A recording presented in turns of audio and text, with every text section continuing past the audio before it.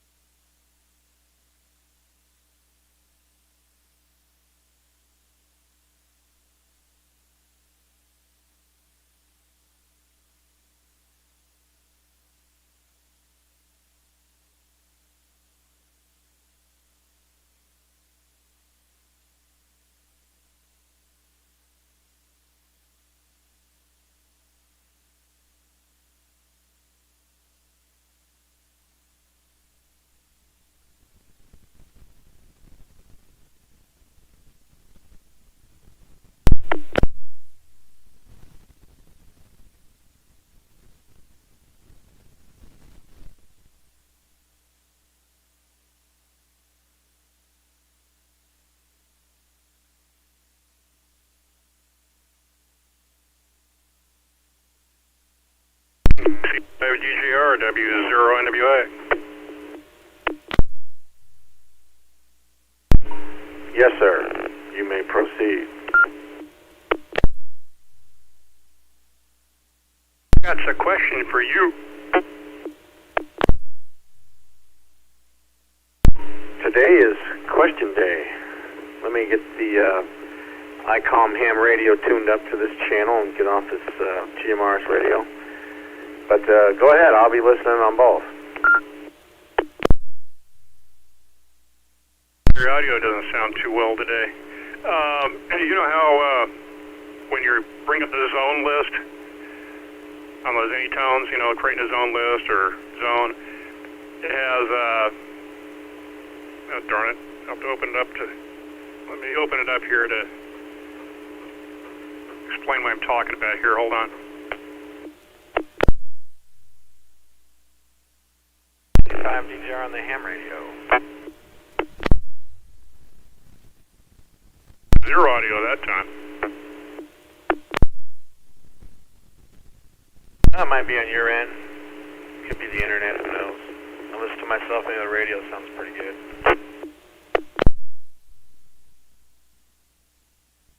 The internet just low audio. I'm bringing up a file here. Zones.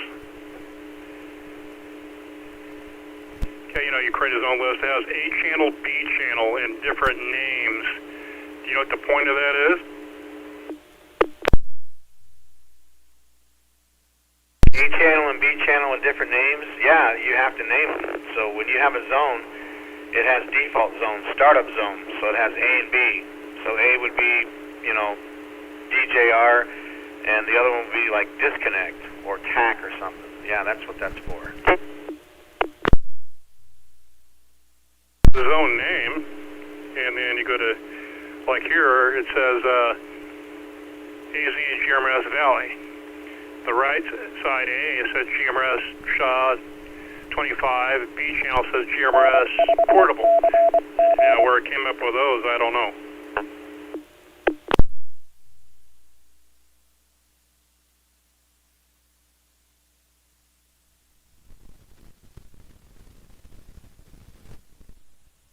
Mic gain on here. I did reset this radio.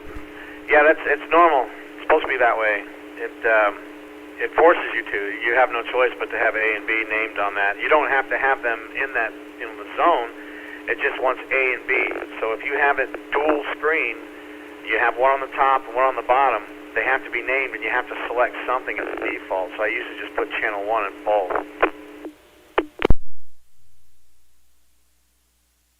I mean, if you already named the zone, regardless if it's A or B, you think it just have the same name, so you know not to do a duplicate if you're running both. If you're running the sub-channel also. I never run the sub-channel. I just run the one or whatever. But, alrighty, how are things going over that way? You a little nippy, a little chilly over there? Let me turn the mic gain up to 4. How's that sound? You sound like a true CBR. Remember, you can't jam the jammer. We got 2 inches, and it's still falling a little bit. So, and it was like 9 this morning with a feels like of -10. The winds were 17, gusting to 20, and other than that, there wasn't much activity here. Just a little bit of snow, a little dusting. Other places got a little more. On this particular network that we're talking on now, the Oxcom Skywarn net was on at 8 o'clock this morning, and people from all over the state reported weather conditions and measurements. So tomorrow they want to see how much more we accumulated. So they have a net at 8 o'clock in the morning our time where people report how many inches of snow they got. So I just had little kids knock on the door saying they want to shovel my 2 inches of dusting off my driveway. But I said, nah, no thanks. I got 4-wheel drive. And they said, well, we're supposed to get 2 feet tomorrow. I said, oh, really? We'll see about that. I'm going to shovel it now, charge you, and come back later and shovel it again. Well, we had a little bit of rain, very little. Partly cloudy right now. A typical Arizona weather. Actually, this is the hottest January we've had since the 1800s, they said.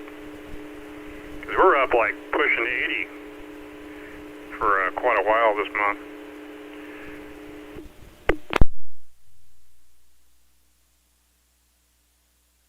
Gee whiz, a heat wave. Well, I'll be able to get on the Scottsdale Jammers repeater. I mean the W0NWA repeater from my Magic Box from La Jolla, California next month, first week of next month. That picture, do they provide a microphone?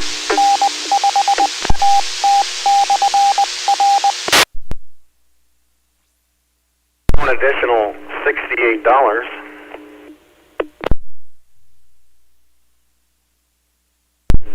Ouch. Did you get new tires yet?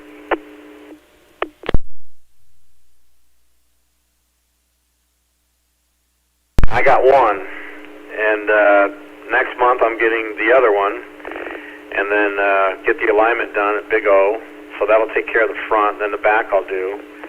So the alignment's the one that's kind of wearing the tread a little thin on the outer part, but the alignment's not off that much. You know, not like the Honda where I let go of the steering wheel and it changes 3 or 4 lanes. This one here is very, very light. So I let go of it, it slowly drifts over to the other lane there. So it's not really bad, it's not chewing up the tires. And, you know, those tires have been on there like that for 9 years. I think they can handle another month or two. So by the springtime, that'll all be done. And then on the rims, replacing all those. Those are expensive. But I'm squeezing some ham radio stuff in between that. No problem.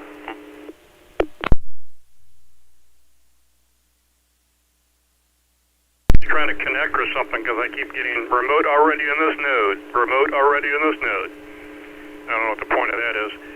Alrighty, well, we'll let you go. Hold the fort down over there. And I'm sure you'll have a high electricity bill very shortly.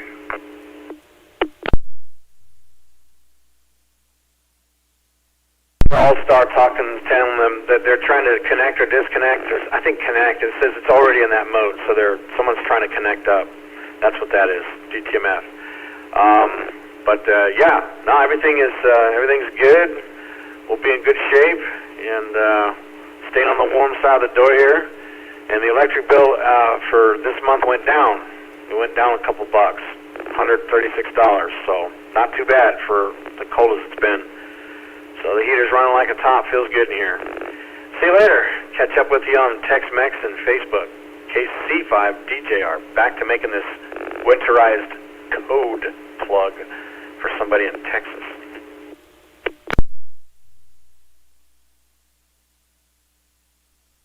Sound good. We'll talk to you later, W. Is during you. In not so hot Phoenix.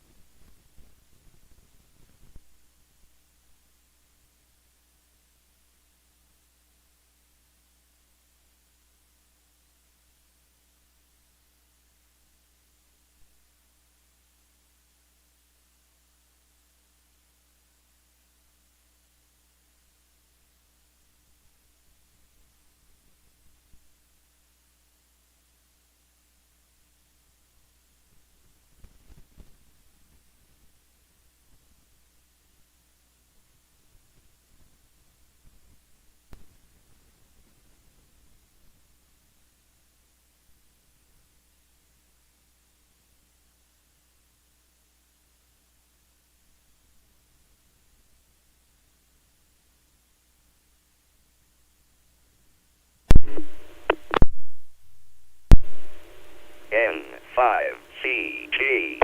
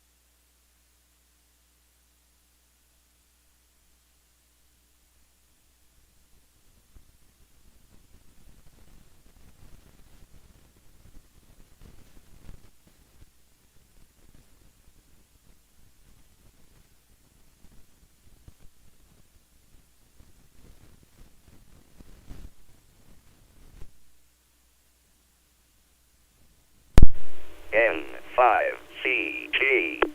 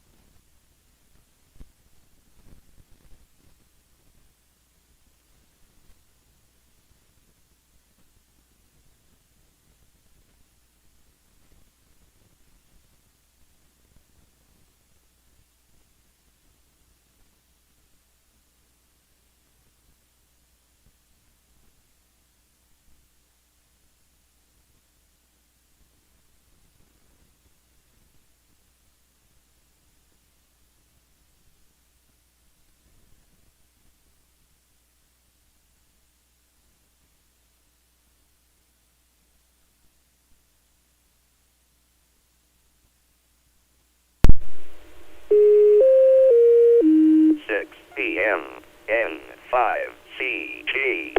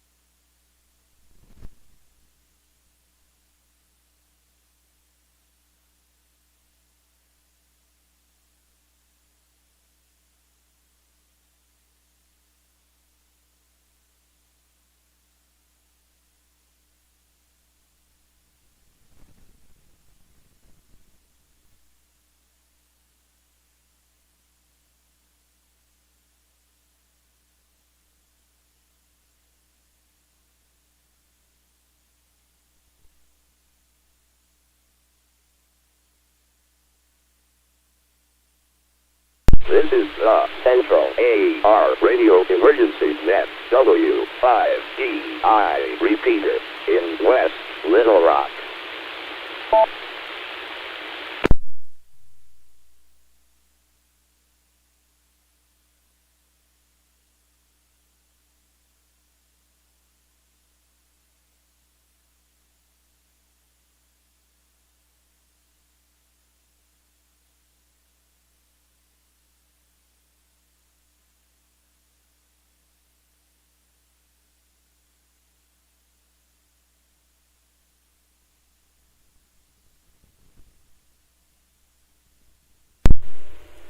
N5CG.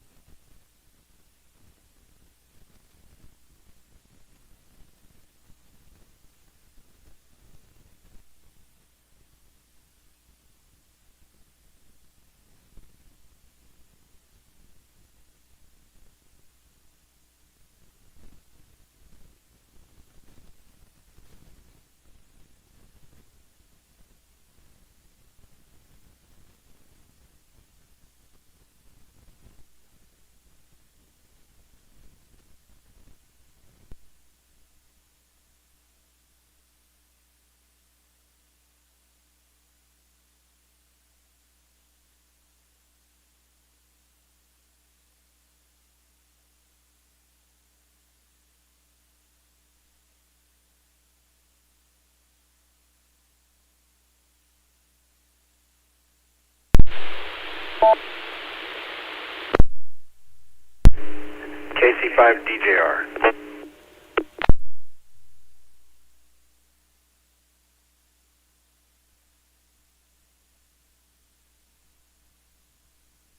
Radio's working, Dave.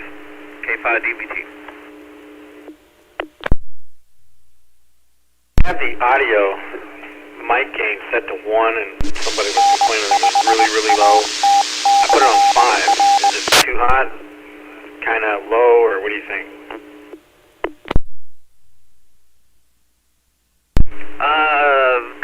Put it on 4 real quick. Can you do that? Or do you gotta go in and program it?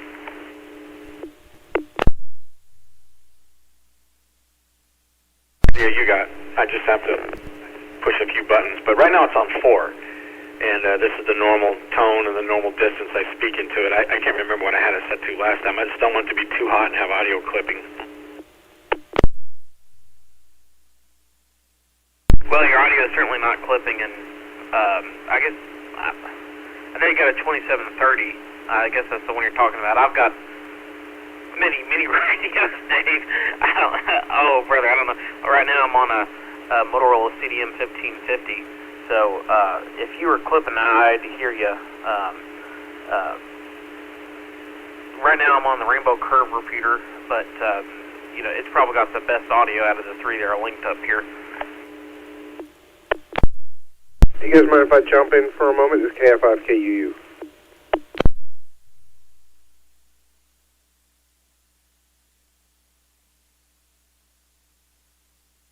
Go ahead while Dave adjusts the settings. K5DVT. I'm going to jump in and say that your audio level, both of you, is pretty similar. So I'd say his audio is pretty good. It's not clipping as far as I can tell either.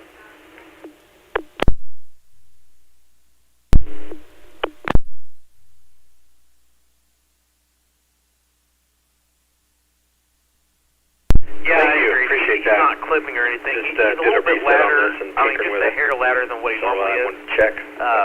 Dave, yeah, I I want to clip the would have repeater. noticed it if you had Sounds good. And of course the Rainbow Curve bangs in here.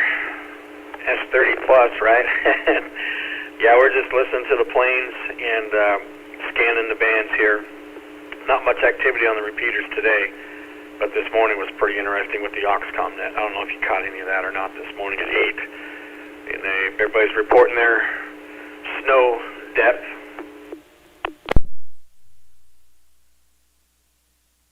No, sir. No, I wasn't really. I was just playing video games and stuff all morning, and then we were painting. But anyway, that's all I had. I just wanted to jump in and say that you sound pretty good. You guys both sound similar. But anyway, I'm going to get off here. 73 to the both of you. KI5KUU, clear. G.I. Little Rock, repeater. Good evening. All right, roger that. Yeah, we're both up here in Northwest Arkansas, so we're using the All-Star Link repeaters up here on the NSN and the NA0D All-Star Link repeater network. So, all righty. Appreciate the help. And John, you're at home, right? You're not out driving in this?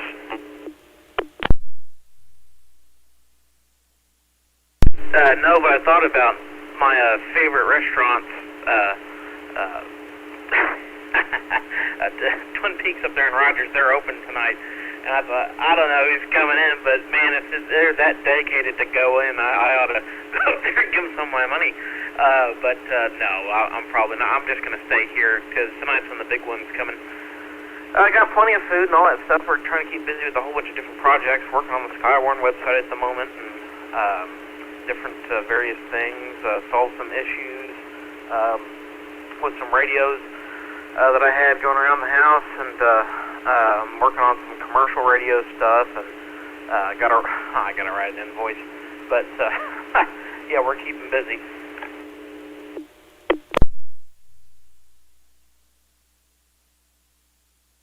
Me too. Working on my winterized cold plugs for some client customers, one out there in Texas, so that's keeping me busy, but yeah, we're just on the warm side of the door with the door shut and the heater on, looking out the window, watching the kids play, build snowmans, and offer to shovel the 2 inches out of my driveway. But yeah, I would call them and say, "Are you guys open?" before I'd take the risk of driving down there and putting that pretty little Nissan in a ditch. That would not be good. I think as far as I'll go is Dollar General and back. And the city got a brand new dump truck with a snowplow on it 2 weeks ago. And they're out there driving around now, clearing out the arteries. So it'd be all right there. Plus I got four-wheel drive, so not a big deal. Anyways, have fun with those projects and stay warm, stay safe. KC5DJR, Lincoln, Arkansas. Yeah, we're staying pretty safe, and I copied your traffic earlier. I did have a quick question, if it ever entered your mind. When you're making a code plug, because all those are our CSV files. If you most programs, the data you can open up in like a text in its editor, like Notepad, and it's a CSV file. If you knew the format of whatever radio you wanted, have you thought about just taking a current code plug, sticking it into ChatGPT and say, okay, put it in this format? So that way, I mean, you get at least a lot of your bulk of your work done. You move a whole bunch of contacts and a whole bunch of frequencies, and everything's moved over rather quickly.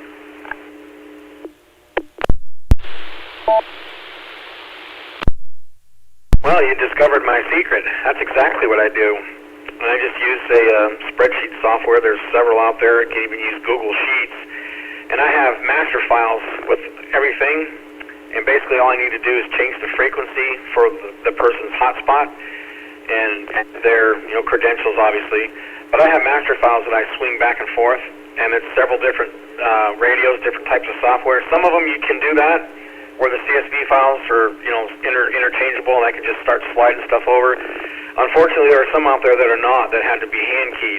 The CSV import-export is unavailable, so those have to be hand-keyed. But currently I'm working on two.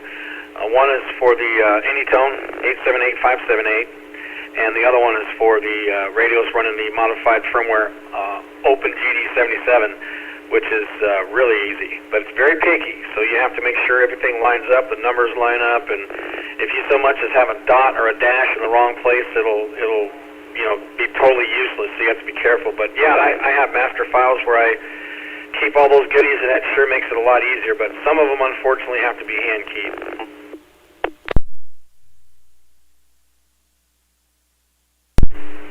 Yeah, I certainly get that, but just wondering if that had ever entered your mind. It sounds like you figured that out.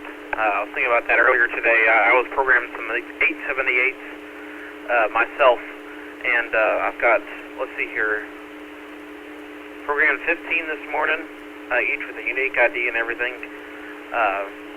Boy, that took a little bit, but anyway, it was all right once the code plug was built, and I could just plug each one into each radio. But I was just wondering, going in between different radio models and stuff.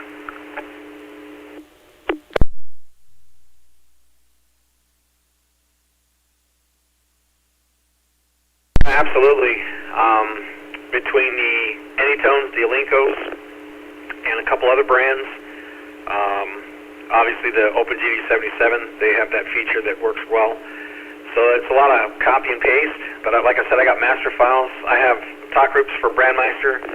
I have the 6- and 7-digit talk groups that Brandmeister will not label and will not publish or list, so I have a bunch of those. A lot of people are using that to avoid the restrictions on issuing a new talk group. So they don't give you a new talk group, and they won't label anything anymore, so you have to get creative. But and there's a lot of all-star links, a lot of all-star bridges on those 6- and 7-digit talk groups. The 7-digit are personal DMR IDs. Most of the ones I have listed are clubs or organizations or somebody who just has an MMDVM host like Mike.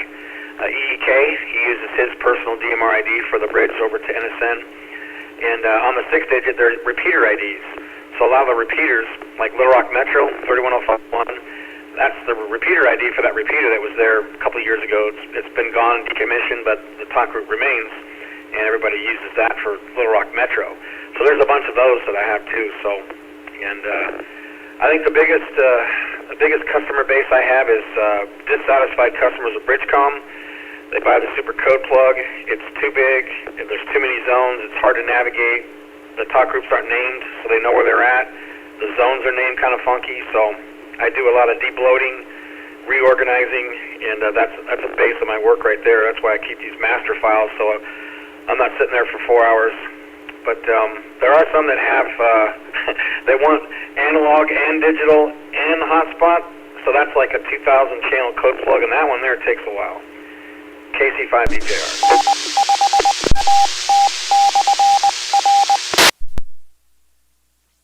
Yeah, I just think a lot of that's ridiculous. They have that many channels and stuff in there, and just not that interested. But we'll have to see. But there's working on possibly a new repeater for the area. It's going to be probably strictly fusion, maybe. But there's some talk about maybe making a DMR. I don't know. Probably will not. I don't know. I'm kind of done with digital voice. If I had to pick one, I would do DMR, but it makes a whole lot more sense in the commercial service than, you know, all this drama with not Bridgecom, but Brandmeister. And there's all these different groups now. It's kind of wrecked the whole thing, if you ask me. Nobody can get on the same page about how to interconnect this stuff, but I'm a dissatisfied Bridgecom customer myself. They've not done me good over the years. And recently, it's very interesting. In about the span of 2 months, NA0D, N5CG, and myself have both been burned on Bridgecom repeaters in some way or fashion. But anyway, that's enough about Bridgecom, I guess. And you know, the rest of them are probably pretty good with their deals. It's just sometimes their repeaters are very fragile.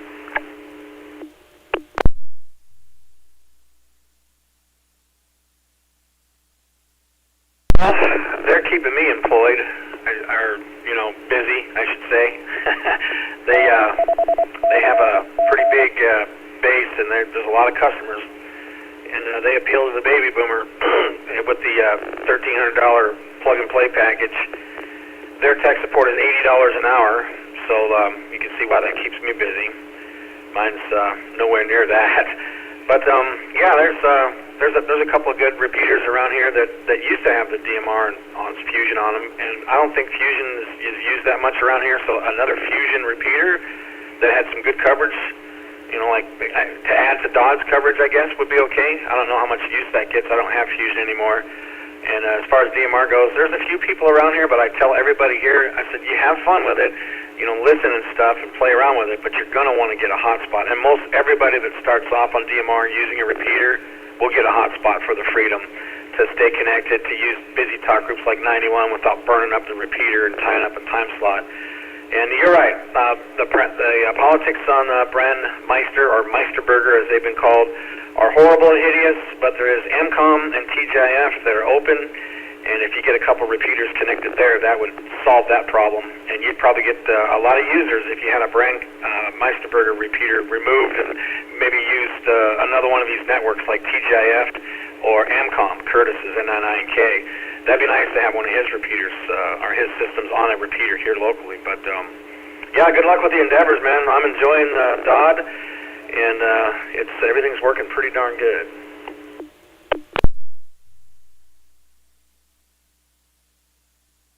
Oh, is that the machine you're on right now, or I thought you normally hung out on the 444-000?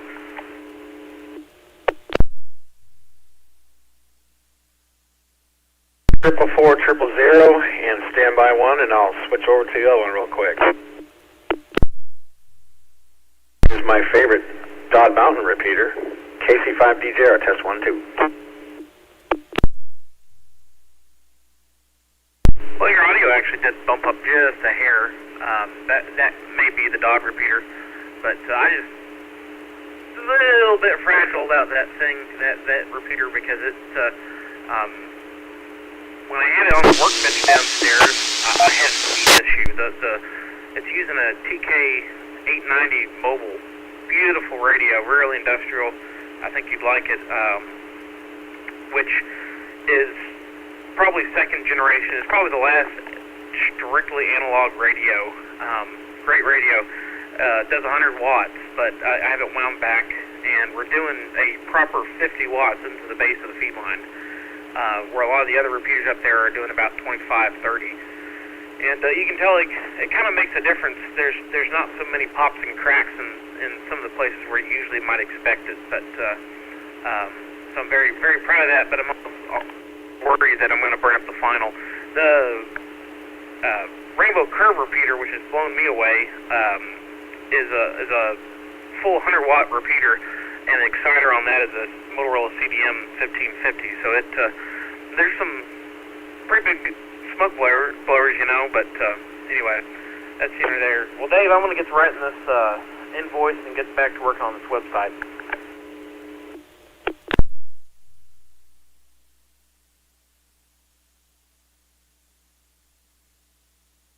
Good catching up with you. And yeah, the 890 is a workhorse. Absolutely love that. The remote head kit's even better with a beautiful DTMF mic and that Kenwood round speaker. Just can't beat that. And they're pretty pricey on eBay. Alrighty, my friend. Thanks for the help with the repeaters around here. Everything's sounding good and tuned up. And yes, Centerton is a flamethrower, and I recommend that one for the guys up that way to use.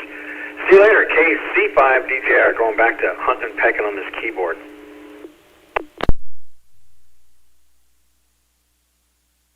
DVT monitoring.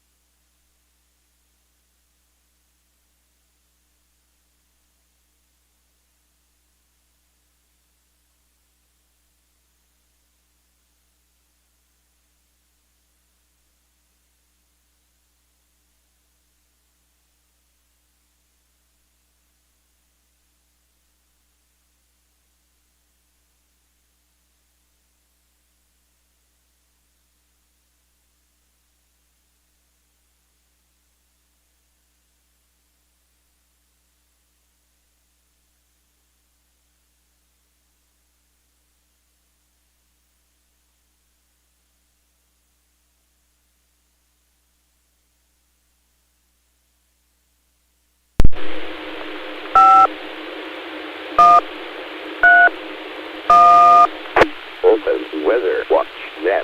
Please wait 10 seconds.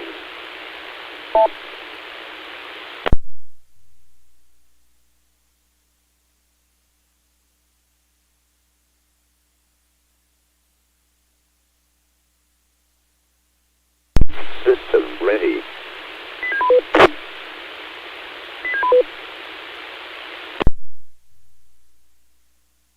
This is November 5, Victor Lima Zulu, N5VLZ, Daryl, Delta Alpha Romeo Yankee Lima in Southwest Little Rock, opening the weather watch net for this evening, and probably will go into the overnight hours. Second wave of winter precipitation is moving into the state. Snow to the north, sleet to the central, and freezing rain to the south. And at times the precipitation could be heavy. It wouldn't surprise me if we get some convective bursts in there, meaning with thunder and lightning, which would cause increased precipitation totals. For real-time reports, please use the MPing app, Mike Papa India November Golf, MPING. You can get this for smartphones in the Apple Store and Google Play. An ice storm warning is in effect until 6 p.m. Sunday for Columbia, Union, Ashley, and Chico counties in south central and southeast Arkansas. The ice storm warning includes such cities as Magnolia, El Dorado, Hamburg, and Lake Village. A winter storm warning is in effect until 6 p.m. Sunday for the rest of Arkansas. An extreme cold warning is in effect until 12 noon Central Time Tuesday for all of Arkansas. This evening, temperatures are basically in the teens statewide, and that area of precipitation that's moving in will last through tomorrow afternoon before tapering off late in the day. And much colder air will arrive Sunday, changing the precipitation to snow before it ends. Stand by, more to follow.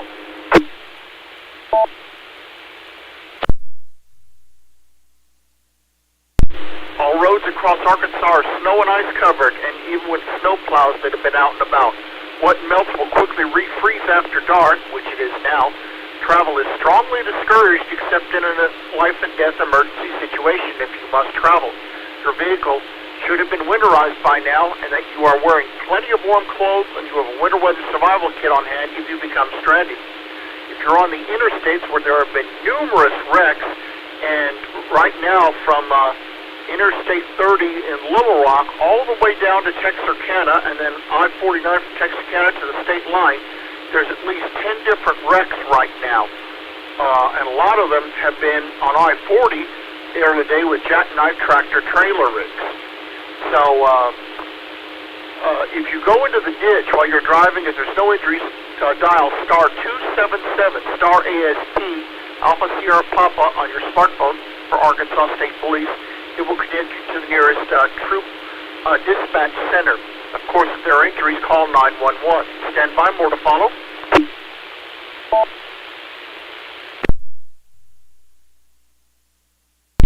Temperatures are not expected to rise above freezing until Tuesday or Wednesday, but they will be back below freezing Thursday through Saturday of next week.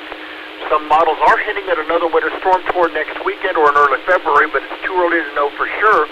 In short, very little melting is going to take place. It will be below freezing statewide overnight for the next week, and in some cases way below freezing, down into the teens, if not single digits. And it's sure it'll be in the 20s, but it will be below freezing. And with the icy roads, bitter cold temperatures, and many schools, businesses, county government offices, and state offices are going to be shut down. Very few, if any, flights are arriving or departing at Little Rock National Airport, and so call your carrier to verify that. They've also had incidents over on Interstate 440, the eastbound freeway on the southeast side of Little Rock. A lot of people take that getting toward the airport, but the flight, your flights may be canceled. Also, Amtrak has suspended the Texas Eagle along its route between Chicago and San Antonio, including stops in St. Louis, Little Rock, and Dallas-Fort Worth. Stand by, more to follow.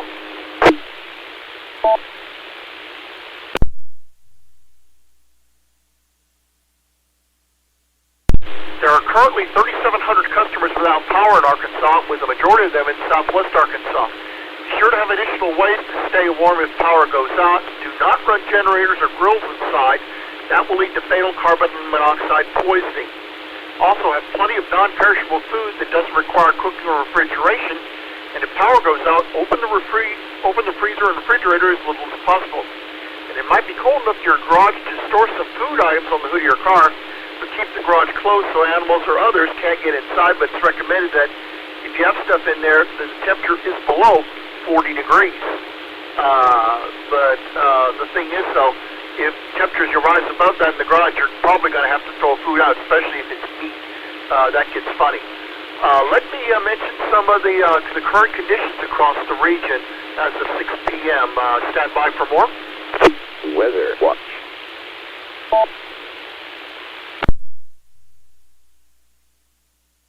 All right, as of 6 p.m., Fayetteville is mixed precipitation at 13. Fayetteville, light snow. Excuse me, I got this backwards. Fayetteville, mixed precipitation 13. Harrison, light snow at 11. Jonesboro, light snow 13.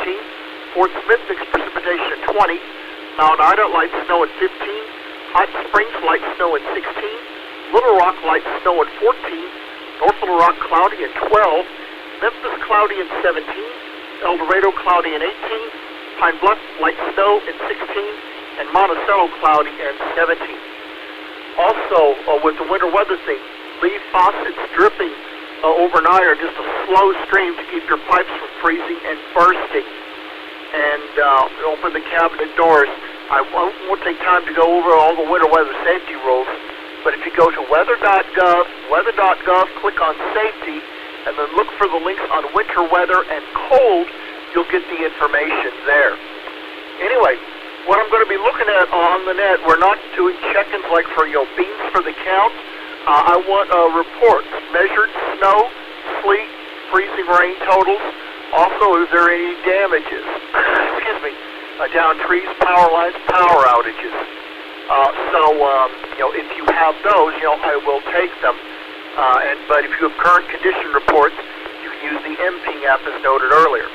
So this N5VLZ for the Weather Watch Net. If you have reportable criteria that I can relay to the National Weather Service, please call N5VLZ on the Weather Watch Net.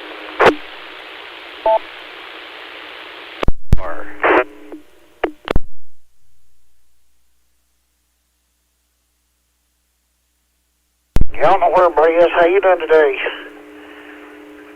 Y'all get a lot of snow down there, or is it, I guess power's still on, KFCL?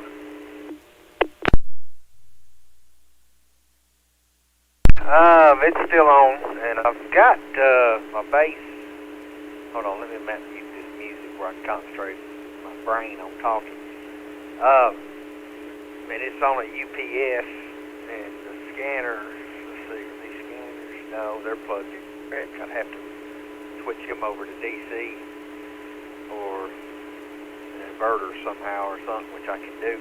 But I just thought about programming stuff, but I'm still a little nervous. I'm afraid if I might brick a radio if the power went off all of a sudden. Don't seem, the forecast don't show near as much happening.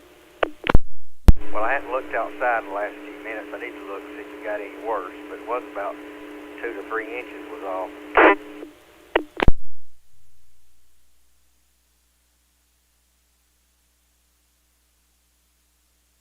Yeah, I don't know how bad it's going to be.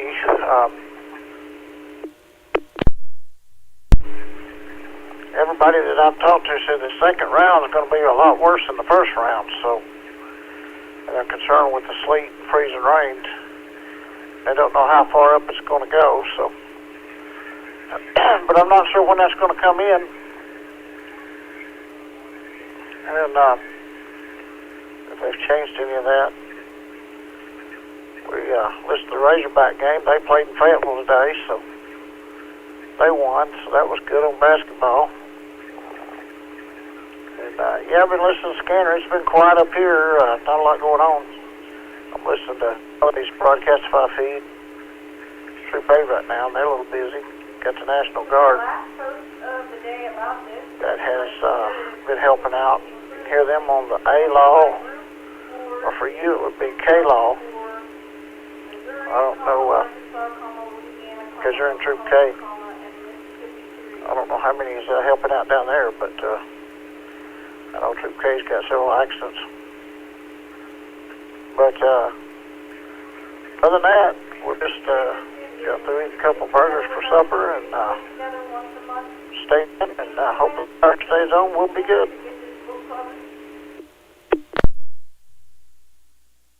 Hoping that, well, I'm trying to decide what I want to save this pizza for lunch tomorrow. If I get hungry tonight, just eat a couple more sandwiches. I still got some meat and stuff. Still well for half a loaf of bread, so just we'll see how it plays out. I'll fix it and find this channel 4. I'll have to go back through his text message and find out what the call sign of the radio, the television station is, where I can watch it on the internet here. Somebody said it's not till 10 o'clock tonight or something. I don't know.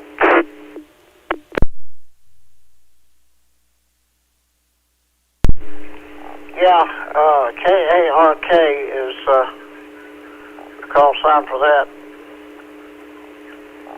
K-A-R-K. Just remember K and A-R-K for Arkansas.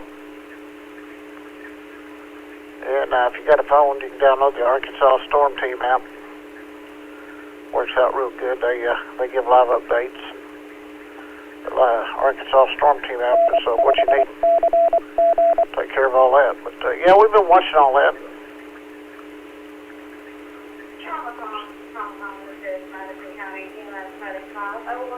I guess Traumacom's wanting to have something going on now in Madison County. But yeah, we hadn't done a whole lot today around here. Just like I say, listening to the scanners and seeing who all was on.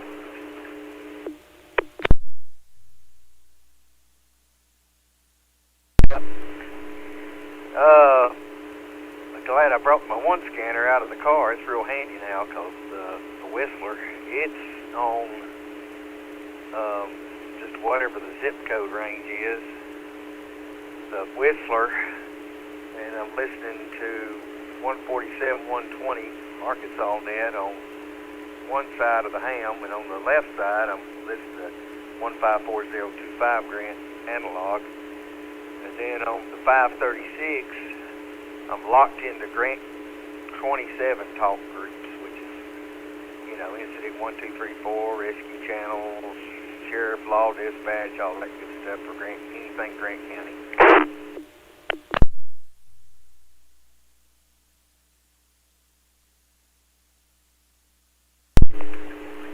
Yeah, did you just hit the department key to do that, or did you hit the system key? I guess you had to hit department. I'm not sure how the department system keys work. I haven't messed with that too much. I use the whole feature quite a bit on mine. That one, if you hit the system key, it will be A.W.I.N, for example. And then if you hit, for example, troops, Grant County, Jefferson County, whatever you want to. So the only way I figured out how to do it, though, it has to stop while Grant County's talking. I can't find a way just to tune it direct after I hit department. As soon as you hit something, it just goes back to scanning. So I have to wait for them to say something. But yeah, it works pretty good for right now until I get in there and tinker with it some more. But I'm just real leery if something started writing to a radio, and even though I put them all on the same UPS, that if it took a little longer to download than what I wanted, I sure don't want to take a chance. I didn't know that old Motorola stuff. If you accidentally lost power connection during a write to a radio, you definitely could ruin it. They'd have to redo send it to a home base, and they could sometimes fix it. Some of them were not fixable.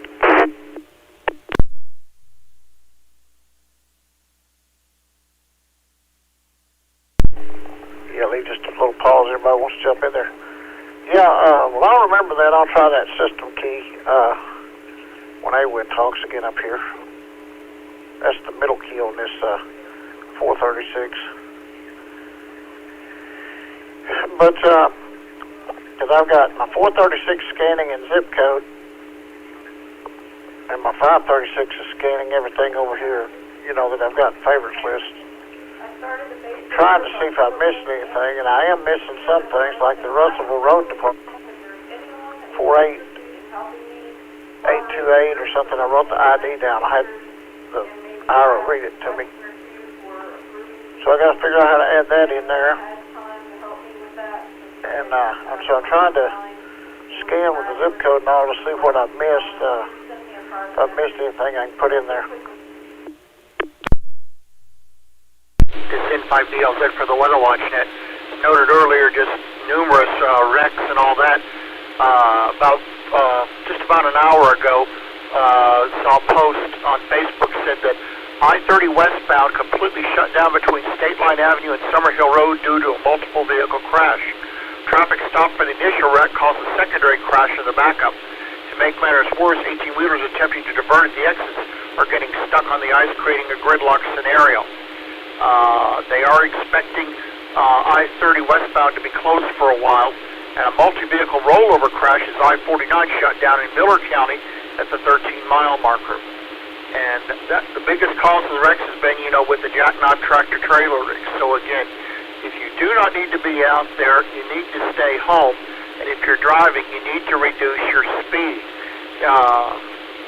But again, you should be only out there in the event of emergency and your vehicle winterized. You have plenty of warm clothes and a winter weather survival kit on hand, because temperatures aren't going to rise above freezing in many areas until midweek. And some parts of North Arkansas, they may be a whole week below freezing, which is going to be a disaster, especially with frozen pipes. This N5VLZ on the Weather Watch Net. If you have reports of snow, sleet, or freezing rain, please call Net Control. Weather Watch.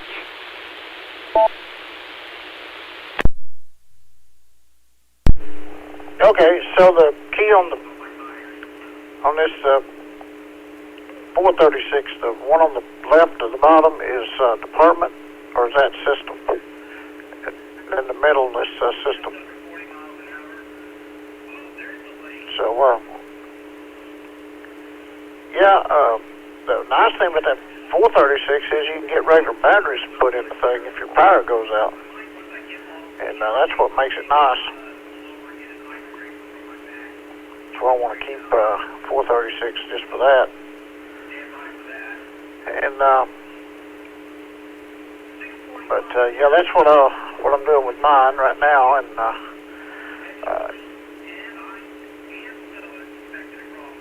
getting them going. Okay, well, we're gonna get off here in case somebody else wants to get on here, and we'll be listening though. See if we get a new weather update, see when this snow's coming in, and see how busy things are. Energy would be something to listen to also, but I haven't heard them, so I don't really know. They're not busy yet, but if they get some power outages, they might be talking on the radio. So, K5TL. You go verify those buttons that you just said. I'm assuming they're in the same order as the base, but I may be wrong. Let me run in there and look, and it's in the other room. I don't want to steer you wrong. I'll be right back. W4JLR.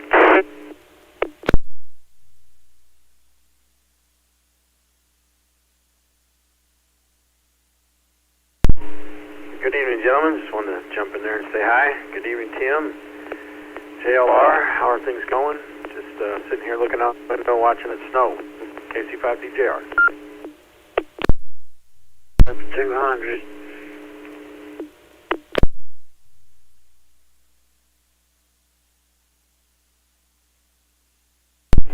Well, that was a double there. Go ahead, Dave, and then you go ahead, Greg.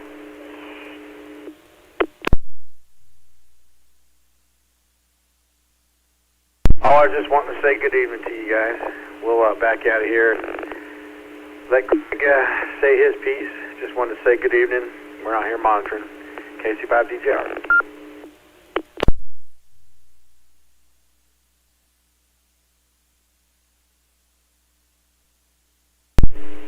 Well, hello, Davis.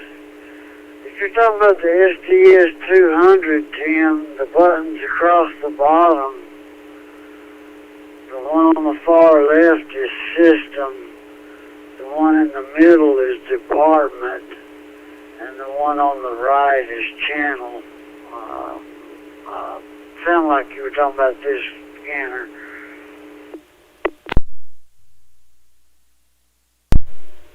N5CG. Yeah, I was actually talking about the 436, which is the handheld, and I bet it's the same thing. I'll look at that and see. But, well, I guess y'all still have power over there, so that's a good thing.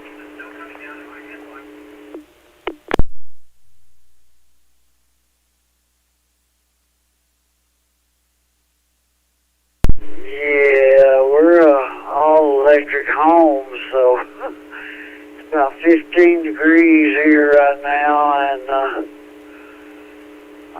probably 6 inches of frozen, it's snow that's kind of melted a little bit on, or either got rained on the top of it, got a crust on the top of it, so your feet don't really sink down into it very good, so you don't get very good grip. It's not ideal conditions, and that's why I've not been out. I had to go out and put my repeater shack on commercial power. My batteries are getting too low, I run it on solar power normal. Man, this winter's been hard on me, these short days and stuff.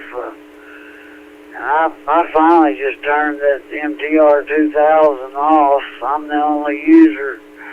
That thing draws about 3 times electricity as those 2 CDMs. I've got 2 CDMs in a GR300 case. It draws a little less than 100 watts, and that MTR 2000 draws almost 300 watts. Of course, it's doing 70 watts RF, and CDM I've got on low at 20 watts. But anyway, I was sitting there looking at mine when you were calling off those buttons, and it was a little bit different from what I was seeing, so I didn't know if you were talking about this scanner or not, man. I don't even know what a 436 is, man. I've got some good scanners, but, I got a good buddy at dispatches for Troop K that aids in my selection of those. Alright, man, I'm about to lose my voice, sounds like, so I think I'm going to go back there and see what the wife's watching or whatever.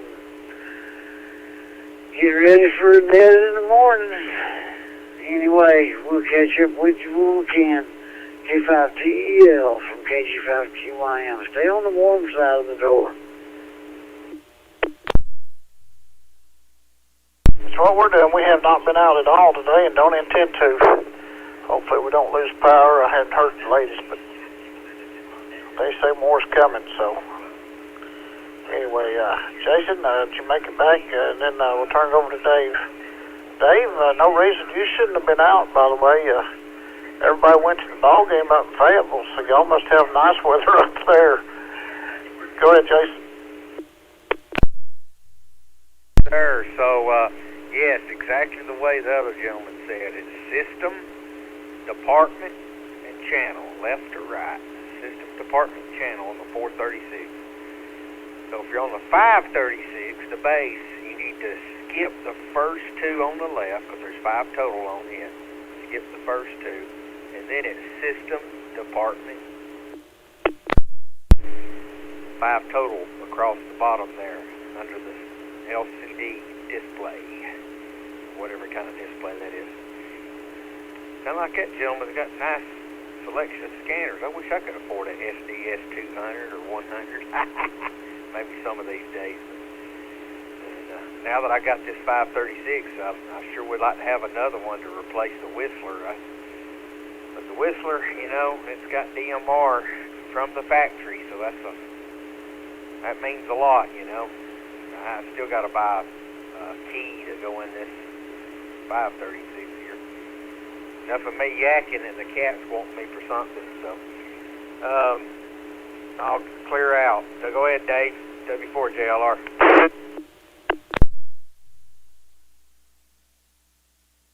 Hey, good evening, Jason.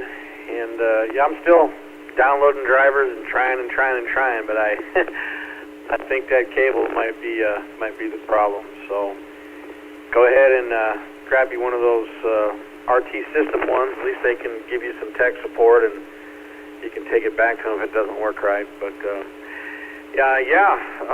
we're having a heat wave up here. The roads are clean, and everybody's driving around apparently. So little kids came to the door wanting to shovel the 2 inches in my driveway. I said, nah. They said, well, you're supposed to get 2 feet tonight. I said, oh, really? Well, I'll tell you what, if there's 2 feet, then I'll think about it. But, it's cold, but the roads are doing pretty good, so not to complain. And then, like you, I'm staying in the house. I got no business going outside, at least not now. So we're just sitting here making my winterized code plugs and tinker around on Facebook and listening to these radios. KC5DJR.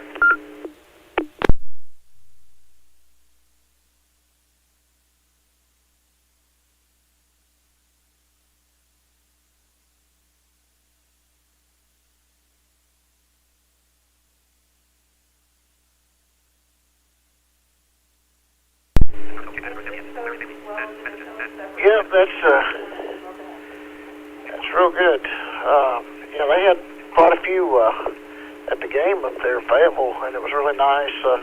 A lot of people, had tickets on their phone, and some of them couldn't come, so they turned them back in. And they were able to give those tickets to veterans, and I think so many for the police department, and I'm not sure what else. So I thought that was really nice. They were able to do that. So, yeah, well, we got Greg K5 on Open Spot 1 set up. So, we got the Open Spot part set up. He was trying to program the radio now, so hopefully we can get him set up on DMR and get that going. We'll have him a little bit with that today, and told my friend Charles about your website, so maybe he can get his GD77. He was trying to program him over to Open GD77. I said, man, that'll make such a big difference. So we'll see how that goes. But we just been staying in and hadn't even went out at all. Don't intend to. Had some burgers for supper, and I don't know, may have hot chocolate or something later on tonight.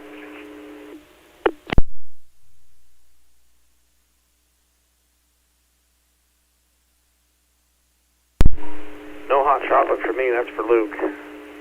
I drink that stuff, blood sugar goes up to 250, so I can't have any.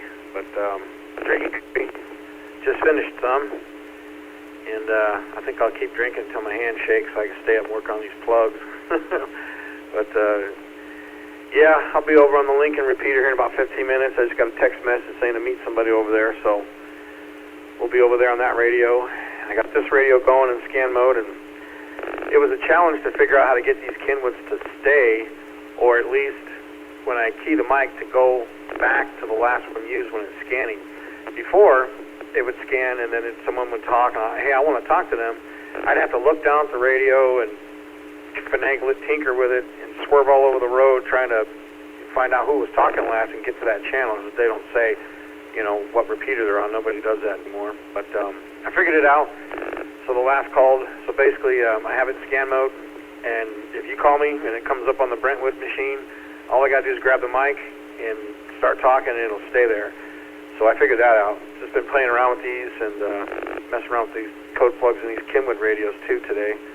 But yeah, we're just sitting here on Facebook looking around and seen a little video somebody sent of an ambulance in a ditch on the side of the road, and they're trying to get it out and drive it. Great big ambulance too. One with a great big old truck with a dually chassis on it. Big ambulance, big box ambulance, and they're stuck in the snow trying to get out halfway in a ditch.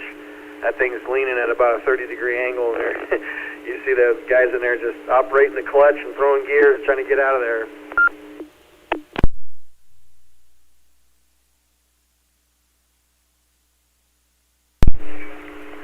Oh, wow.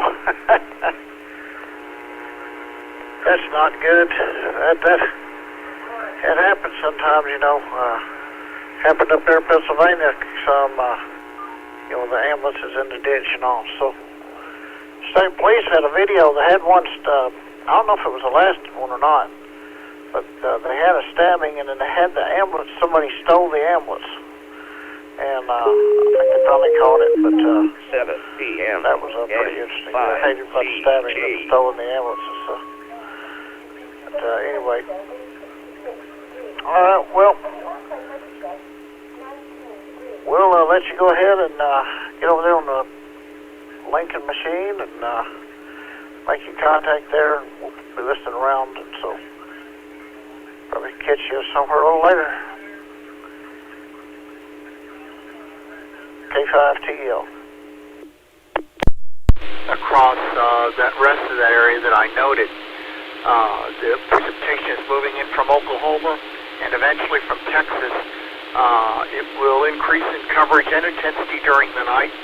Might even see some convective thunder, snow, sleet, or freezing rain, which, while it's a novelty, it increases precipitation amounts and bursts, especially dangerous if it's freezing rain.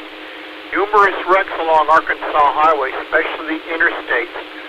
Right now we've got another 5 wrecks on Interstate 30 between North Little Rock all the way to Texarkana, and there's another wreck on I-49 between just south of Texarkana, about the 13-mile marker. Practically all roads in the state are either snow or ice covered, so you're strongly encouraged to stay home.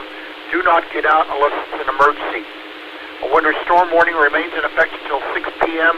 Sunday for most all of Arkansas. An ice storm warning for Columbia, Union, Ashley, and Chico counties, including Magnolia, El Dorado, Hamburg, and Lake Village.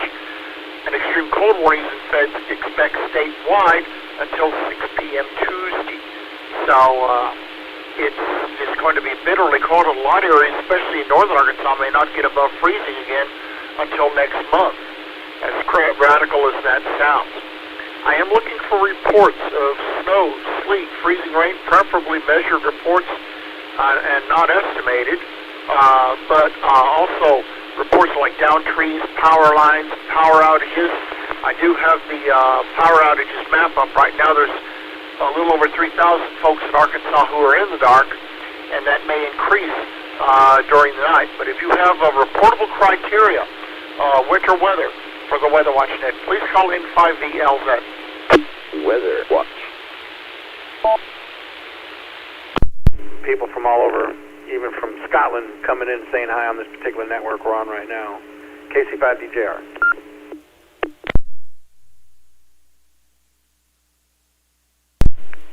Very interesting. I've got, well, my parents are originally from Lincoln, Arkansas. KI5VJB.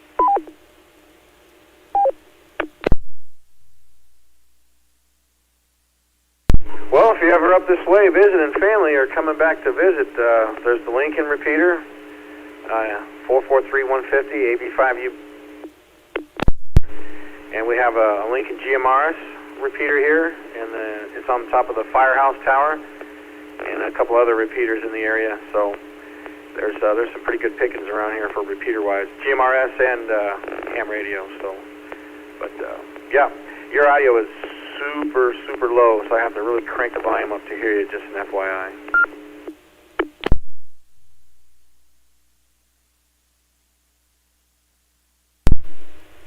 10-4 on the weak signal. I'm on a HT, but I'm about 3 miles south of Chenal Mountain here in Little Rock.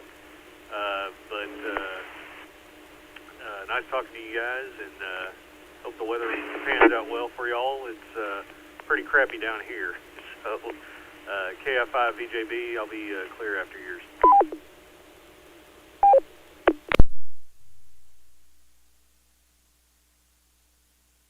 I'll roger that. Yeah, you get into the settings and crank that mic gain up as high as it'll go, or get a little closer to it, and your audio will be a little better. But I can hear you, and you're doing good into that machine with an HT. Stay warm, stay safe, and we'll chit-chat with you later. We'll be out here listening and going over to the Lincoln repeater, KC5DJR.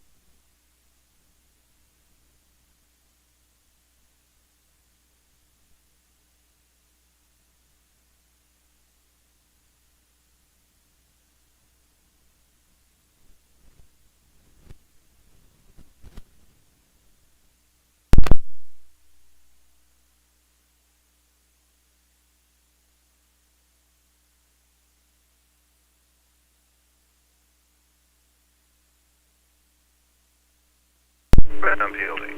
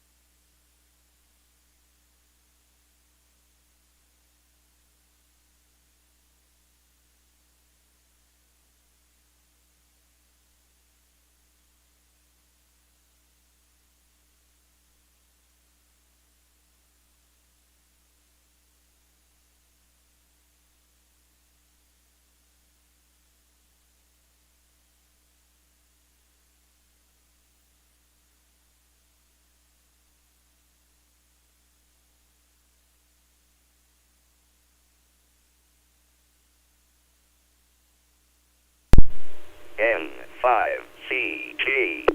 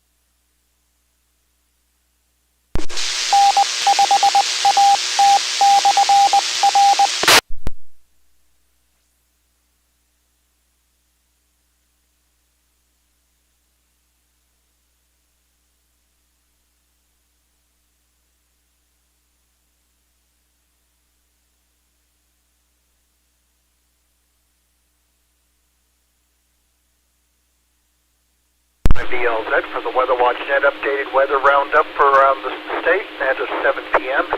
Fayetteville, mixed precipitation at 13. Harrison, light snow at 11. Jonesboro, snow flurries at 14. Fort Smith, light snow at 20. Mount Ida, light snow at 16. Hot Springs, light snow at 16. Little Rock, light snow at 14. North Little Rock, light snow at 12. West Memphis, cloudy at 16. El Dorado, cloudy at 17. Pine Bluff, light snow at 16. And Monticello, cloudy at 17. So except for Fort Smith, everybody else appears to be in the teens. Wind chill advisories are in the single digits across the region, and in some areas there's also freezing fog going on, which makes the roads even slicker than they are already. Again, if you do not have to travel, you need to stay home. Lots of wrecks on I-Drive Arkansas, on the major interstates especially. Right now we've got 4 on Interstate 30. One in southwest Little Rock, one at Benton, one at, just over 2 miles northeast of Rockport, and one just northwest of Texarkana, and another one on I-49 south of Texarkana at milepost 13. And so that is updated in real time on the iDrive Arkansas app. You can get it in the Apple Store or on Google Play, as well as the MPing app, Mike Papa India November Golf, MPING. Tell it, just your location, choose the type of report, like snow or rain, whatever, and select that and click submit, and your report is submitted to the National Weather Service. And the reports I'm looking for are measured things, snow, sleet, freezing rain. Not estimates. I prefer exact measurements if at all possible. Any damage, like downed trees, power lines, power outages. I do have access to the Arkansas Power Outages site. Still about 3,800 people in the state without power. If you have reportable criteria for snow, sleet, or freezing rain, or other information that I'm looking for, I'm not taking just check-ins only for the count. I want reports. If you have them, please call in 5VL7, the Weather Watch Net. Weather Watch.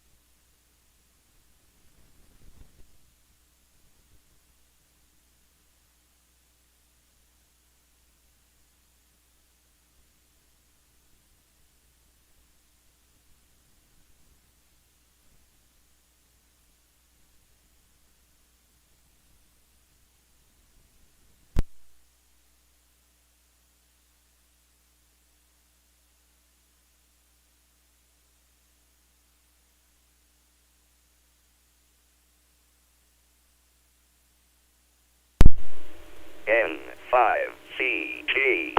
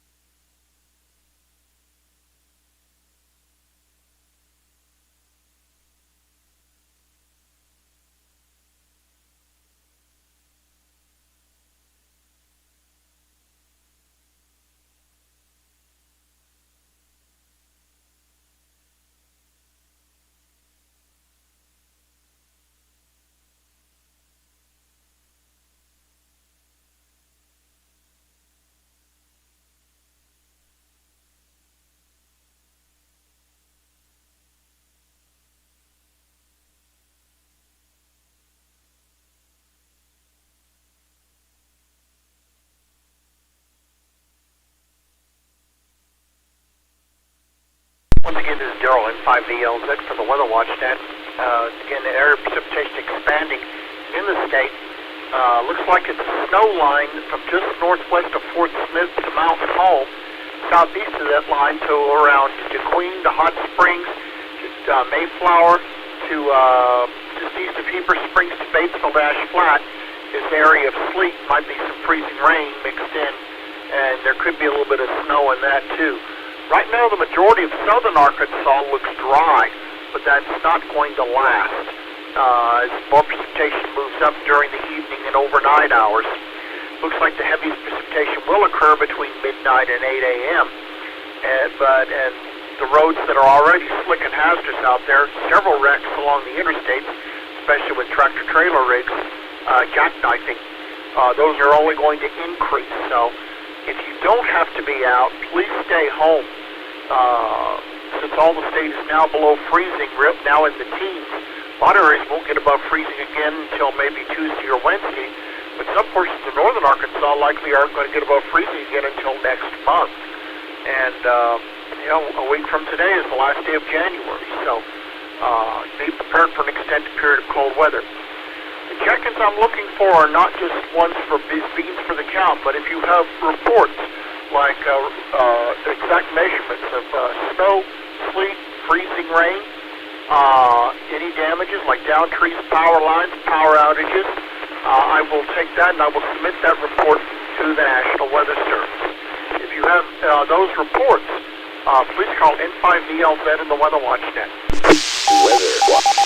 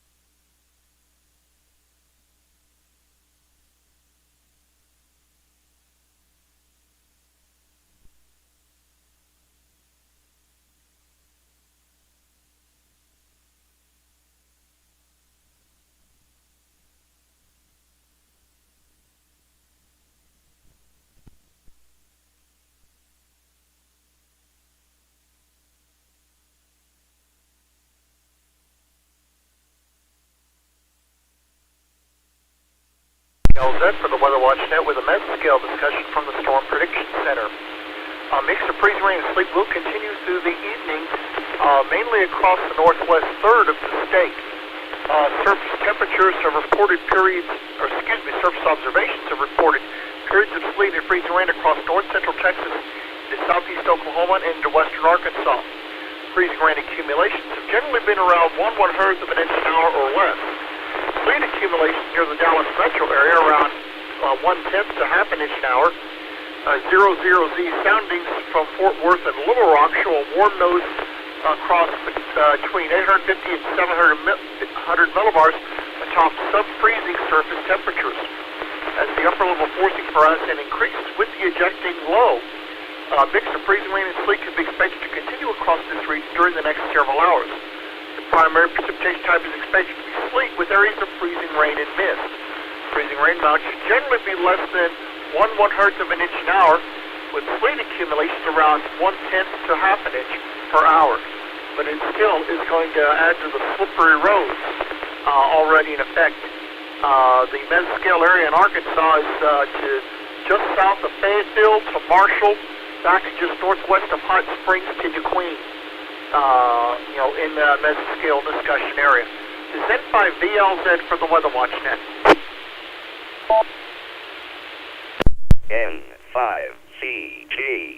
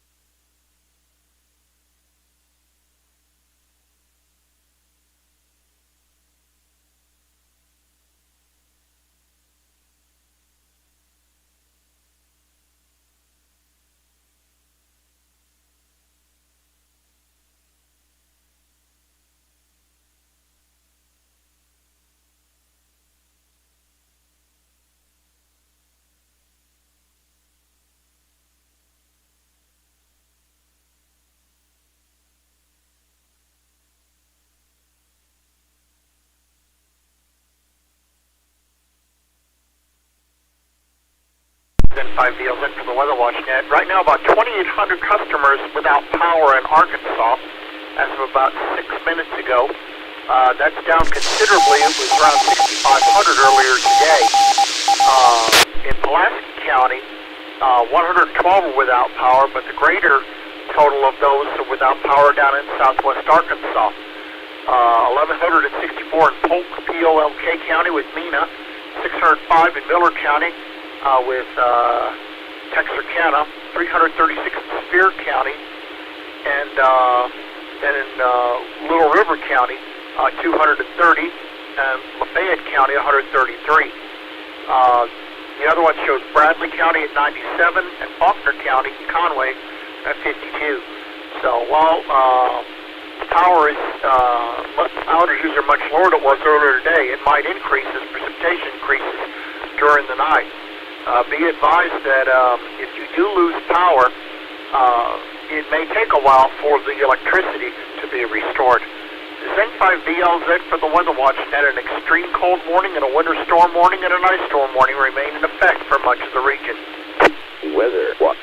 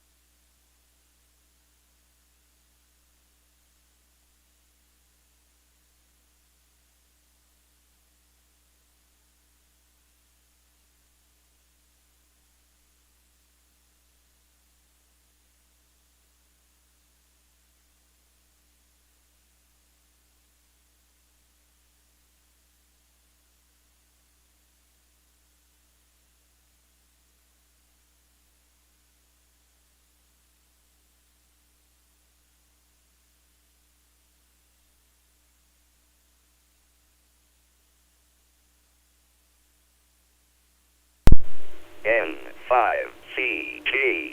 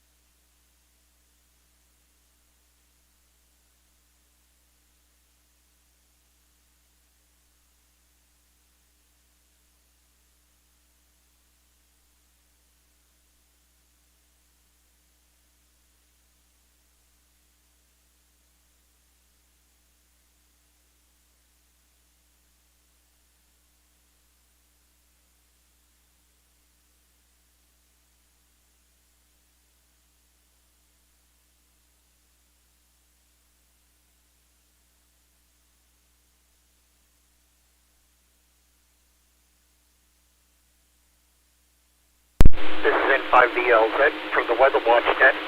Again, winter storm warning remains in effect until 6 p.m. Sunday for all of Arkansas except for Columbia, Union, Ashley, and Chico counties, where there is an ice storm warning in effect until 6 p.m. tomorrow evening. And then there is also an extreme cold warning for the entire state of Arkansas until 6 p.m. Tuesday. The entire state is below freezing at this time. Portions of central and south Arkansas might barely get above freezing on Tuesday and Wednesday, but then they will go back below freezing Thursday, Friday, and Saturday. Parts of northern Arkansas may be below freezing until next month. So any snow, sleet, freeze rain that has fallen onto the roads isn't going anywhere anytime soon. And what thaws out with maintenance of the highway department, snow plows, sand trucks, etc., it's going to freeze back over during the night. The second wave of precipitation is moving into the northwest third of the state, about covering it now. And the precipitation will pick up overnight through tomorrow morning before changing all over to all snow and finally tapering off. There have been numerous wrecks on the interstates. There's one on just east of I-30 and I-40. Well, it's actually on the Interstate 440, exit 11B, just before it joins there with I-57. There's also a wreck on Interstate 30, 2.3 miles northeast of Rockport on westbound. And there's a wreck near Hope and one near Texarkana and one on I-49 south of Texarkana. Most of the wrecks today have been with the tractor-trailer rigs. The reports that I'm looking for are things of snow, sleet, freezing rain, measurements. If you're doing current conditions, it's best to submit those to the MPing app, MPING. Let me reset. Break for more. Weather Watch.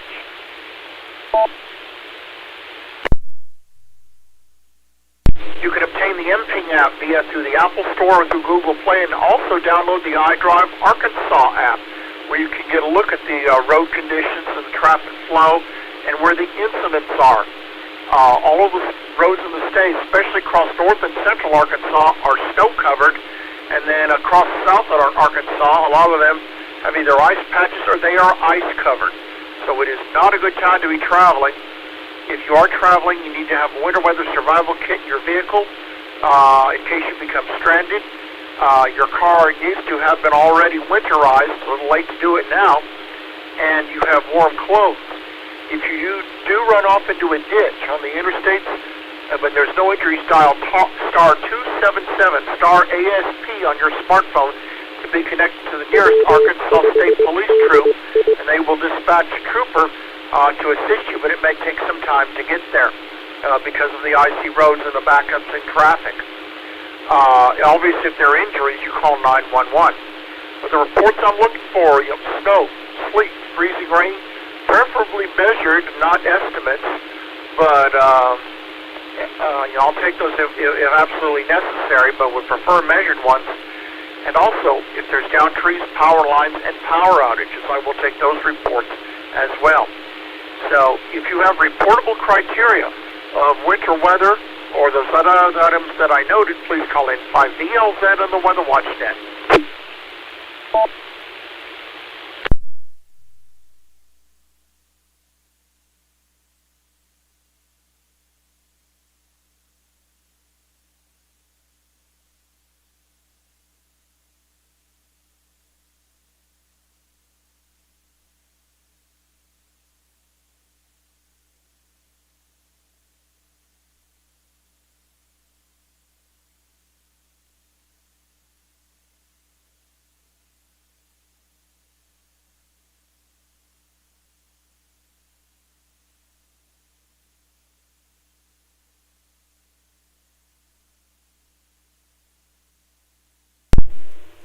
N5CG.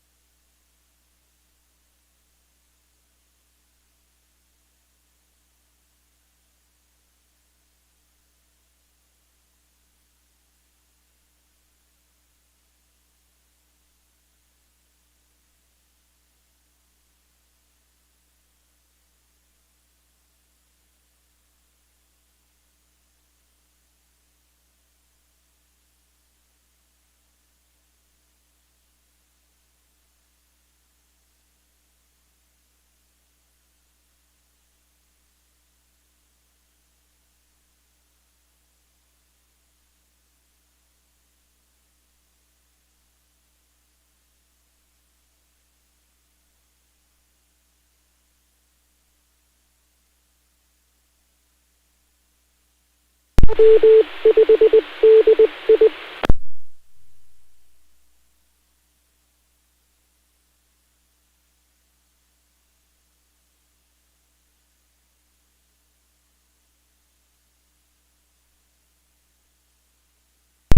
with the Weather Watch Net with another mesoscale discussion from the Storm Prediction Center, mainly into eastern Arkansas, or the southeast half of the state. Looks like from Magnolia to Little Rock to Jonesboro. Freezing rain and sleet will spread northeast over the next several hours. Another round of freezing rain and sleet is expected to spread out of northern Louisiana to eastern Arkansas, northwest Mississippi. Freezing rain rates upwards of 0.05 of an inch an hour appear likely for some locations. Freezing rain appears most probable across southeast Arkansas into northwest Mississippi, with sleet more likely for locations further north into east central Arkansas and far west Tennessee. So we're going to be getting it from both the south and from the west overnight. So the winter precipitation continues with this winter storm. N5VLZ for the Weather Watch Net. Weather Watch.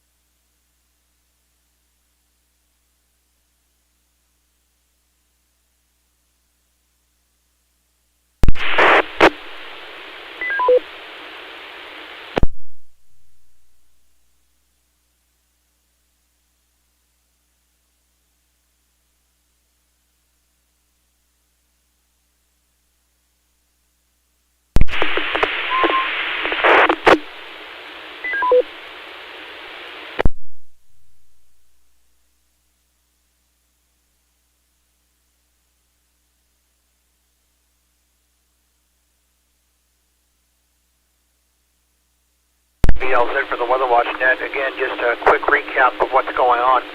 Winter storm warning until 6 p.m. tomorrow for all but 4 counties in southern Arkansas. Ashley, Chico, Columbia, and Union counties, including Magnolia, El Dorado, Hamburg, and Lake Village. Those 4 counties are under ice storm warnings, but the rest of the state is under a winter storm warning until 6 p.m. tomorrow on both. An extreme cold warning is in effect for the entire state of Arkansas until 6 p.m. on Tuesday. Roads are extremely slick and hazardous. Numerous wrecks have been observed through the day on iDrive Arkansas, and there's still quite a few out there. If you do not have to travel, please stay home. Any travel should be restricted to a life and death emergency. If you are on one of these emergency runs, as it were, and you end up going into the ditch, use your smartphone and dial star ASP, star 277 on your smartphone to be connected to the nearest Arkansas State Police Troop headquarters. You'll call that number if there aren't any injuries. Obviously, if there are injuries with the wreck, call 911. They will get to you as quick as possible, but bear in mind that with the snowy and icy roads and all the wrecks that have occurred, it might take a while. The check-ins that I'm looking for are not basically for the beacons for the count like you would find on most nets, but this one, I'm looking for reportable criteria: snow, sleet, freezing rain, with what it's occurring or what you have measured, if at all possible. I also will take reports of downed trees, power lines, and power outages, and stuff like that. If you can also report current conditions via the MPing app, Mike Papa India November Golf, MPING. Tell the phone that you allow your location. Choose the type of report, which would be rain/snow, and select rain, sleet, freezing rain, or snow. Although probably won't be any rain with all temperatures below freezing. And click submit, and your report will go directly to the National Weather Service. But if you have reportable criteria of winter precipitation or measurements, or like again, down trees, power lines, power outages, please call N5VLZ on the Weather Watch Net. Weather Watch.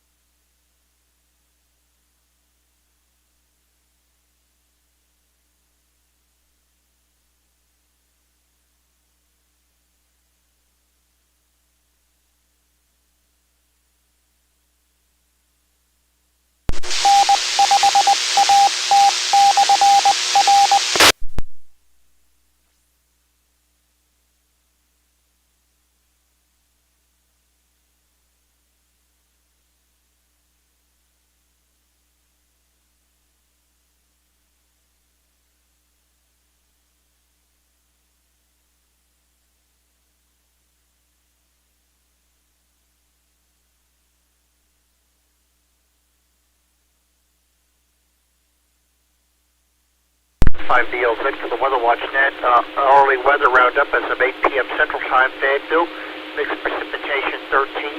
Harrison, mixed precipitation in 10. Jonesboro, snow flurries in 14. Fort Smith, mixed precipitation in 20. Mount Ida, light snow 16. Hot Springs, mixed precipitation 17. Little Rock, light snow 14. North Little Rock, light snow 14. West Memphis, freezing rain 16. Texarkana, mixed precipitation 20. El Dorado, cloudy and 18. Pine Bluff, light snow at 16. And Monticello is cloudy and 18. Two areas coming in from the west are moving into much of the northwest third of Arkansas.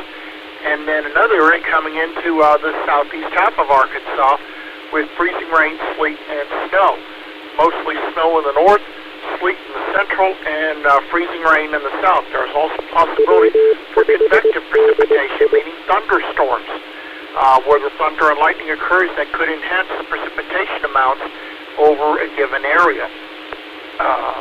So that it would vary, and but you could get probably about an inch an hour, which in the case of ice is devastating. The winter storm warning continues in effect, and along with an extreme cold warning and an ice storm warning for the state. The winter storm warning and ice storm warning remain in effect till 6 p.m. tomorrow. The ice storm warning in effect for Columbia, Union, Ashley, and Chico counties as far as south central and southeast Arkansas, with a winter storm warning elsewhere, and an extreme cold warning statewide through 6 p.m. Tuesday. Lots of wrecks on the interstates, according to iDrive Arkansas. If you do not have to be out, please stay home. Have a winter weather survival kit in your vehicle if you do become stranded. If you get running through the ditch, running off the road, and there's no injuries, call star 277, star ASP on your smartphone to be in contact with the nearest Arkansas State Police troop. They will send a trooper out to assist you as soon as possible. Of course, if there are injuries, you call 911. What I'm looking for is reportable criteria of snow, sleet, freezing rain, including measurements. For current conditions, you can also use the MPF, MPING, Mike Papa Indian November Golf, to submit your data directly to the National Weather Service. There's also the iDrive Arkansas app where you can get the idea of road conditions and incidents. You can get both of those apps at Google Play or at the Apple Store. If you have reportable criteria, I'm not taking general check-ins just for the count, but if you have reportable criteria for the Weather Watch Net, please call N5VLZ Net Control. Weather Watch.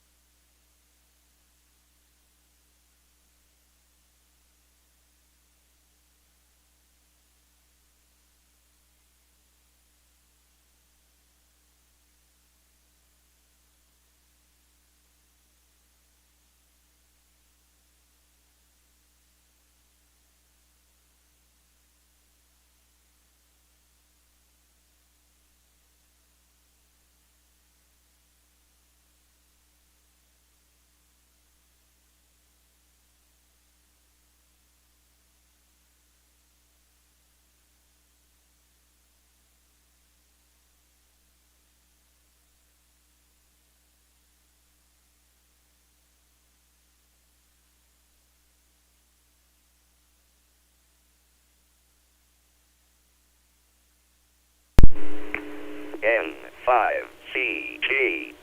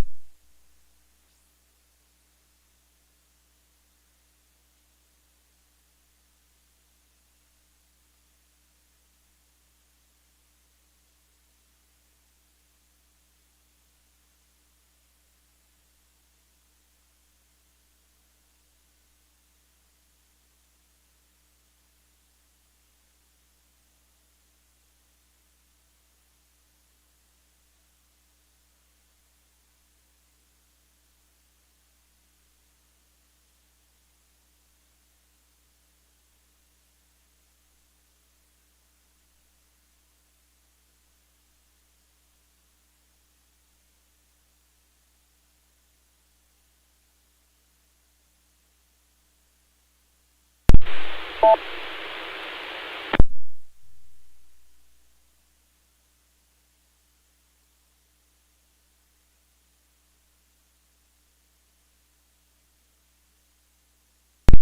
watch. N5VLZ for the Weather Watch Net. Looks like quite a bit of sleet now in much of West Arkansas, like northwest of a line from DeQueen to Hot Springs to just northwest of Little Rock to Jonesboro, and then around Mountain Home looks like, it's heavy snow. And then the areas of freezing rain across southeastern Arkansas. It's going to build in both from Texas and Oklahoma and Louisiana, so we're going to get a double shot of it.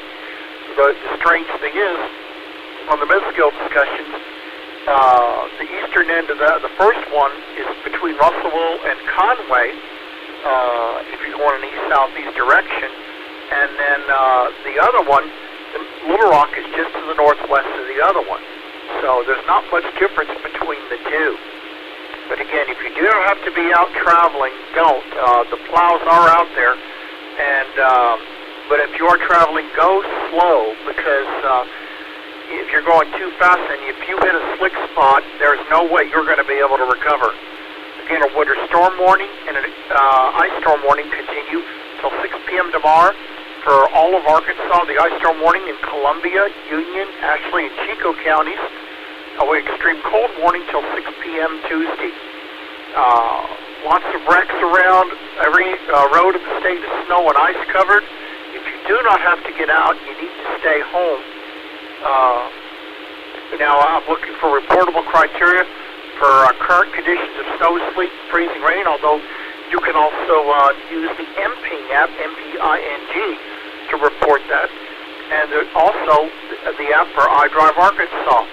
Both those are available, MPing and iDrive Arkansas, on the Apple Store and in Google Play. This is N5VLZ and the Weather Watch Net.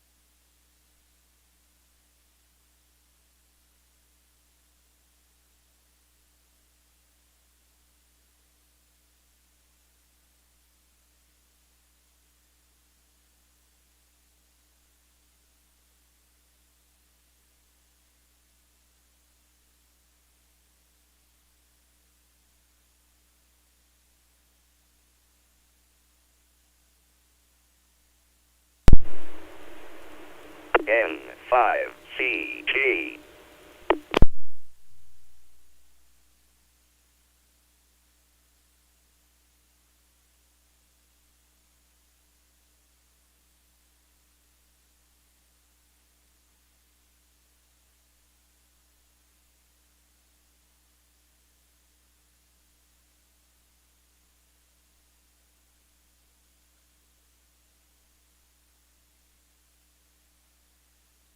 Yeah, okay, month, one.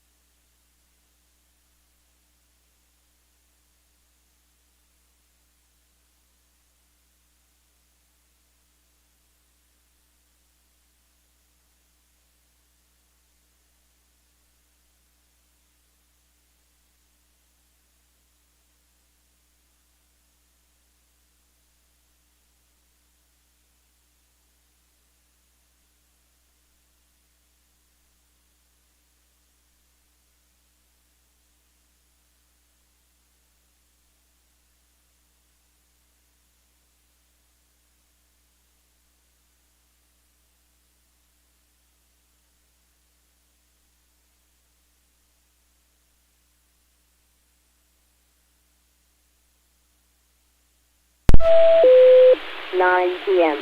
Good evening. From W5DI.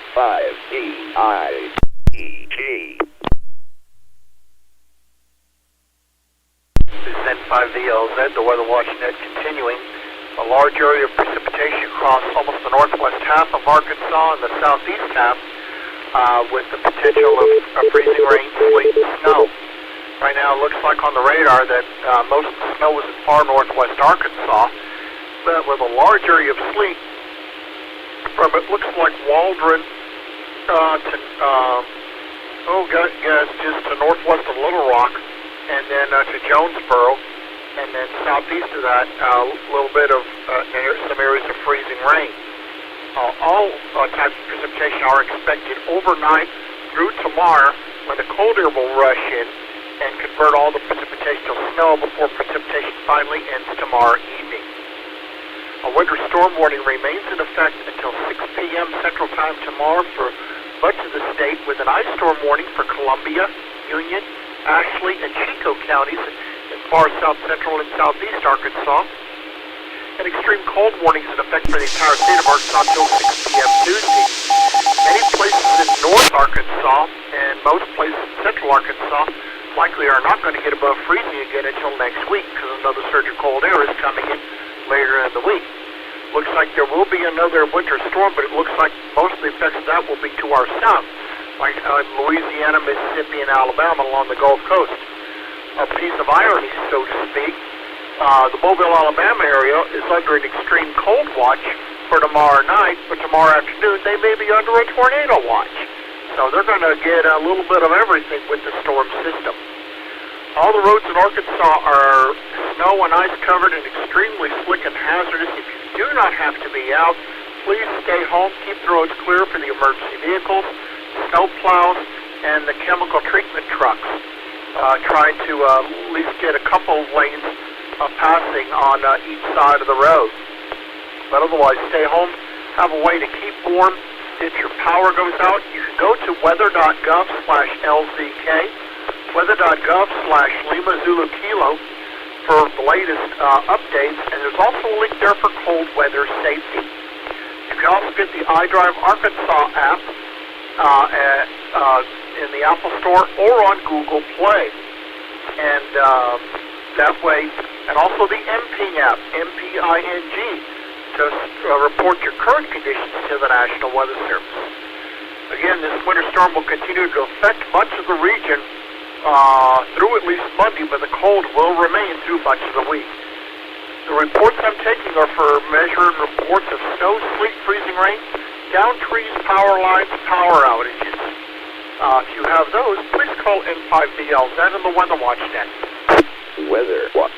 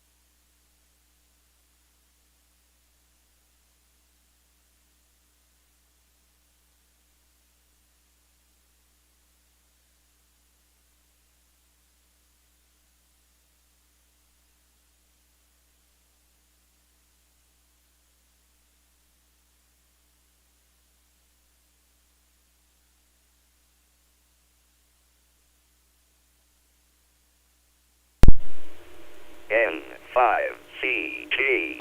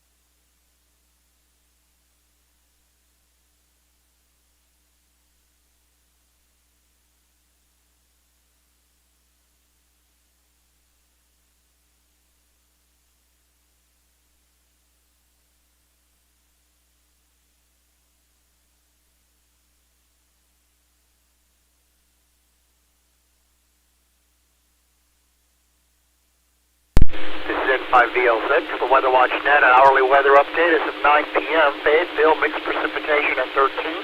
Harrison, light snow at 10. Jonesboro, light snow at 14. Fort Smith, mixed precipitation at 20.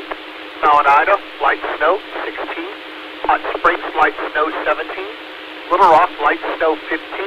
North Little Rock, light snow 14. West Memphis, cloudy 16. Texarkana, moderate snow at 20. El Dorado, light snow at 17. Pine Bluff, light snow at 17. And Monticello, cloudy and 18. So except for Fort Smith, everybody in the state is in the teens. Wind chill values are in the single digits. Stand by. Weather Watch.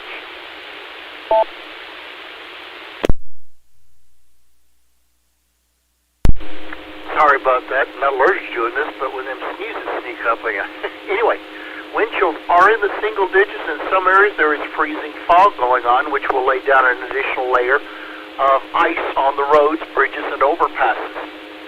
According to iDrive Arkansas, all the roads in the state are either snow or ice covered, and travel is strongly discouraged unless it's in an emergency. There are 2 wrecks on Interstate 40 from east of Little Rock. Well, actually, there was one on I-440, I should say. Interstate 40 in Lonoke County, a mile and a half east of Lonoke. All the eastbound lanes are impacted. On I-440 in Pulaski County, exit 11B, North Little Rock, a disabled stalled vehicle. Then we move up to far north Arkansas. In Newton County on State Highway 103 is a towing and recovery operation. Then we go down into southwest Arkansas. They're on I-30 at Hope, mile marker 30.9, wreck westbound. And then on I-49 in mile marker 13, 3.5 miles south of Fouke, F-O-U-K-E. So there are quite a few wrecks. Thankfully, there's not a lot of traffic, but you need to stay off the roads to let the highway trucks, the snow plows, and the chemical spreaders, as it were, to melt the ice to let them get through and keep it clear for the paramedics. You can also download the iDrive Arkansas app and the MPING app from either the Apple Store or Google Play. Stand by, more to follow.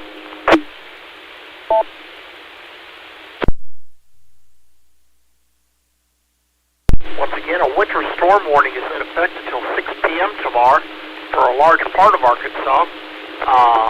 Columbia, Union, Ashley, and Chico counties, including Magnolia, El Dorado, Hamburg, and Lake Village, are under an ice storm warning until 6 p.m. tomorrow. Then an extreme cold warning is in effect statewide until 6 p.m. on Tuesday. Some of the states, very few areas actually, will barely get above freezing on Tuesday and Wednesday.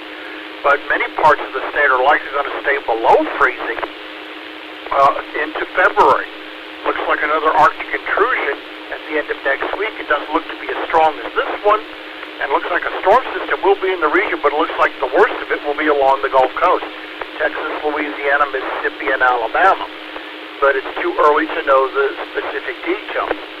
But some areas of north and central Arkansas, or the state really, may not, let's try this, north Arkansas, part of central Arkansas, may not get above freezing until next month. The reports I'm looking for are snow, sleet, freezing rain, accumulations of such, down trees, power lines, power outages, measurements, not estimates if at all possible, and I'm not looking for just check-ins only for the count. I would like reports. I will submit these to the National Weather Service. So if you have reports of snow, sleet, freezing rain, measurements, or some of the current conditions also, please call N5VLZ on the Weather Watch Net.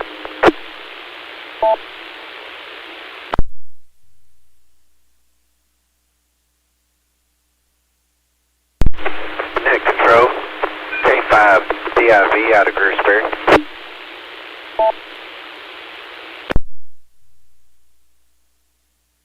In Greersbury, give me your call phonetic like K5 and I don't know what was the last part? Bravo, India, Bravo.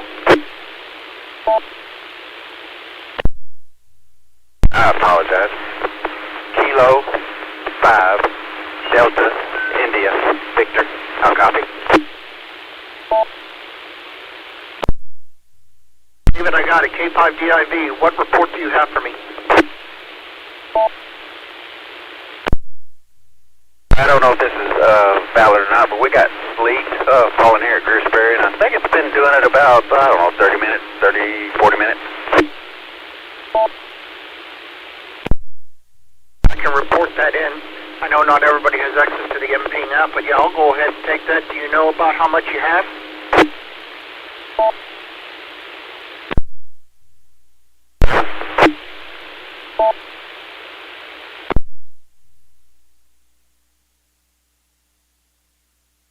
You can get your report in.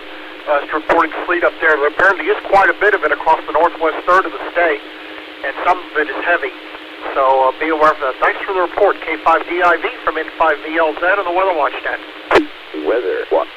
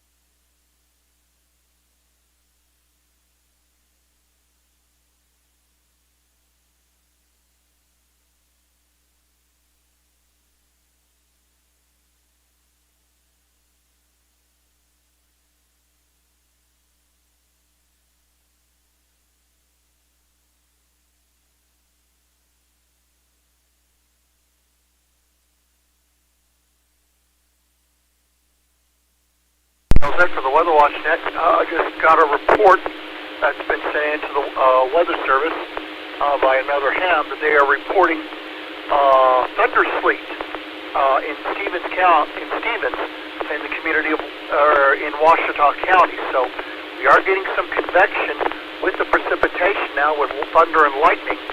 So in areas where that occurs, precipitation burst will be heavy. Could be up to like an inch an hour where it occurs, whether it's freezing rain, sleet, or snow, or even liquid rain, although we are going to get low liquid rain for several days. But anyway, thunder snow or thunder sleet is now in the state. This is N5VLZ for the Weather Watch Net.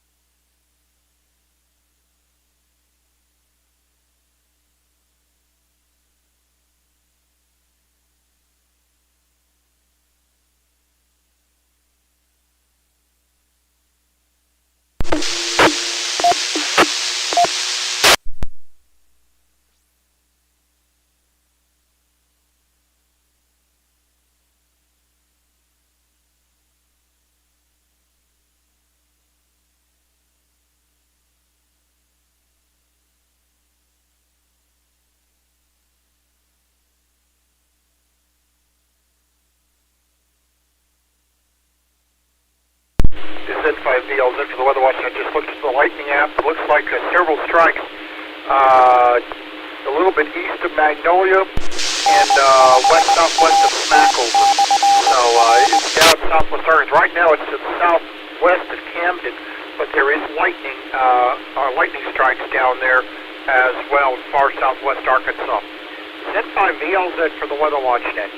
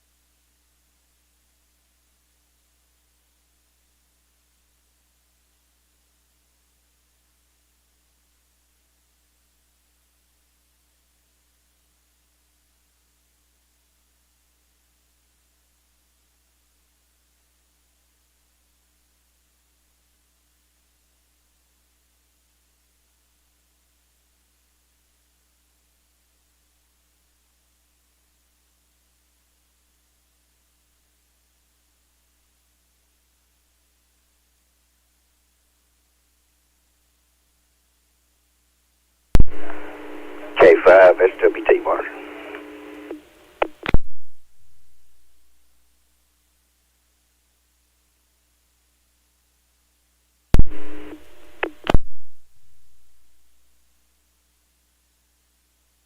Steven, KC5DJR.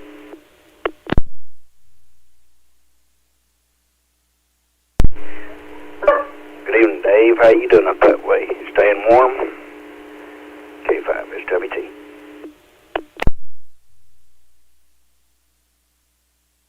Yes, sir. Got the beanie, the Carhartt, and the four-wheel drive. Just came back from a Dollar General run, and we're doing good. We're on the warm side of the door now, falling out.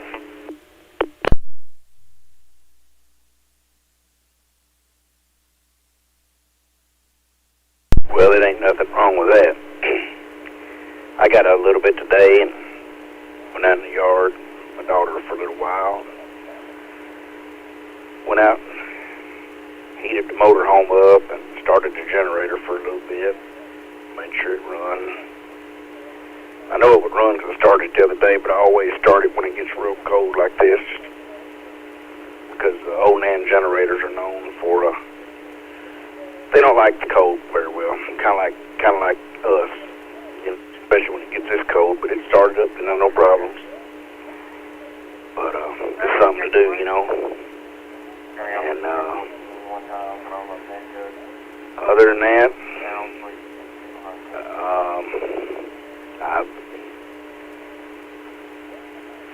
we've been staying warm, have the gas logs off and on. Mandy made a pot of stew for supper, and boy, that was good. We had some left over, so I like it better the next day too. But other than that, we just waiting on round 2. Gonna see what happens. Hope and pray for the best. Sleeting up here in Russellville now. A5TL.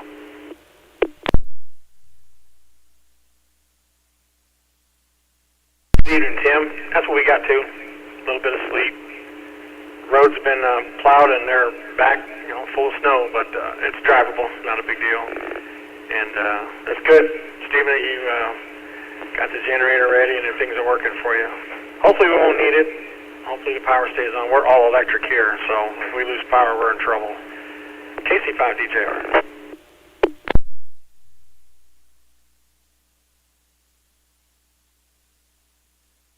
Yeah, we would go down to my mother-in-law. She's got one of them home standby generators.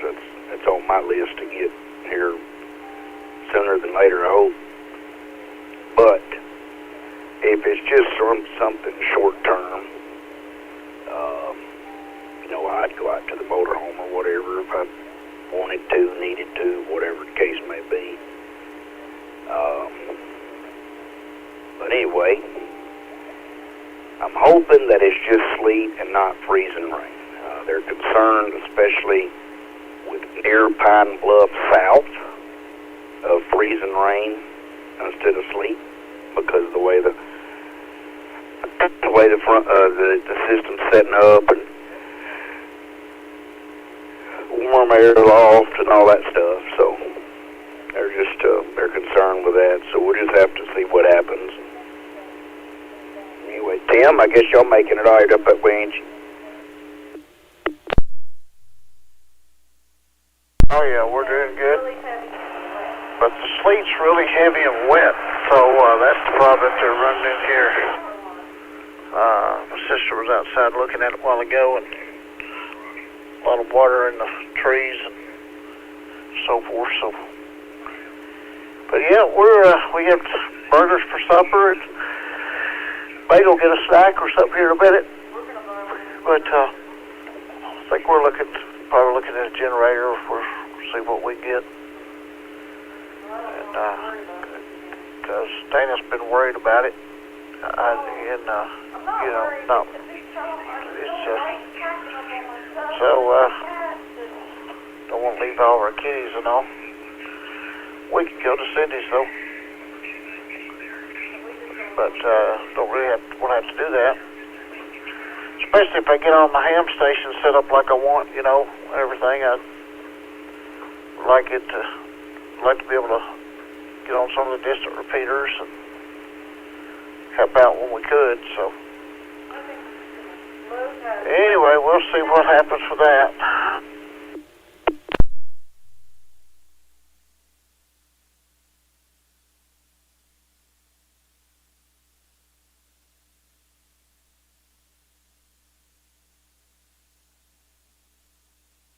Y'all already got natural gas up there, don't you?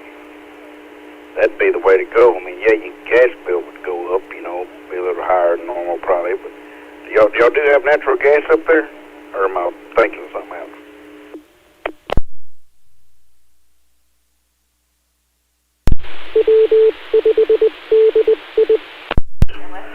There is no natural gas here. N5VLZ for the Weather Watch Net. Only real change is that we now have convection east of Magnolia down in Central Arkansas, thunder and lightning. So they were reporting thunder sleet, which will increase the intensity and the rates of precipitation. It's possible over much of the state overnight and descending with the potential of convective precipitation. iDrive Arkansas is still showing several wrecks across the state. If you do not have to get out, it's best you stay home. A lot of the rigs are with tractor-trailer rigs that have jackknifed. A winter storm warning remains in effect until 6 p.m. tomorrow for much of Arkansas. Ashley, Chico, Union, and Columbia counties in far south central and southeast Arkansas are under an ice storm warning until 6 p.m. tomorrow. And an extreme cold warning is in effect for all of the state till 6 p.m. Tuesday. Temperatures across much of the state won't get above freezing again. Only parts of the state probably till Tuesday or Wednesday before they go back down below freezing. But parts of northern Arkansas or much of north Arkansas may not get above freezing again until next week. Another surge of Arctic air is coming in later in the week. Too early to tell if there will be another winter storm next weekend, but hopefully won't be as bad as this one.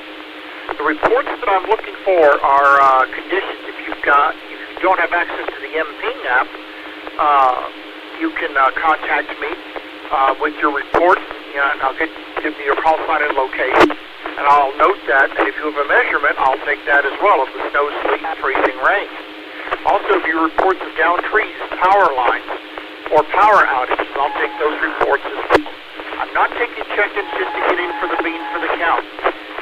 But if you have reportable criteria data for the Weather Watch Net, please call N5VLZ.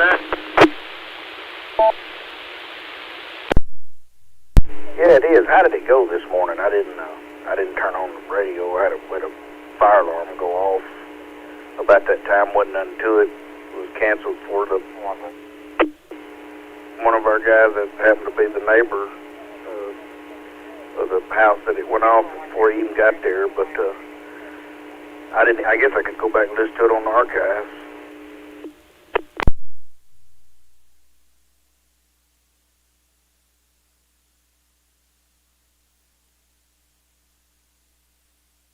I didn't get to listen to it, but there were 77 people checked into it this morning, and they had some really good reports. So apparently it was a really good net. Saw it on Facebook. So, and like I say, I know several people wanted to hear it up here. So one of the guys wanted to know why he couldn't hear it locally. I said, well, I'm working on trying to get something up. So. That way they can, people around here can hear it a little bit better, so, especially for the severe weather, so. Anyway, I'm getting another guy interested in All-Star over there on, it's in Dardanelle, so we actually talked simplex, believe it or not. That was pretty neat.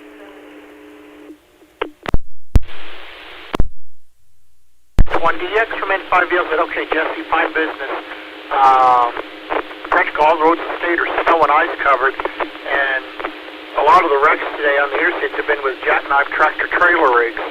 So, obviously, I mean, I know you're going to be a careful driver, but any reports would be appreciated. They've even had some thunder snow, or should I say thunder sleet, excuse me, down just east of Magnolia in the last 30 minutes. Yeah, I've been listening to you about for 25 minutes, come off the mountain and wound out through the worst of my hill and curve country. First notable criteria there, 4 Mile Hill, Highway 5, also known as Greystone Hill. If you're not from around the area, a lot of people know it by that. Completely snow-covered, light ice cover. You can make it in a 2-wheel drive vehicle. I'm in 2-wheel right now, but you really got to be feathering and careful, and it's wanting to slide a little bit through that section. Getting a little bit of freezing drizzle, freezing mist in the area. Most of what they plowed earlier has already got about 2 to 2 1/4 inches of ice, snow, sleet pellets accumulated back on it. So that's a little bit from Greystone Boulevard, Highway 5. I'm just now coming up on the I-57 interchange here in the next quarter mile. Weather watch. Say in the Greystone area around near Cabot, about 2.5 inches of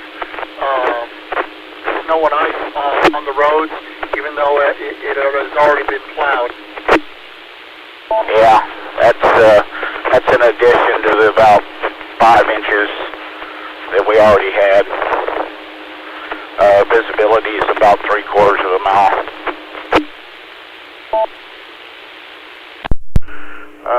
Heard if you read the A.W.N letter or whatever email, said that they were going to be assisting Troop A. So I don't think they're in any of the other troops. I think they're just Camp Robinson and assisting Troop A. I ain't heard them up here at all either. Well, by the time I got a hold of it, looked at all the weather and details coming in, just decided I'll stick in here in the 50-mile radius of the house and chase another day, so to speak. There are National Guard troops in every troop in the state. They're being under a tornado watch. Yeah, that's the crazy thing. Watching Reed Timmer's stream earlier, he pinged me when he went close by the house, and he was over by Carlisle by the time I started watching his live stream, and it was pretty decent traveling, like about 70 miles west of Memphis, and the coming in from the northeast, even with the heat running on high and the windshield wiper blades, his left side windshield was almost covered in ice again. He was having to stop about every 20-30 minutes and clean it by hand.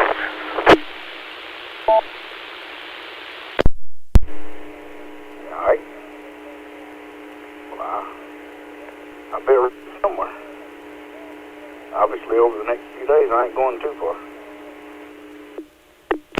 Storm is now starting there, and this is basically for the architects read, but they said significant rain, freezing rain, and ice accumulations will likely be more widespread than was the case with round one.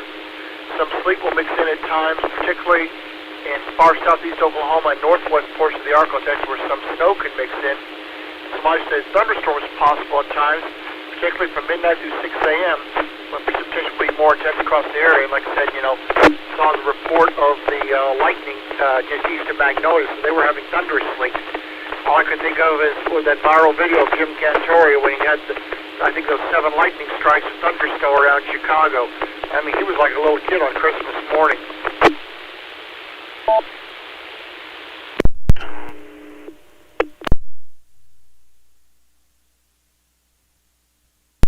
You had a buzz, so I'll repeat that. Anybody on I-40 near the 176 mile marker? Two commercial vehicle accident. Highways blocked in that area. K5SWT. 35, 40 miles an hour. 4 or 5 vehicles out there. And one of the construction trucks working the construction zone, I guess, making sure barrels and stuff stay out of the road, helping if they get anything happen. There is a solid sheet of ice too, so heard that earlier. So if you don't need to be out, don't drive. That's all. From N5VLZ. Is it supposed to get worse than what it is now? Because we already got sleet.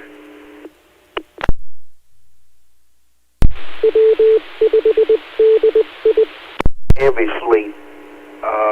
Matter of fact, Todd Jacobin was live a little earlier from around Fort Smith area. It was the there was heavy sleet, but there's some more moving in from southwest Arkansas. I don't know exactly what time, but it is coming here within the next little while. Very heavy sleet, and it is supposed to be worse than what it is. So, let's get ready. Has a semi on the side of the road with hazards on, past mile marker 134, heading southwest on 30. Over. Okay.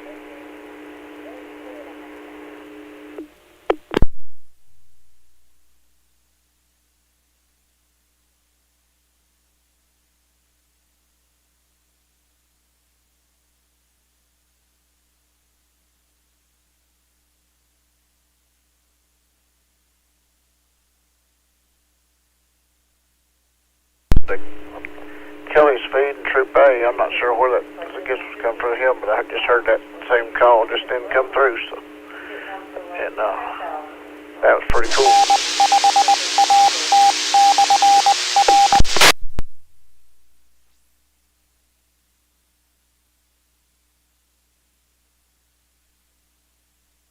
Alright, I'm listening to this, and just, you'll know what I'm talking about. They have A-Law-Com and Troop A North Dispatch patched together because Adam 75 just said Adam 75 on North, so I guess that's easier for the dispatcher for Troop A to do that than had to have A-Law selected up also. Yeah, and state police scan, that's why we can hear it then, because I bet you that we don't have A-Law-Com in the scanner. But, yeah, I wish I could hear that up here. But, anyway, that's good, and that way the troopers can talk to everybody and dispatch, they can, so that's probably why they did it. And each troop also now has a PDASP. 5VLZ and the Weather Watch net. Weather Watch. Also have a talk group that's just for the consoles. No mobile or handhelds can have it that way. Like, let's say if Mecca needed to talk to Troop E, they could, or vice versa, or any county in that, for that matter, needed to talk to them. That's where I got the talk group idea for the Pine Bluff School District, the school-to-school thing for the base radios.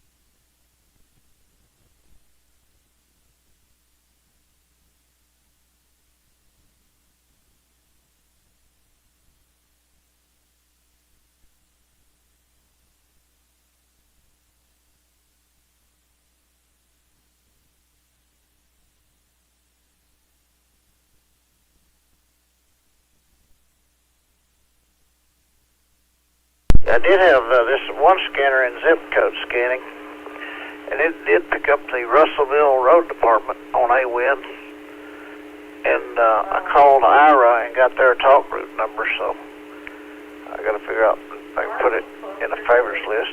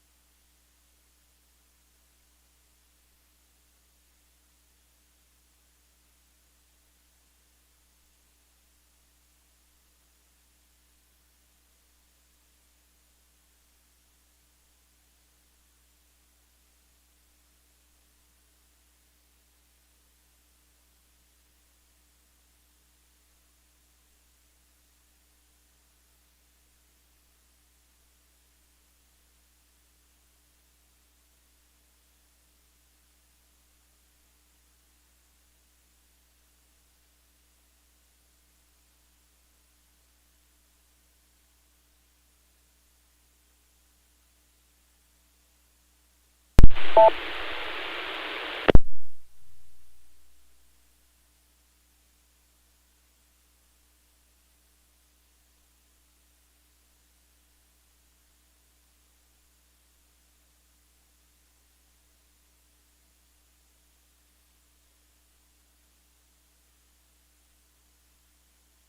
be back just a minute there. I'm going to give me a little snack. K5SWD.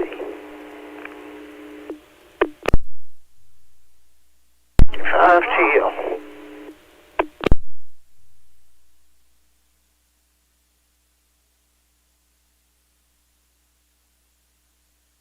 Yeah, Tim, this is KG5DI. How does this sound on the M1KG coming through the Chris's reflector?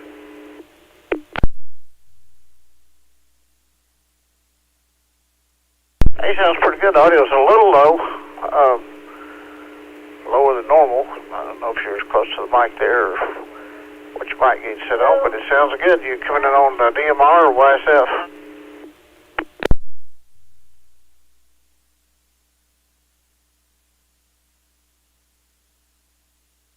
Through the YSF. For some reason, I can't get the TGIF to work on the M1KE. When you select TGIF and you go down, the only talk box groups that are available that it shows are on Brainmeister. So I don't know if I'm doing something wrong. So I've only been able to input. Well, I got you on here, Al. Go ahead and change mic gain, I guess, on DMR, or at least on this, for future reference, so that I'm not hot. I know on All-Star, I bumped it up to 3 like you recommended. But, yeah, for some reason I can't get the TGIF to work, but the YSF, it works. That's how it comes in. And Highway 321, that's the southeast side of Cabot. We have turned over to steady freezing rain and sleet. Visibility has dropped down to less than a quarter mile. You got to make sure it's MMDVM, not homebrew. Highway 321 and State Highway 8989, southeast side of Cabot.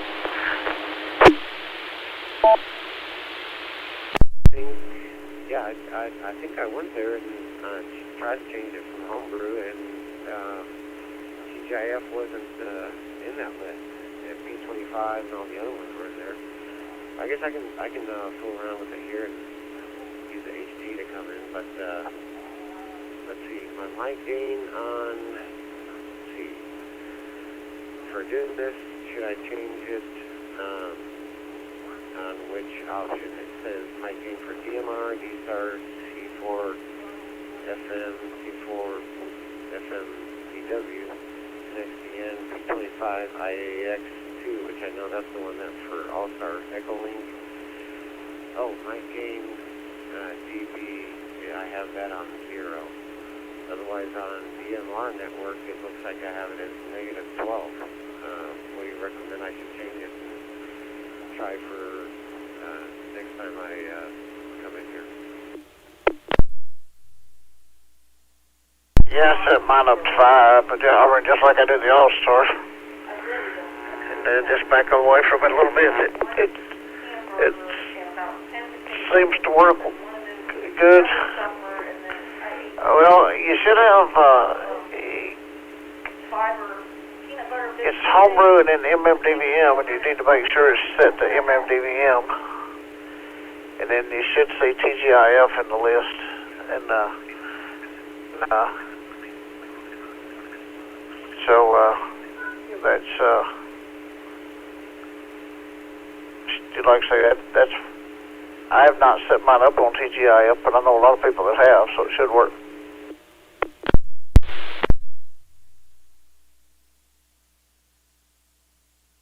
Well, I'll have to try that here. How's this? I changed the gain up to 5. The gain to DMR network dB, because it's still set at -12.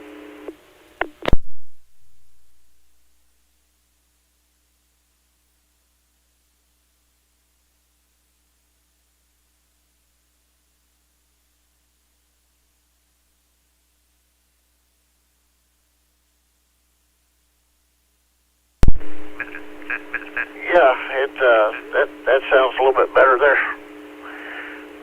Made a little difference.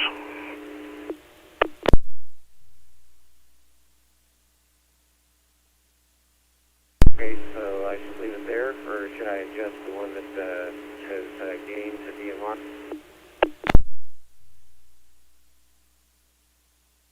Try the gain to DMR, but it's pretty good right there. Actually, it's a little lower than the All-Star still, but it could be because it just sounds a little different.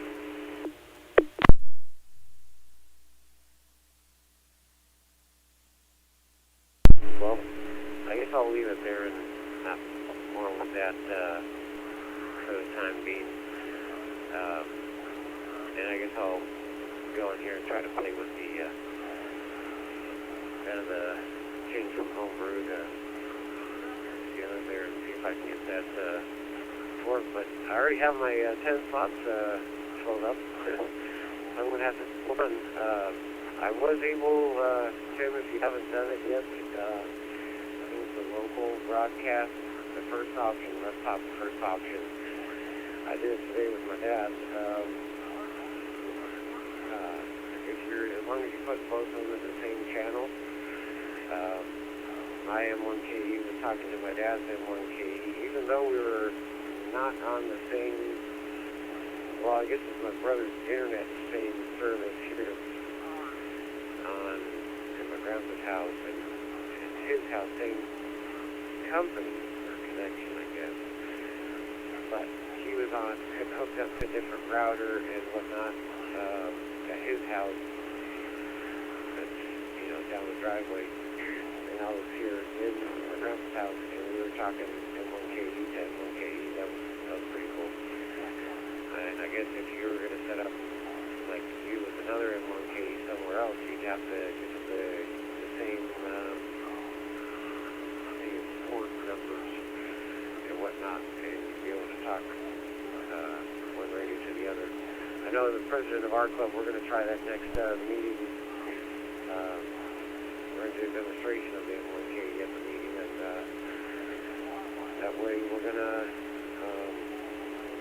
show everybody how to use, the M1KE and the DMR, because I don't think anybody's done DMR yet, so except for the president and me. But we're going to try that and demonstrate the M1KE and show one handheld to the other. Even I'm on my own hotspot, he'll be on his hotspot or something on his phone, and do that for the club meeting in February. I think that'll be cool.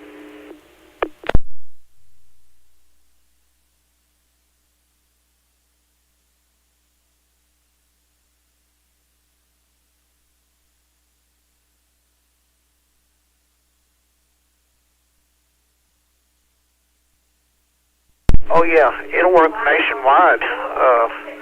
As long as y'all are on the same broadcast channel, it don't matter what you're on. That anybody can buy the M1KE. You don't have to have a license. It asks if you have a license, when you set it up. And if you don't have one, then you can just use the broadcast channels. So, and it works real well for that. So, I've not tried that, but it would work. So, eventually I may, people get them and all, I may try that, play around with it. I'm sure it work good, but anyway, well, you gotta try that TGIF and hope you can get it to work.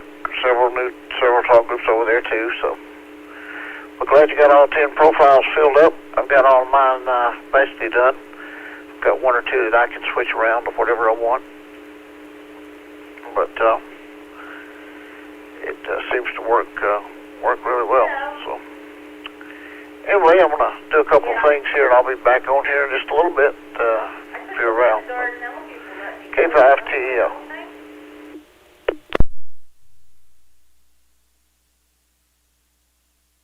Thanks for the input on that. Yeah, and I did, well, 3 of my 10 profiles are talk boxes there in Argentina. And actually today talked to a guy in Court of Argentina, and I was his first DMR contact. And I was like, man, that's pretty cool. Your first DMR contact, or the way that you talked to somebody on DMR, and my first contact talking to somebody on DMR Argentina. So I logged them on QRZ, so I thought that was kind of cool. But I got 3 talk boxes, or talk groups down there on Brandmeister in Argentina, so it was cool. But I guess I could delete one of those since I know how to put those back in. And yeah, 737, we'll talk to you later. This is KG5DI. I'll be standing by.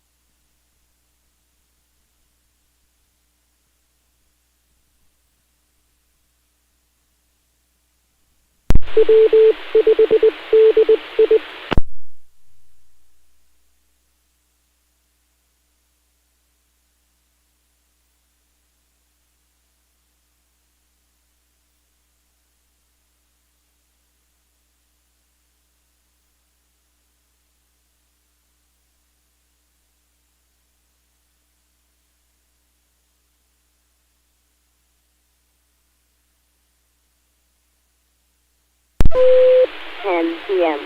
Good evening. From W5DI.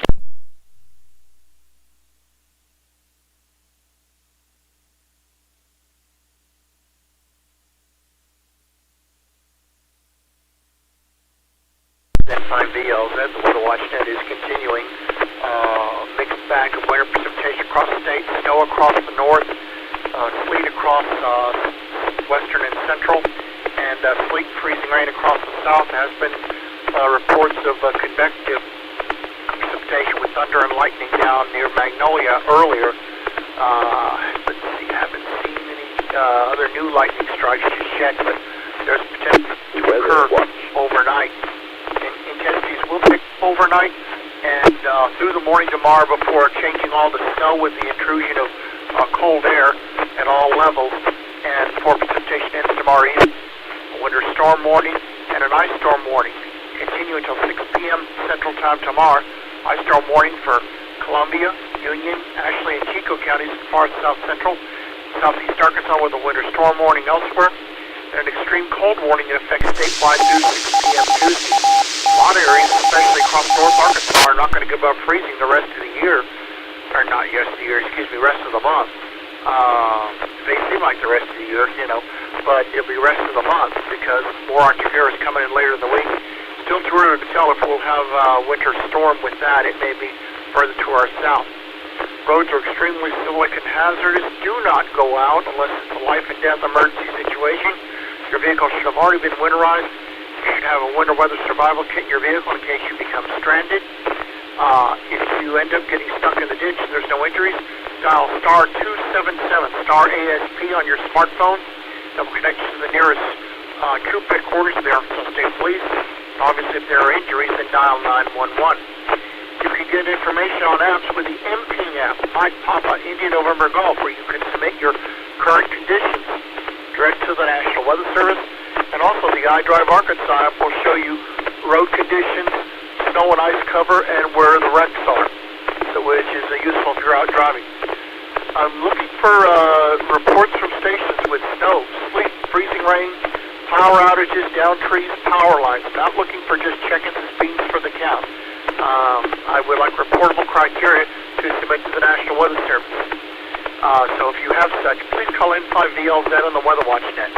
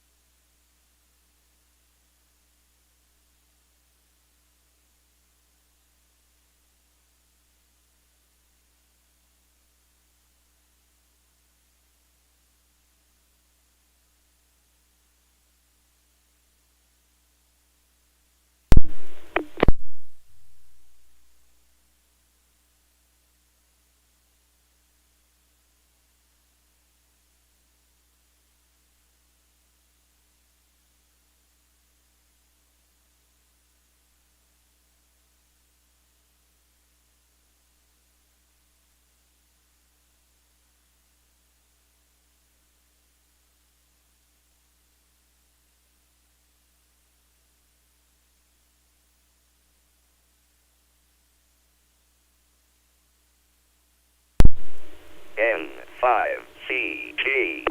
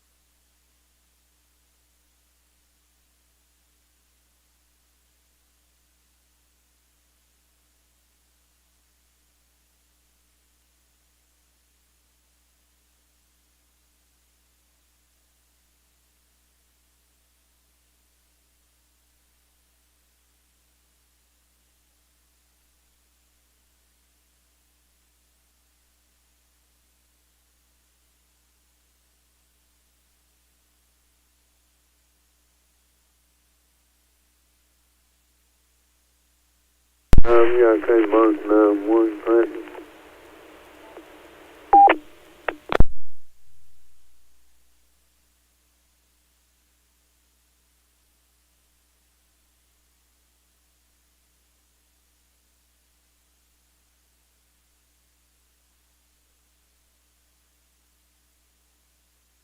Once again, this is Daryl, N5VLZ from the Weather Watch Net, hourly weather roundup, 10 p.m. Central Time.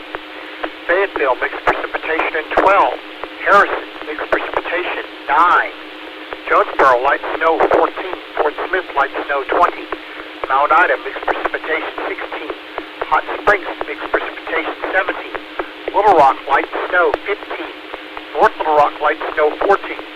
West Memphis, freezing rain 16. Texarkana, mixed precipitation 20. El Dorado, moderate snow 17. Pine Bluff, light snow 16. And Monticello, moderate snow 18.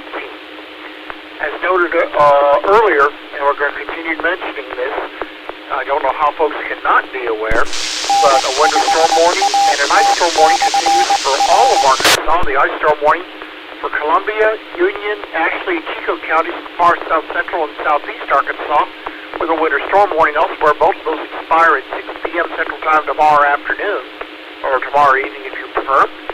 Then an extreme cold warning statewide till 6 p.m. Tuesday.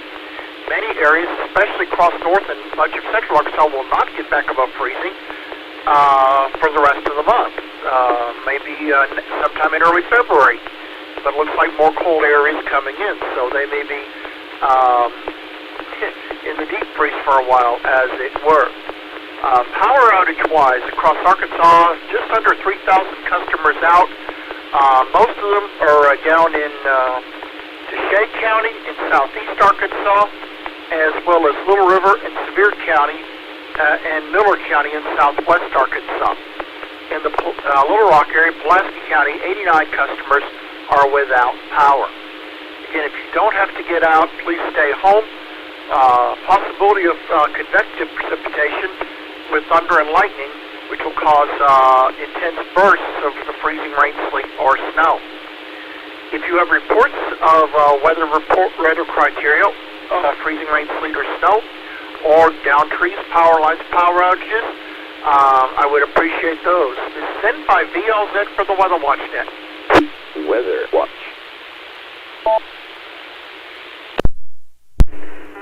Sounds real good from here. KI5EQS. Contact information like you used to be able to drop a line to the highway department, etc.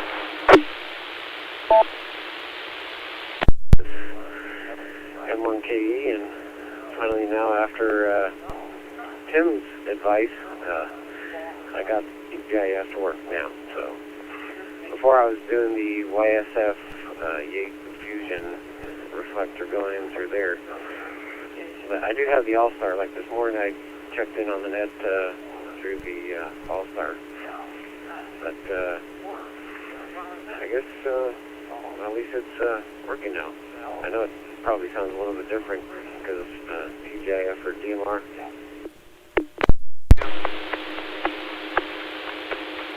Well, it says because the portal to make the report, well, I filled it out online. I thought there was a phone number thing for that. I'd have to look. I don't have that offhand, but on the at least on the iDrive Arkansas map, I don't see the report number for it. Yeah, okay. I'll find a parking lot here in a minute.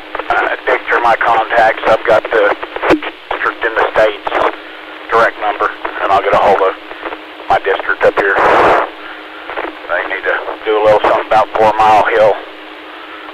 At this point, it's back. Almost looks like it didn't get plowed earlier, and they didn't put any sand out on top of it, or very little. Wasn't even any on it when I went out 10 hours ago, so it needs a little of attention.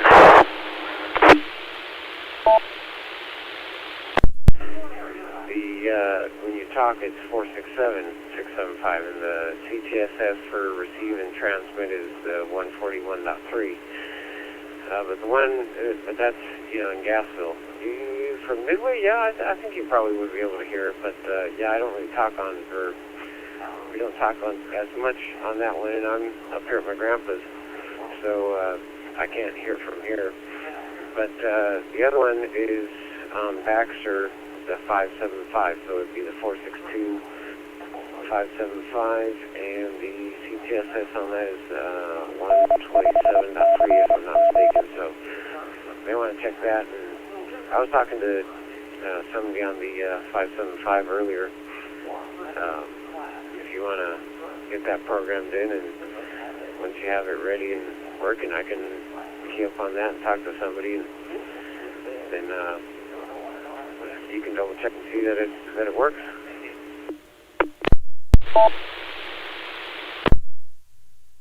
Let me do a search and see if I can find the number. I didn't see anything in the iDrive website, but let me just do a search and I'll get back with you momentarily. WX1DX from N5VLZ. Yeah, Daryl, I've got numbers when I stop and dig. I've got direct numbers that are not available to the public. I'll call who I know.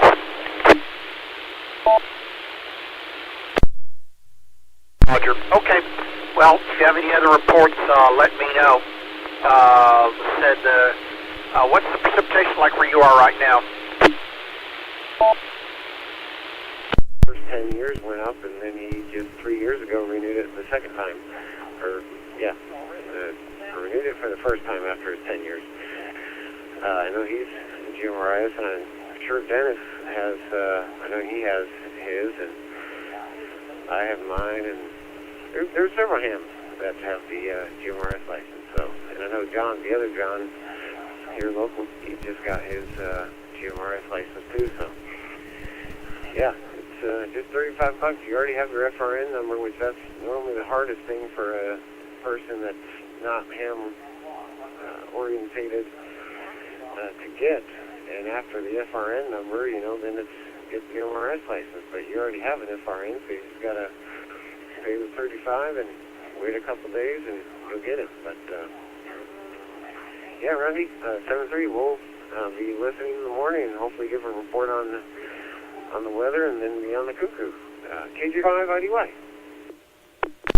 Several reports of freezing fog, so I mean that's as bad as freezing drizzle. So, all right, well, be careful. If you have any other reports, let me know. WX1DEX from N5VLZ on the Weather Watch Net. Weather Watch.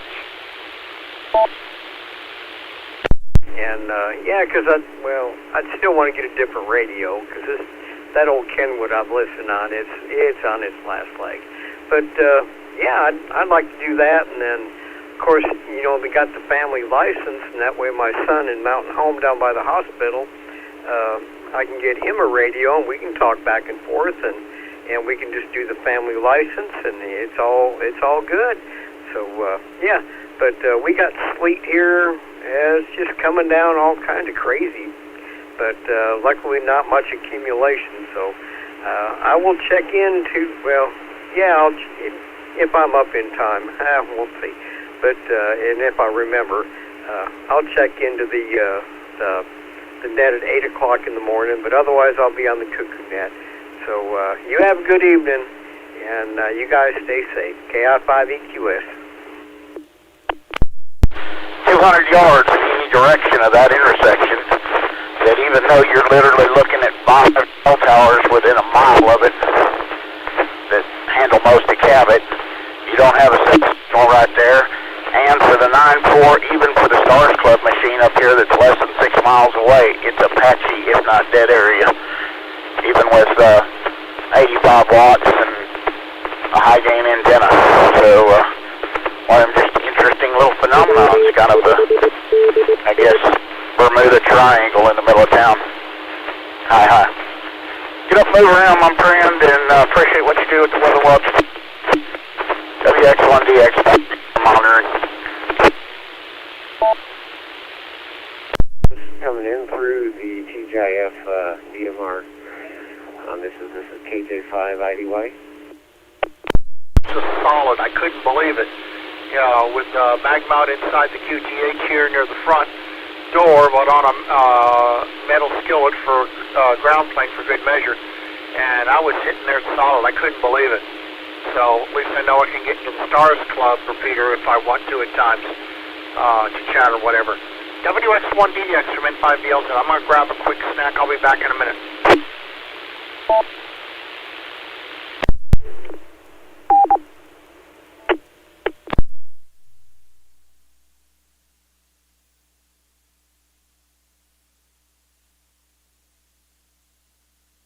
I guess I'm not understanding the question there about the email address for the website.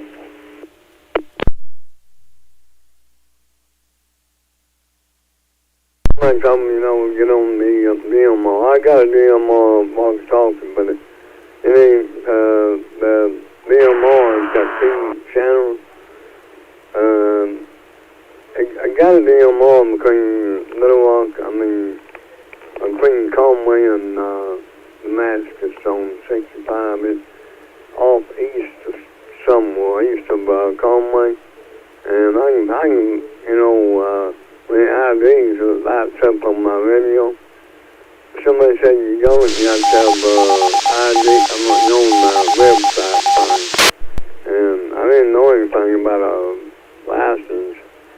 I had asked them more about it, I guess, but they don't know that much about it, extra evil.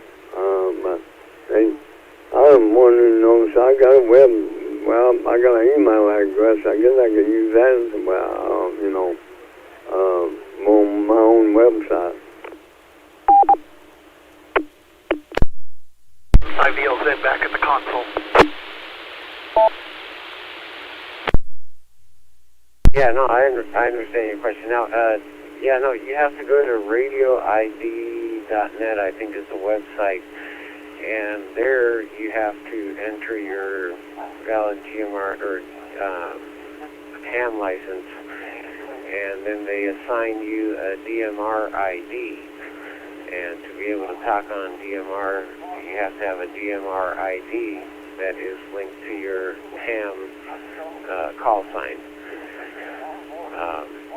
But yeah, you just have to go to the actual radio ID. Yeah, it's radioid.net. You have to go to that website to be able to sign up for a DMR ID. I don't recall exactly what all information you have to enter. If you have an email address, I'm sure that they will email you if I'm not mistaken, they issue it you right there. Maybe somebody else has an answer for that. But yeah, to talk on DMR, you have to have a DMR ID, and you can get that there on radioid.net. KG5DI. I don't know if somebody else has any input on that. One thing is, you'll be sick of winter by the time precipitation ends if you're not already. And I've seen people saying, doing that. Well, you had one good snow. Now let's go to spring and summer. Well, you got bad weather any time of the year. So, unless it's calm. But I will say one thing though, lowered the fire danger down the low statewide. There were still some burn bans earlier, but since most of the county offices are closed, I guess till further notice because the icy roads, got to wait on the burn bans getting lowered. But I did seek notice there then. The fire danger for all the state is now back down to low. N5VLZ and the Weather Watch Net. Yeah, snow has definitely put a lot of nitrogen back into the soil, and it was getting quite dry there. I was talking with my wife and another gentleman that is 92, grew up and lived in Arkansas his whole life, farmed everything, picked cotton, the works, and he said this was the driest November and December that he could ever remember in his lifetime.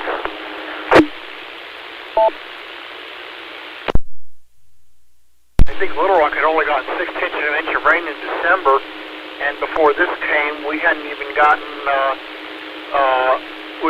you go for early December to mid-January, I don't think we'd gotten an inch of rain at Little Rock. Yeah, Roger.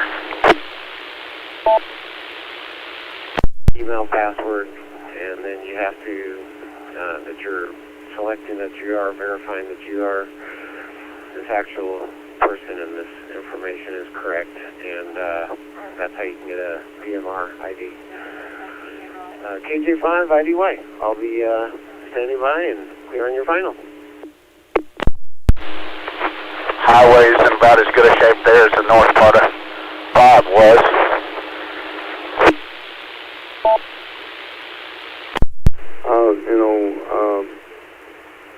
I talked to him again. I'll see if he,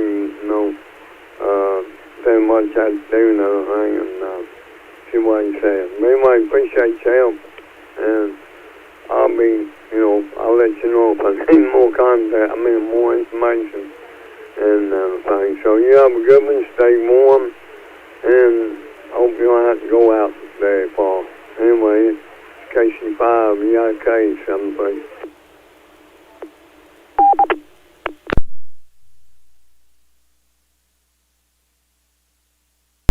That's like up north, they see it like 2 inches of snow. Yeah, big deal.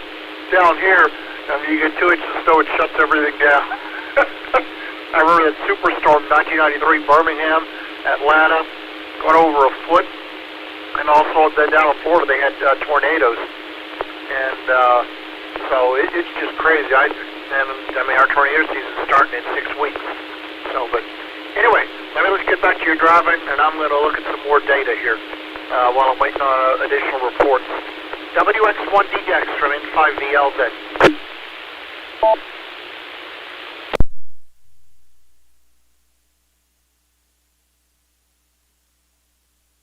Hello, Dave. This is M1KG coming in on the TGIF.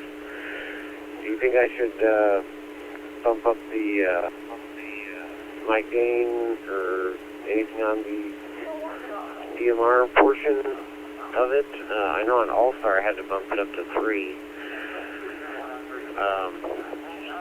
But there's an option to gain to DMR network. I don't know if I should change that, but I know the mic gain I did bump it up to 5. But otherwise, it finally is now working for the TGIF thanks to Tim, Q5DEL. He helped me with that.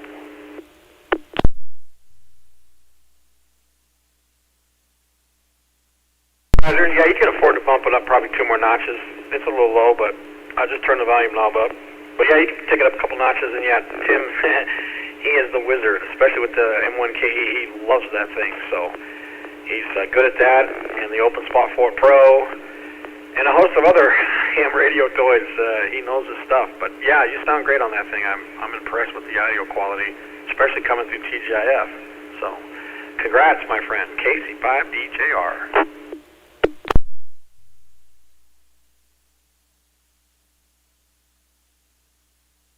For sure, cool. So I guess, well, if you're saying bump it up 2 notches, in the audio setting, it's gain to DMR network dB -12. Should I change that to 10 instead of -12, or should I go to mic gain dB that's already sitting at 5 and bump that up to 7 if you're saying 2 notches? Yeah, I would. And then use the parrot on TGIF 9990 from the M1KE and see how you sound. But the conversion from there over to analog here on the All-Star might be a little different, but you can test it if you want to do it now. I'm here on the computer goofing around. I'll wait, and you can tinker with it, and I'll tell you yes or no.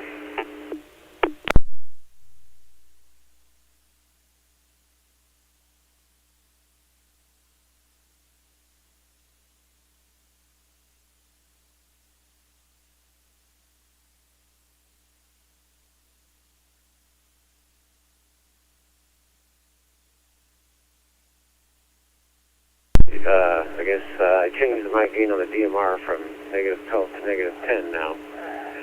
Still the mic gain, I left it at dB5. I guess you probably heard me this morning on the All-Star. I know on that I had the mic set at 3.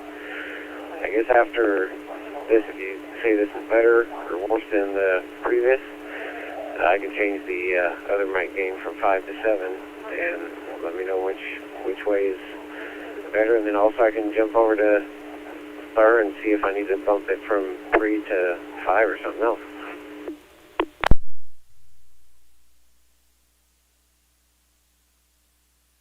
Sounds pretty good right there. You can even get it up another notch, but you don't have to. It sounds good. And I have the radio set at about 9 o'clock, 9, 10 o'clock on the dial there, and that's about average for the repeater that I'm using to be able to hear everybody. So right now you're sounding pretty darn good.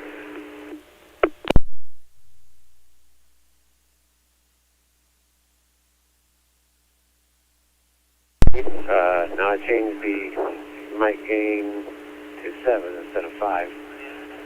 Still with the -10 on the DMR network.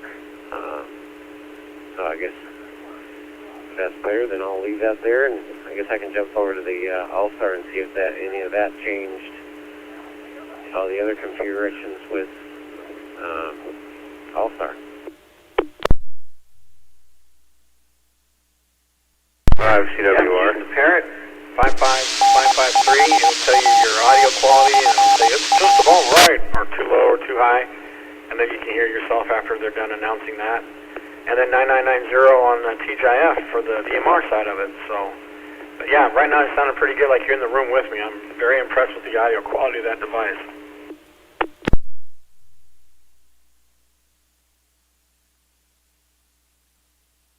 I guess the parrot thing, I'd have to change or reprogram one of the 10 slots that I have to the parrot. Because I don't know on the M1 key how to dial out and talk to the parrot. I know you do have the option that you can do a quick setup and change one of your profiles to that. I mean, I guess I can do that. But here, let me jump over to All-Star. So after you come back, I'll be on All-Star and you can see if any of that, if I goobered up any of that. Okay, sounds good. Yeah, hopefully you can manual dial node numbers with the M1 key. I'm not sure if you have to just stick with one or how that works, but yeah, go ahead. We're here just tinkering around the computer, got the radios going. KC5DJ, we'll wait.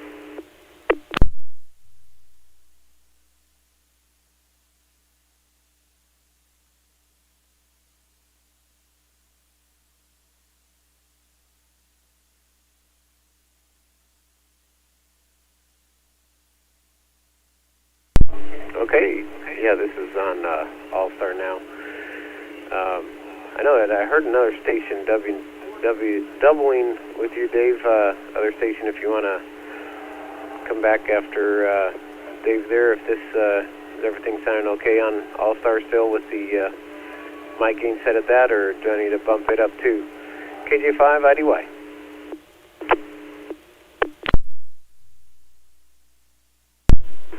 No, it sounds good. Actually, it's about equal. It sounds the same, so it's good on both. Other station, go ahead. This is KC5DJ, Dave in Lincoln, Arkansas. Go.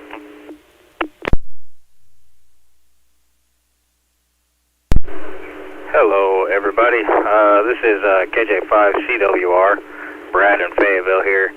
I have an M1KE, and I've had one for a while, and I was actually going to come back to you after I set up TGIF real quick because I did it on the fly, but you actually fixed it after I ended up figuring out how to log into the talk group. But I was going to tell you, if you are on the browser at the very bottom right, there's a little tick that says advanced mode, and you'll see a lot more settings for TGIF and all those modes if you go into like the connector settings, because it's showing you the basic ones normally, but if you click the advanced options, it shows you a ton more, and you can, I think you can actually custom dial in it or even change that right on the website there.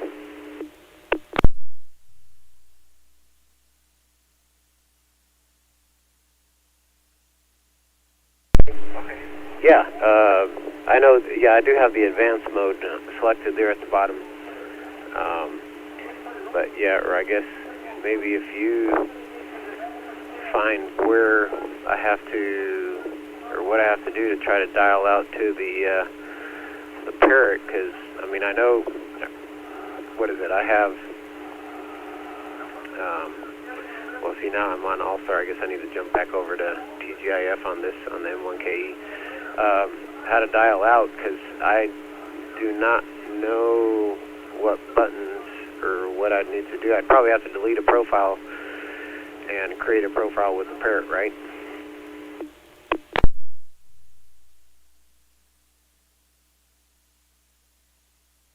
Honestly, I don't believe so, but I'll jump over there on TGIF. I'm not sure about my audio settings on there because I haven't ever used it before, but I'll jump over there and see if I can figure out how to do that real quick, and I'll let you know.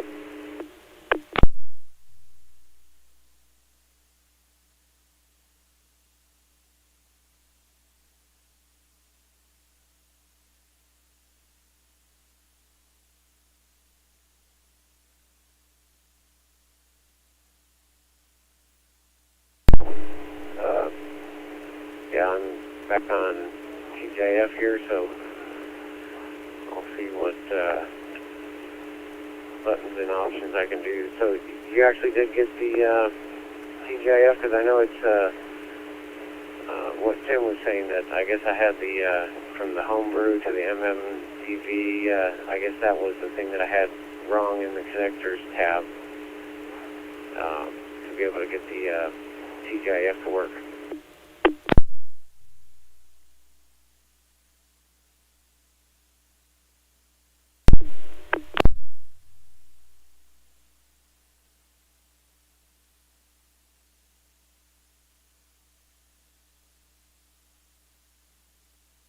Hear me. I did hear all that. I have my radio going too, and I can hear the Brentwood repeater, but it looks like it has an auto connect to ID mode.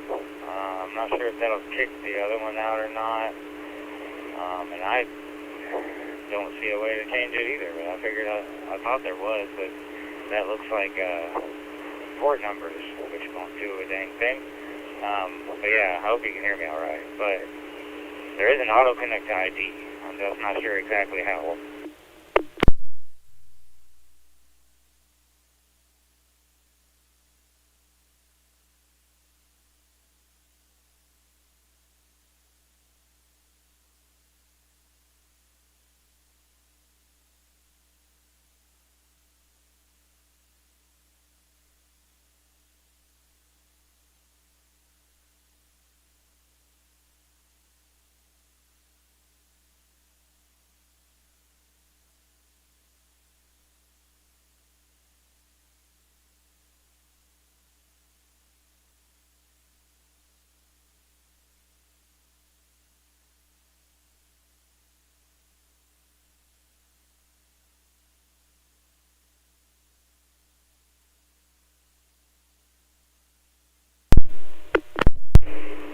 Can y'all hear me? This is KJ5CWR.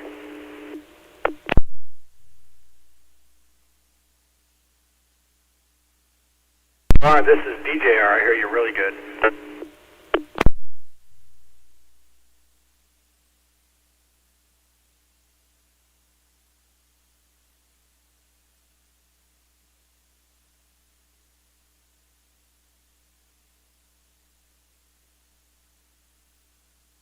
Yeah, if you're using a browser, the quick setup, it just allows you to connect to different nodes, I believe, in that profile.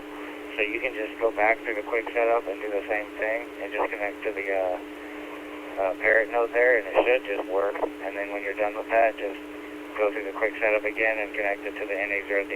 The server password will stay there and everything. 0.6 Brian. Tractor trailer jackknifed on the off-ramp, so another report of a jackknife truck. There's just going to be a lot more of those, unfortunately. And again, not much melting is going to take place for a good while, so if you must be out there, please be careful. I remember watching a video, I think it was last year, the storm, one of the chasers, I was following him, he was in West Little Rock on R430, when an 18-wheeler jackknifed right in front of him. It was a miracle he didn't plow right into the back of that trailer. So be extremely careful out there. But if you do not have to be out, please stay home. This is N5VLZ for the Weather Watch Net. Weather Watch.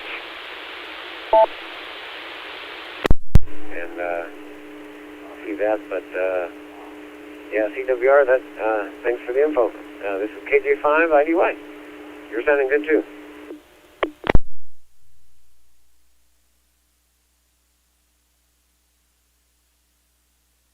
Well, thank you for that, and no problem. I'm just a local Linux nerd in Fayetteville here, but I just love this thing. That's the reason my dad had gifted me one for Christmas, but I have like 8 profiles currently that I use about half of, but a bunch of different stuff, XDN and all that. But anyway, I'll clear the airwaves here. This is KJ5CWR, and I'll be clear.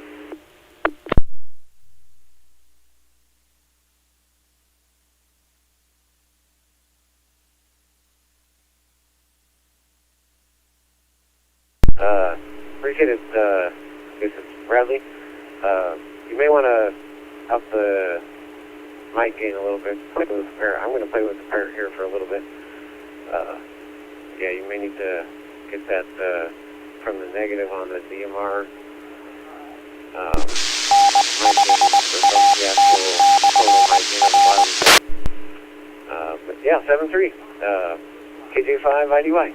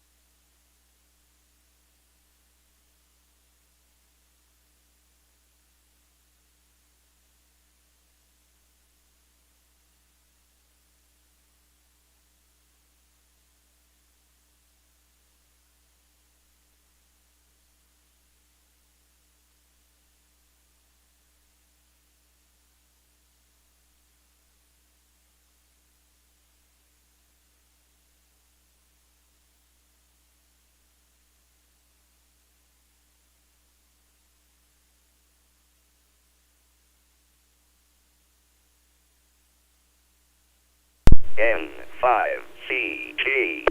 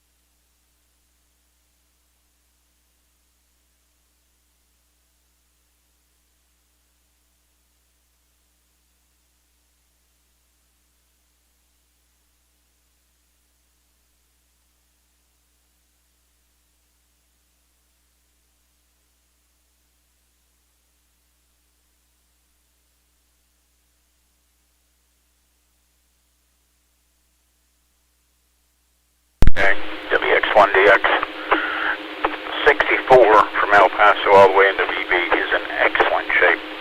Best patch of road I've seen yet. No problem rolling along 40 miles an hour all the way around. I'm going to jump out here at the truck stop, clean the windshield, wiper blades, grab me a monster, and I'll be back with you in a minute. WX1DX. Weather watch. Fine business on the good road conditions. My question is, you going to be able to fit that monster inside your vehicle? Hi. WX1DX from N5VLZ. We'll see you in a bit.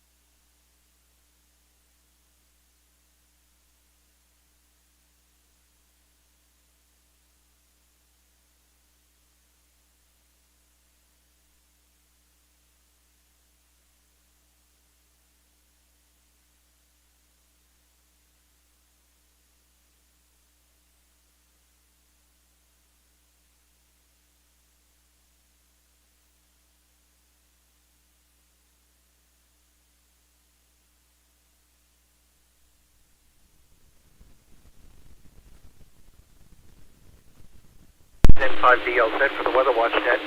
Looking at the lightning display in far eastern Oklahoma, just within 25 miles of the Arkansas border. Quite a bit of lightning has shown up.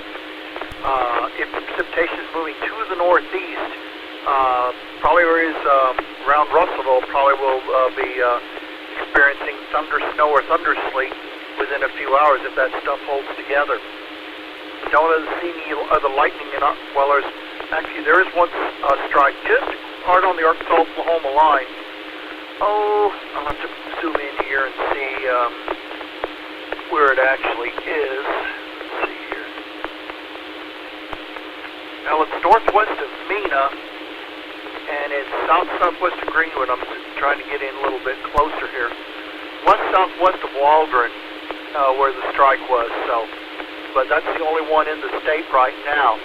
But there's quite a bit of lightning over in east central Oklahoma. And there is a potential for thunder and convection in the precipitation overnight. N5DLZ for the Weather Watch Net. Weather Watch.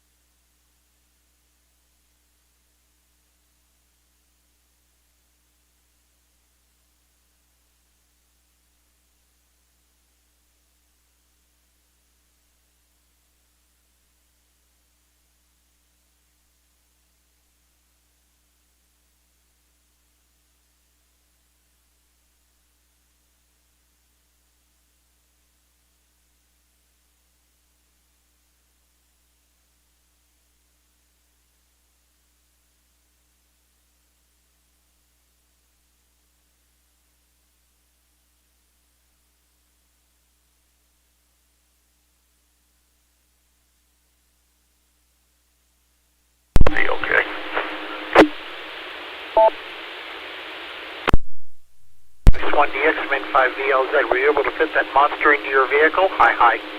Weather. What? Yeah. My wife was very curious about the same thing the first time we met. But she's learned after a couple of years to just ignore me. And she tells me every time I go out the door, as long as the life insurance is paid up, she doesn't care.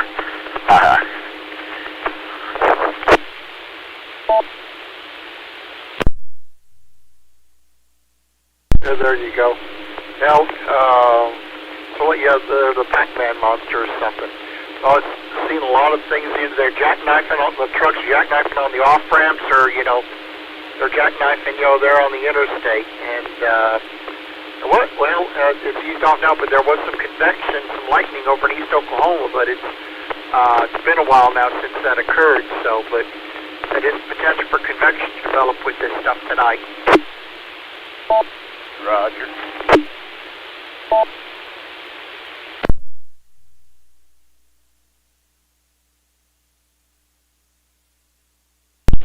Like I said, got your reports earlier. They have been relayed in, and they acknowledged them. They're getting ready with the newscast. Let's see what this one is. So here's another MD. Oops.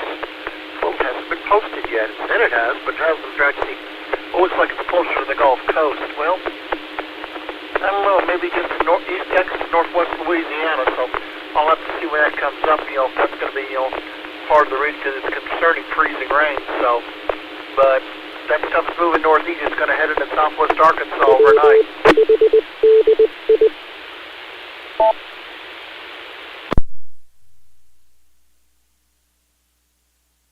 Minute, I'm pulling somebody out of a ditch. N5VLZ standing by.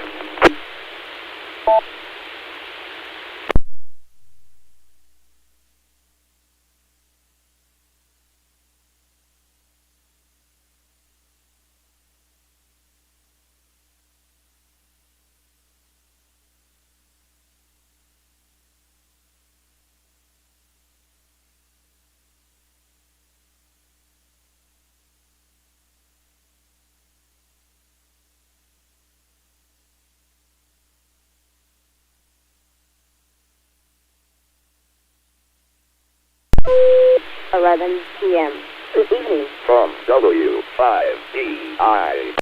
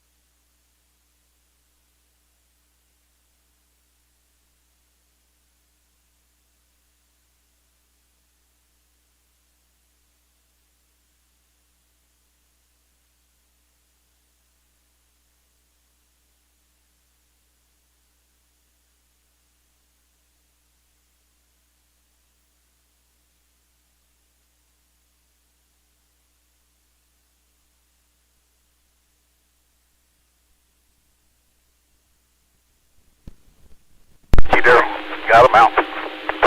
Weather watch. WX1DX from N5VLs at Fine Business. Fine Business. Glad to get them out. I mean, I know there's going to be some people out there, but at least traffic is light. At least I would hope so. There's about 20 cars or so, and the 2 BD police officers without any tow ropes or anything, not even any little shovels to shovel up behind the wheels. But I understand in this day and age.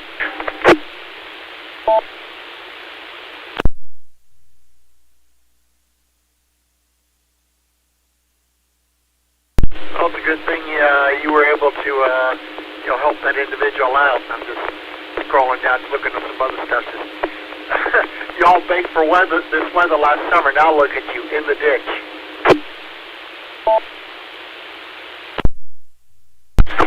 I pulled out today, and the third person I'm giving a ride to.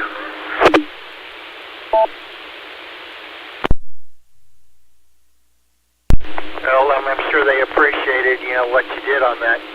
And I'm just, just watching the radar thing and the I Drive Arkansas on the lightning map and all that. So, about another, just a few more minutes, and then the new ops will be in after 11 p.m. It used to be you had some stations that shut down between 10 p.m. and 6 a.m., but I don't think they have that. A couple of the stations, though, are offline. Mountain Home and Russellville, their temperature gauges are out.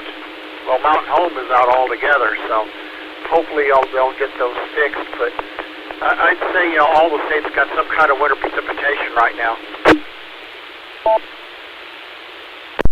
Officer that was here said it was going to be 3 to 4 hours before they could even get a roll back here to literally pull them the 5 feet out of the ditch. I didn't even have to hardly touch the gas. I just pulled them right out.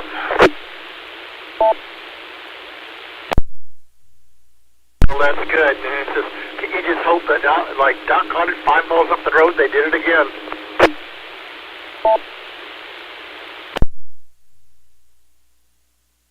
I went to get his wife from the hospital at C.A.R.E.N where she works. Lives down here in Beebe. They come off the end of the ramp. Went to turn left at the end of the ramp, and the thing just kept going. He said he slid a good 15 feet.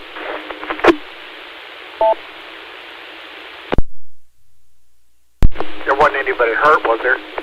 Oh, no. Nobody hurt except for their pride. We've all been there. It's just life.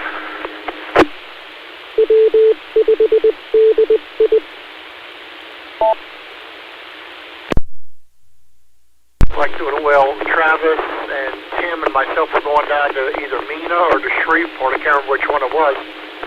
I was trying to say a thing about my minimal electronics knowledge. And I meant to say, I can tell you what a battery is on a schematic. And I should have said a resistor on a schematic, but I said a schematic on a resistor. Boy, that must be one heck of a big resistor if I live as well endowed. Hi. Yeah, Roger. So, Interstate 57 from Beebe South is fully packed, but you can roll on at 45 on it without any problem. Just don't touch the brakes. There's half a dozen 18-wheelers and cars out here as far as traffic goes. The precip's let off. Every now and then you feel a sleet pellet, but it's not even hardly enough to mention right now.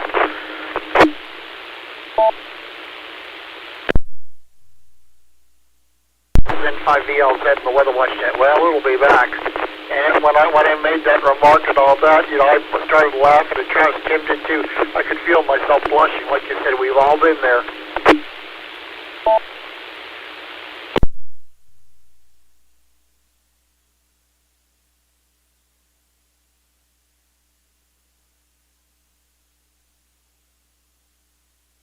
Just got the new ones in, 11 p.m. Opening over these real quick here. 11 p.m. Fayetteville, light snow at 12. Harrison, light snow at 9. Jonesboro, light snow 15. Fort Smith, light snow 19. Oneida, mixed precipitation 16. Hudson, mixed precipitation 17, Little Rock light snow. North Little Rock cloudy 14, West Memphis cloudy 16, Texarkana freezing rain at 20, El Dorado cloudy at 17, light snow at Pine Bluff at 16, light snow at Monticello at 18. In some cases, visibility is down a mile or less. And the wind chill is in the single digits, and somewhere there's also some freezing fog. So, even if it's precipitation or not, it's like, something's getting let down on there, and they said it ain't going to melt anytime soon. Weather watch. I think we doubled on each other a little bit there, but yep. It's all good, brother.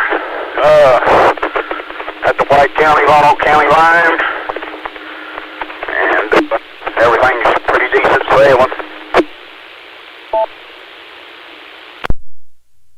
Just reading the latest odds, and I think Texarkana's at 20, but everybody else is in the teens. It looks like the majority of the snow is like from Fort Smith to Mountain Home northwestward, and then over much of the rest of the state, except for far southeast. They have some freezing rain down there, but otherwise looks like everybody else is asleep.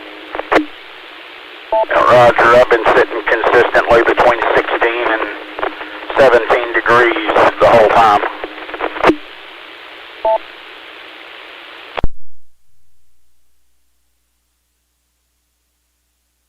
It's too darn bad. We can't bottle up some of this cold air to use in the summer, and then bottle up the heat in the summer to use in the winter. Sure would save on the utility bills. Mother Nature has her plan. We just gotta roll with it, so to speak. Passing the 319 I-57 on and off ramps. It looks good here. No precip.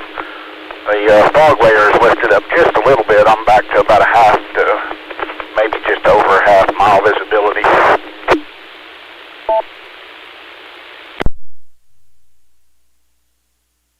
I mean, I don't know if it's Mother Nature or what it was, but this female, it looked like she had a wand with her or something. I don't know what, but they showed her in handcuffs. And several different police departments show arresting the same woman. So they just got the idea. The one I liked was the precipitation types in relation to a donut. For rain, just a plain donut, nothing on it. Freezing rain, you have the glaze on it, which is sticky otherwise. And then you have the sleet where the sprinkles bounce off. Then when you got the white powder on top, it's snow. Roger.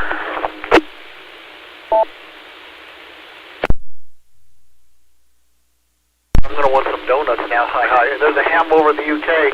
He and M6PBY, we chat quite a bit. And, he's always kidding me about that.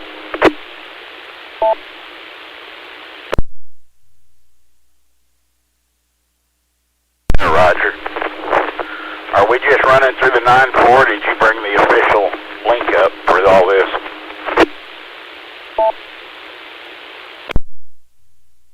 Started up at 6:30. Traffic has been slow, but I've been here to give updates. I have gotten some reports, and last night and this morning you'll had some reports too. I think most people, or at least hopefully, they're in bed. Well, I'm still going to be up for a while, or at least I'm going to try to be. And then I'll let somebody else take it after daybreak tomorrow. But we'll just see what happens. But I think, once after the precipitation ends tomorrow afternoon, we won't have to worry about doing a weather watch net or anything else for a little while. At least we hope not.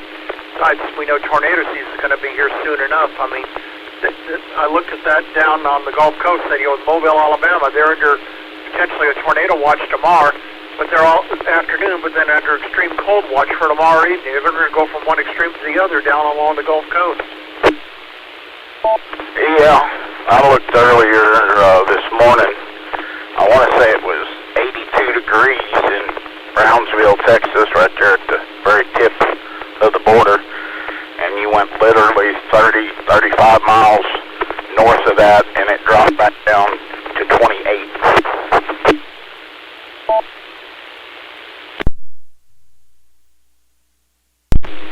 Now you know what a blue norther is, hi.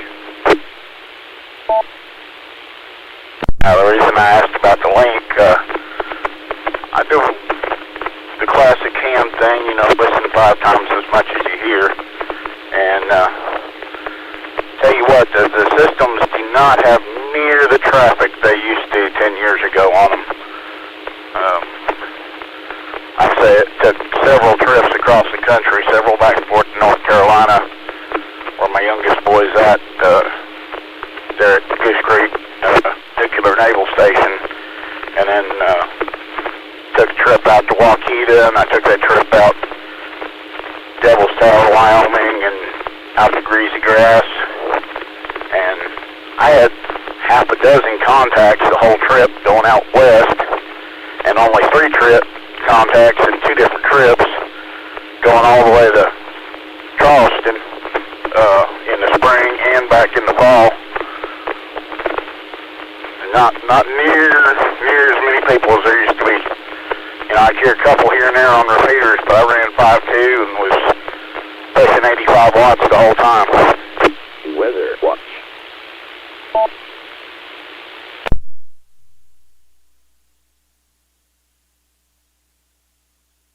Alex said, you know, I mean, reports have been kind of slow because, I mean, I haven't been just checking beam for the count. You got too many nets to do that. I just wanted reports, and I have sent them in.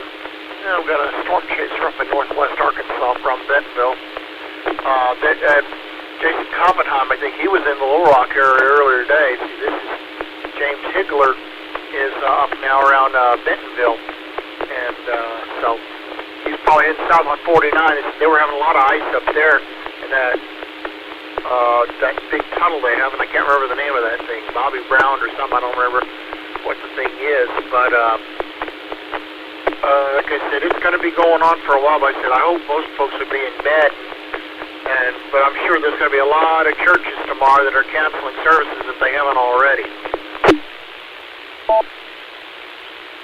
Yeah, Roger. I was talking to a buddy of mine earlier, and my father Reed Timmer's live streaming because Reed and us chase together a lot. A lot of times we're on the same storms, we talk to each other. And it took Reed 9.5 hours to drive from Norman to Carlisle, Arkansas.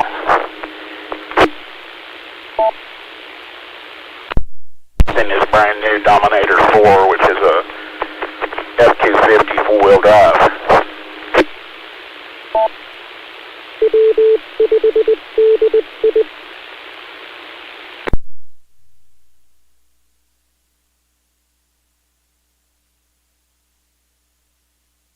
A few extra seconds to see if I need to get in with a report or something. But I mean, like I said, the warnings have been out. They're going to be out still at least for another 19 hours basically on the winter storm and ice storm warnings, but the extreme cold warnings in effect till 6 p.m. Tuesday. And but I remember that I saw one video a while back that he got stuck in a mud bog thing.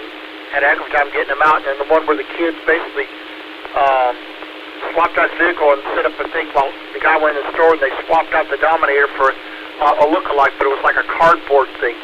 I think afterwards they figured out what they did and everything. You let them have a tour of it or something. I don't remember all the details, but that was a few years ago. Yeah, Roger.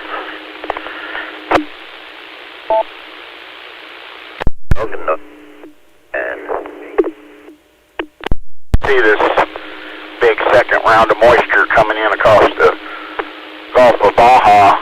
Is there much showing back out in that region of the country, West Texas, yet?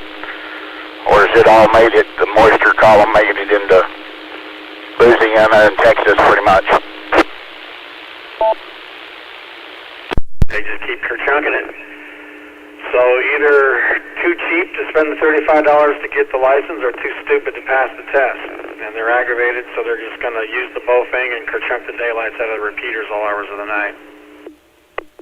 It's practically all Missouri and Arkansas, then a good part of Tennessee, and then you go up north, Missouri, Kentucky, Illinois, Indiana. I mean, they show precipitation all the way up into Michigan ahead of this thing.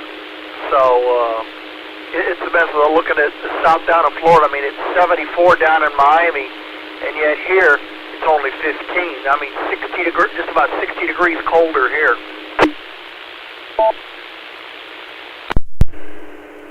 Watching TV and listening to the radio.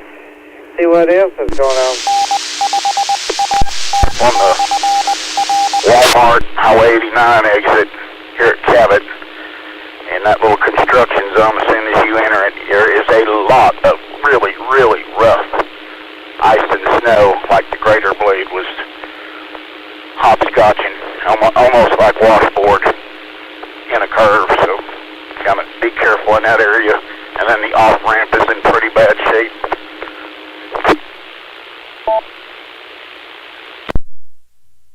Hey, I'm back.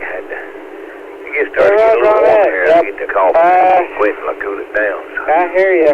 But that little electric heater, it's been running non-stop, constantly. Sit here in my roller chair and looking out the window. And come in a while ago, and it's 39 and the heater's running wide open. Still. And I thought I saw a lightning outside, flashlight or lightning or something outside, but I don't know. I know that one time it's about this time, and it's sleeting real hard and got a little bit of lightning. But no thunder, but that's kind of pretty much normal anyways. Quarter Century Wireless Association Journal, and then I got to release a C.A.R.E.N publication, and then I also got to start the audio transcript for the next issue of the journal. So, and I'll be doing that because the 1st of February and March is on the first Sunday, so I'm going to be busy then, and also then the second Sunday in March is the time change again. They asked that question on one of the other nets, what would you prefer? John W5DI in Davis, Michigan, he called DST dumb stupid time. I wish we'd stay just on standard time year-round because I know that it's only 6 hours between Central Time and UTC, but it's so hard to keep all the rest of it together. Roger.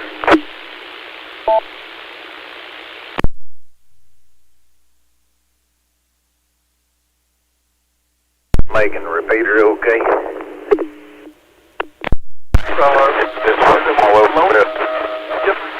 I'm going down. Actually, Jacob's taking me down. Jacob's paying for the whole trip. We're going down to Artemis 2 lumps here first of this next month. 3.6 miles south of Fouke, F-O-U-K-E, however you pronounce that. And then another wreck there, the eastbound off-ramp at exit 18.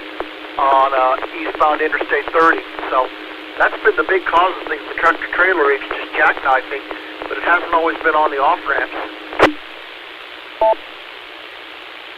Maybe 100 yards from me, so that way I can use this little bitty tiny handheld with a 2-inch antenna on low power. Still get in okay, maybe. Just could not remember. Some of those towns are kind of crazy to pronounce, and I've got to figure out how to do a questionnaire thing. I got to think of like 90 different Arkansas cities. I set up puns for them to play on words as a clue for the town. My favorite is for a community down in southern Arkansas. The clue for it is Kiss Again. 2 words. Kilo India Sierra Sierra, Alpha Golf Alpha India November. Kiss Again. And the answer, smack over. Hi, hi. Yeah, Roger, that's a good one. Into this one here on our water tower just fine, because like I said, I'm about 100 yards from it. More data here. The 12Z runs, not 12Z, 0Z runs should be completed here shortly, and I'll get an idea of what may happen. Of course, that anything more than 5 days out is a crapshoot. But I mean, I'm still amazed. I mean, last Sunday the models all locked in onto the storm about 18Z, 12 noon on Sunday, and they were practically on the same solution.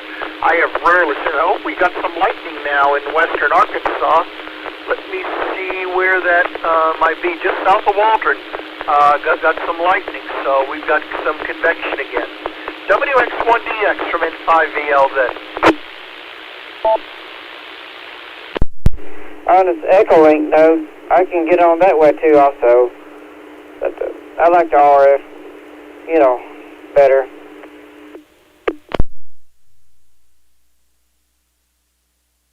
Hi, Roger. Me too. Can't wait to get the node built. So the microphone will be here. All I need is that box. The rest of the stuff can wait, and I'll be on the air.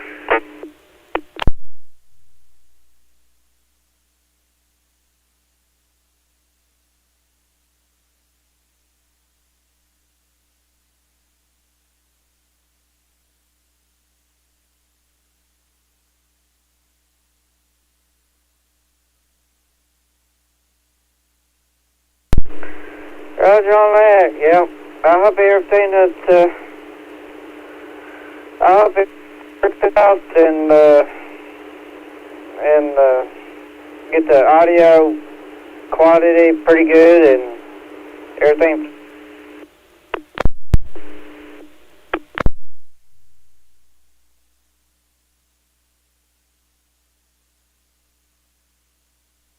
All right, Roger. Yeah, that's what I got to do when I get it. Tinker with the audio settings. I'll just follow the directions that David has on the web page there and go from there.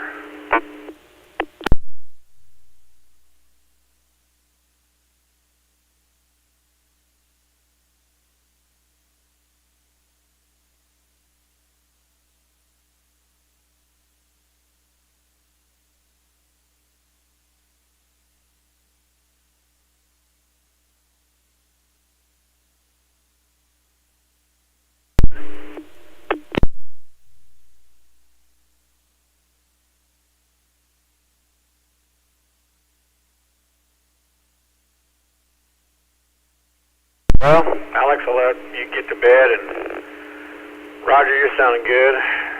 I'll be up here for a while drinking this Red Bull, tinker on this confuser.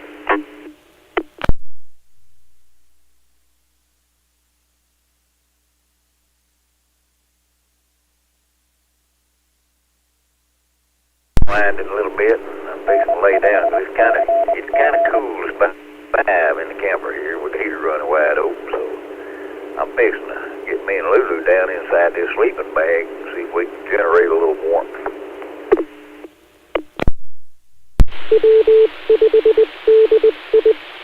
Well, good night to both of you.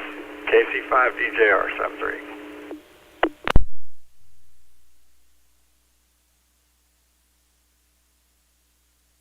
You listening for a little while there? I'll have a handle in here beside me. I got a couple of them, so I ain't worried about batteries running down. Catch y'all later. Chargers and everything with them. I think I'm be a we'll be on here little while anyways, and before I go to bed. So I'll be a listen a little bit. So anyway, N5ALC.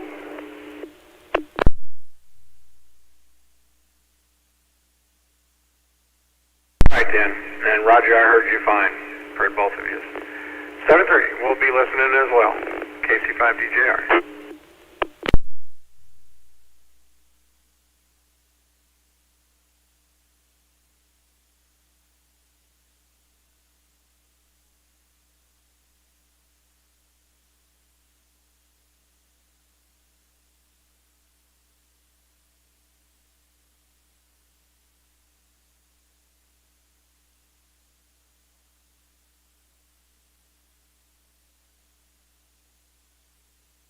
WX1DX. Daryl, the sleet has started back here in Cabot pretty hard at Interstate 57 and Highway 89. Weather watch. Go ahead and report that. Just looking ahead, just for grins, if the CMC model is right, on February 1st, South Florida, I mean, all the way down to Homestead is going to have a freeze. And, boy, that's going to really mess things up. Of course, that's only one model, but seeing it that cold, I don't think they're going to get any precip, but if they do, it probably would be snow. But, man, I was down there when it snowed the first time, and that year, like, much of the citrus crops wiped out. But I'll note that I said I-57. Give me the location again. You said you got moderate to heavy sleet. I-57 and State Highway 89. Exit 19, Cabot.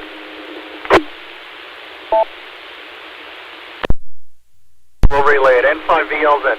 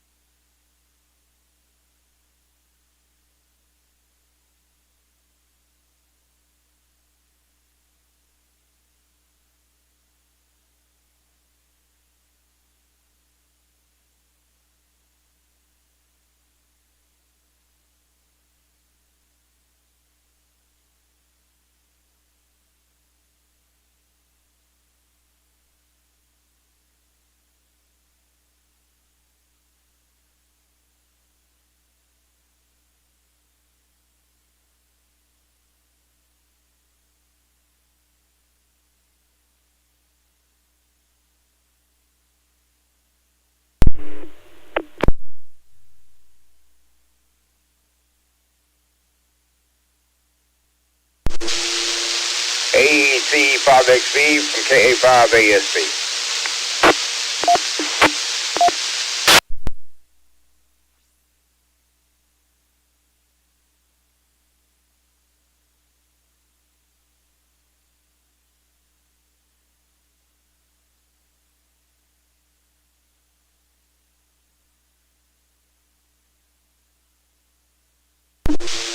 K5ASP, KA5ASP, AC5XV.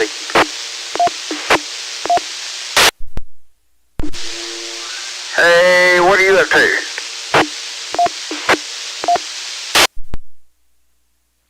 I just crawled into bed. I was watching a movie on my phone, getting ready to go to bed. Oh, I just called into bed too, but I'm not even sleepy, so I might be here for a while.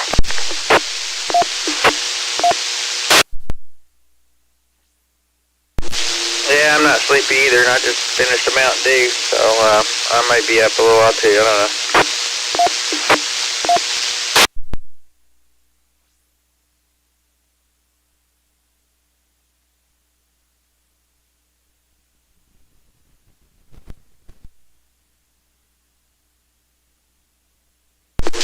I just poked my head out the door to let the dogs out. Man, it's sleep hard out there right now.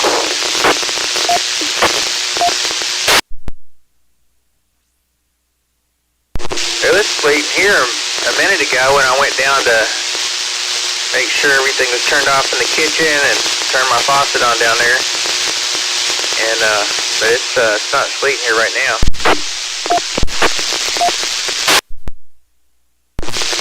Yeah, they said we're supposed to have precipitation till about 9 o'clock in the morning, and that's going to go away. Yeah, I figured it'd be about noon, but 9 is good for me. It's even better. I hear that buzz on your signal again, like a guy was talking about earlier today. I have to figure out what's going on with that. How about now? Do you hear it now?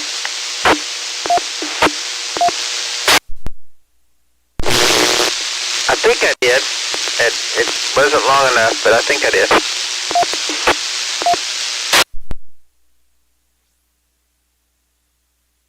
Alright, well, I moved my phone further away. Hey, I need to talk to you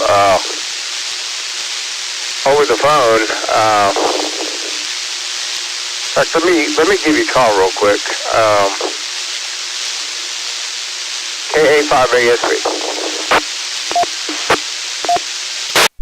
Copy that. I'll be waiting for your call. AC5XE.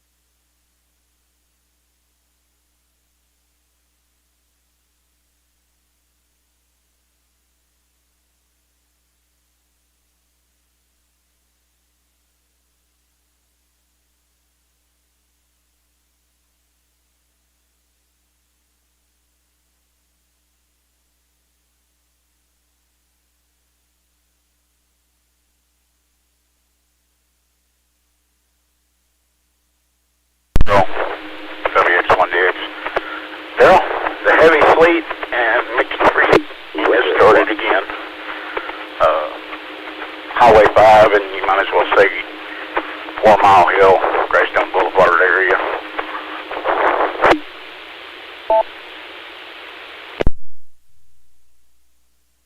Okay, your previous report, was noted in. Yeah, figured that, it is getting heavy because that area, coming in to the region. I mean, it's going to be that way all night long.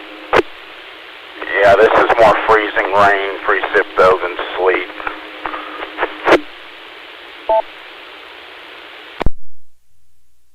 And where was that again?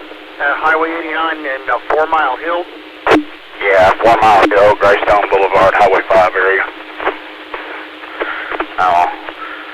Enough freezing rain, heavy enough. I'm going to try to get back into the QTH here and make a hill.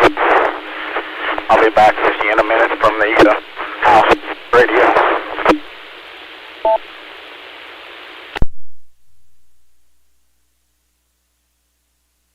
Highway 5 and 89, you got freezing rain now and it's increasing. So, all right, well, be careful getting back to the QTH, and we'll be here a bit longer. I may grab another snack. I've got some drink here to kind of to swig, but like I said, working on that. I'm looking at an interesting thing here. It's not weather related, but I want to just railroad related, but I want to read a little bit more on that. So, anyway, WX1DX from N5VLZ. Be careful.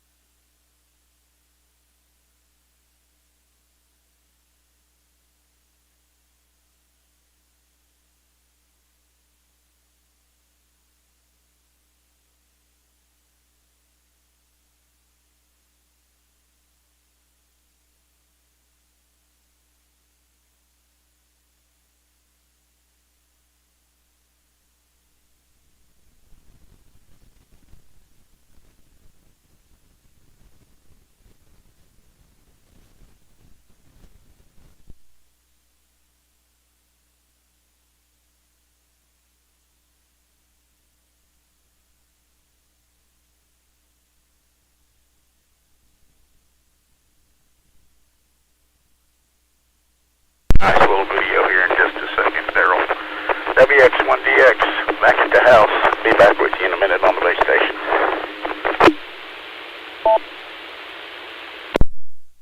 You're back, Jesse. WX1DX, Weather Watch Net. We'll have a new set of ops in about 20 minutes.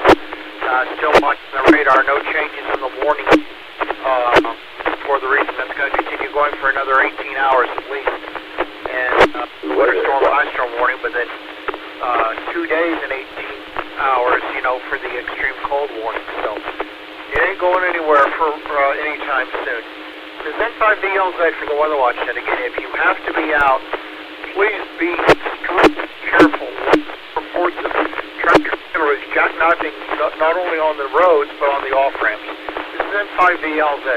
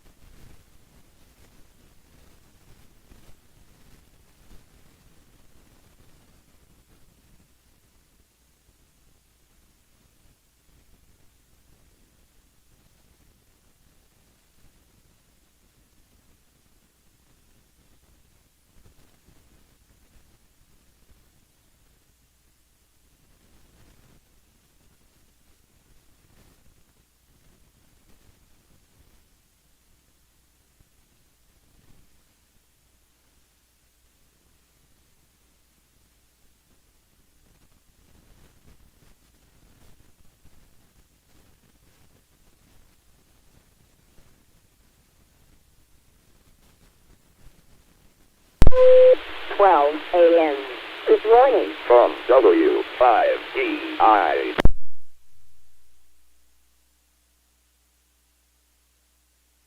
N5CG, weather watch net. Only recover way 103.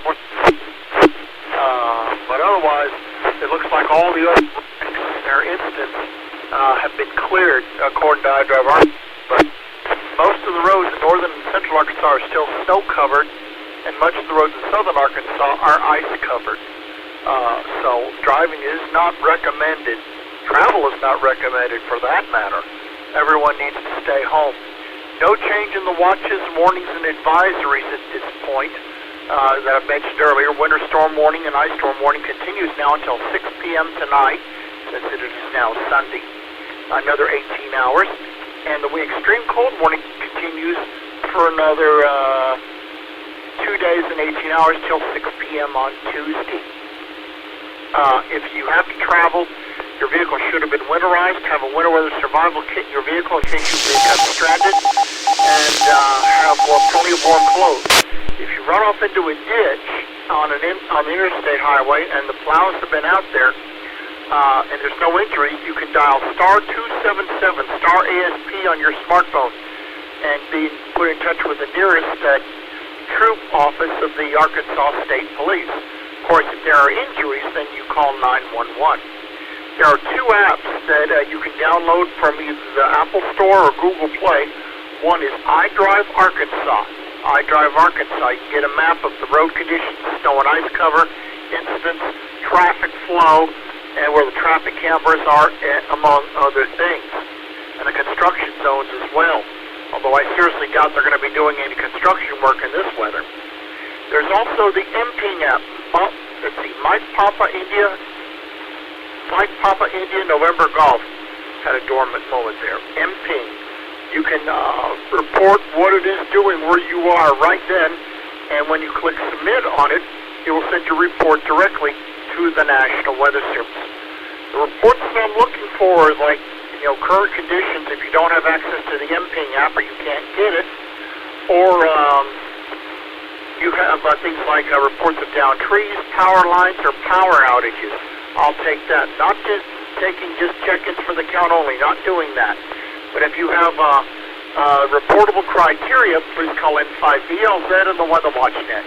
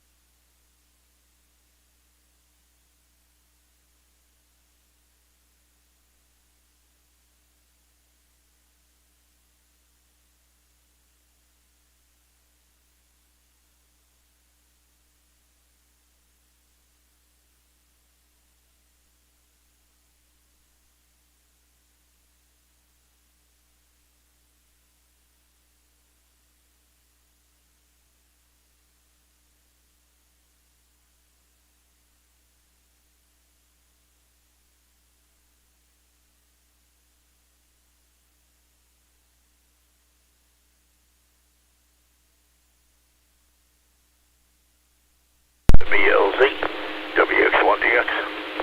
Weather watch. 1DX, N5VLZ, on the base? Yeah. Out of the damp shoes and socks from helping them folks, and grabbed a couple goodies and the last of the 4 monsters out of the truck, and we're ready to be set down in the house now.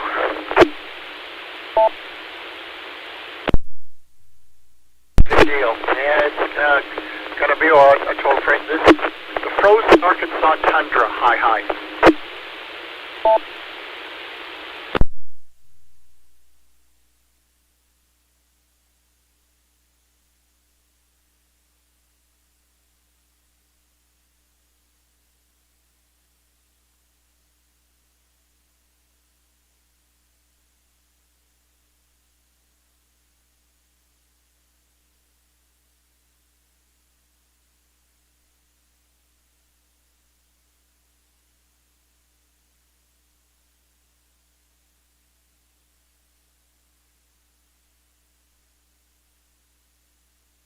Something I said, I noted earlier, the fire danger's gone back to low for the whole state, but the burn beds will be cleared until the county offices get back open, which some areas is going to be a while.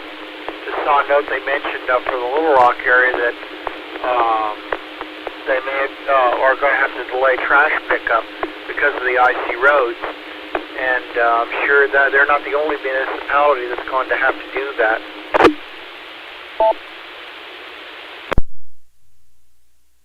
Yeah, Roger.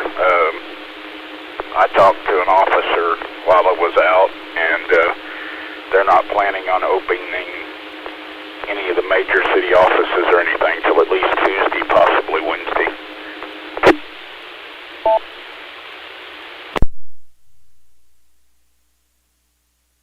Thing is, though, like the last I saw, like Little Rock would barely get above freezing on Tuesday and Wednesday, but then we'll be back down below freezing the rest of the week.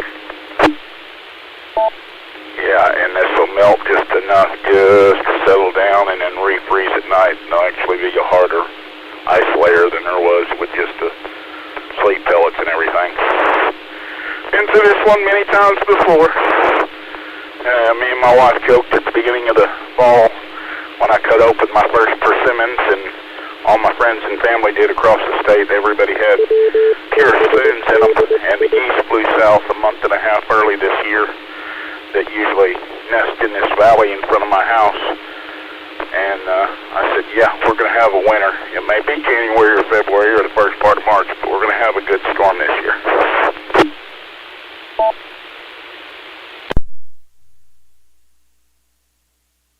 When you mentioned about persimmons, I think about the T-shirt, because I was in silkscreen printing for nearly 20 years, and I always still look for, funny T-shirts. One doesn't get older, one gets better, and I'm approaching magnificent. Another one, they're all bent over just laughing, like, you want it when? with the ones that look like an ocelot, but sucking on those real tart, bitter persimmons, lips all pooched up and puckered in. It said, it's by the lady, it said, I have PMS and a handgun. Any questions? And this lady friend of mine, she said, I want that shirt. Hi.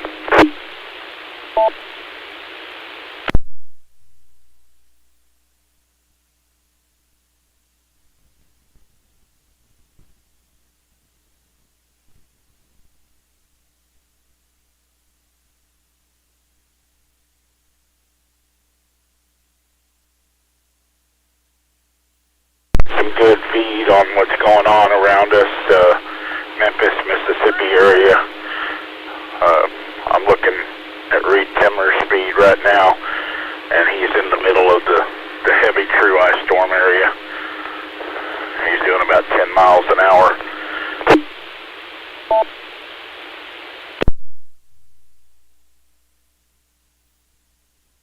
I hope with all the warning that was given over the last few days in Ryan Hall, KJ4WHM, you and asked, do you believe the storm was overhyped, underhyped, or just right?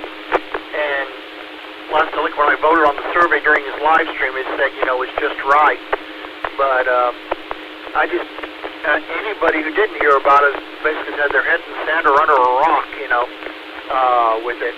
Like I said, I saw the CMC model. Of course, it's the only one that showed it. But if we were to verify, they're going to have a freeze all the way down into the Florida Keys, early at least to Homestead, Florida City, on February 1st. Now, if that's the case, boy, that's going to really screw up the citrus down there. Weather watch.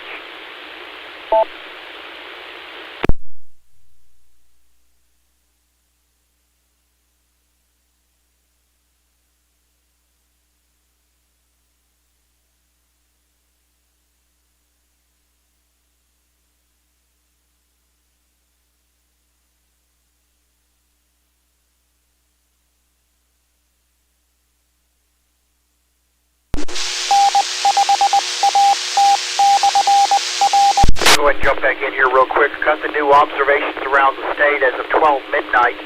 Fayetteville, mixed precipitation at 12. Harrison, light snow at 8. They've dropped a degree. Jonesboro, light snow at 15. Fort Smith, light snow 18.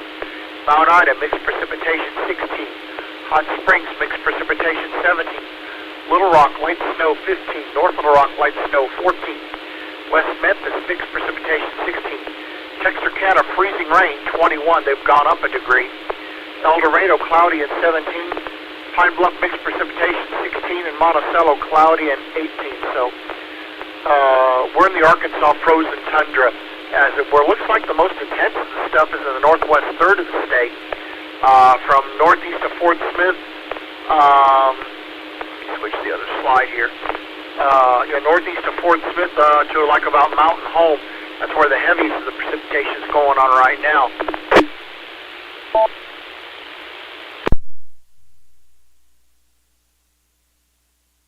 Back with you there. Answering a quick phone call.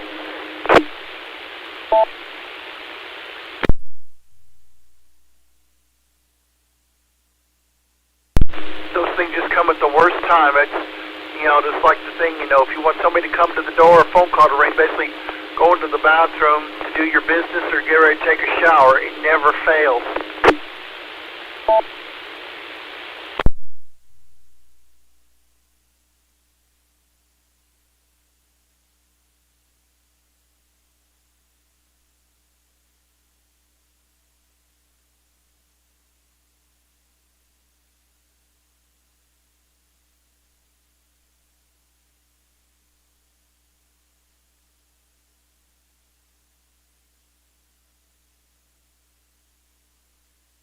Station I stopped at there in BB, they were down to about a quarter of a tank on their undergrounds for gas and down to less than half on their diesel fuel, waiting on a delivery. They said they hope it gets there sometime tomorrow evening, if not Monday.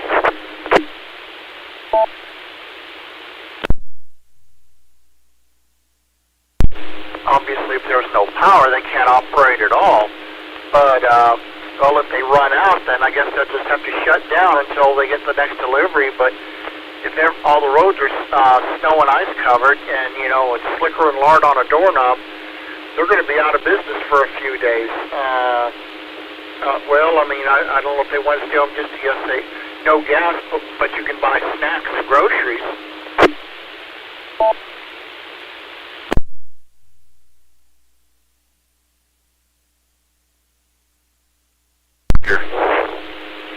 Yeah, this place is busy enough that they have a natural gas backup generator.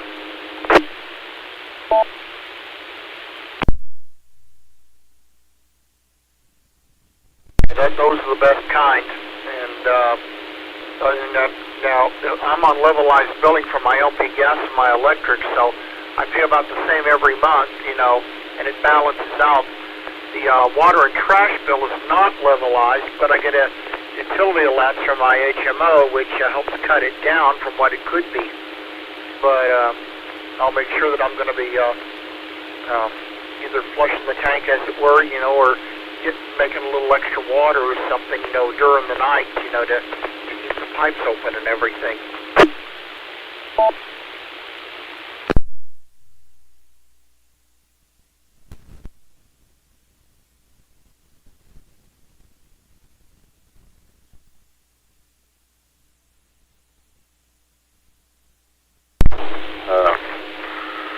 Have to wait and see how things go, like you're saying, and like they kind of forecast with things. It's going to be several days digging out from under this, thawing out, and everything getting restocked. Talked to a friend of mine up in North Arkansas, and he said that midday Wednesday, most of the gas stations in the Mountain Home area were already out of gasoline and diesel fuel, and there were lines. He said, like he saw when he was down working Katrina down in Louisiana and Mississippi. Weather watch.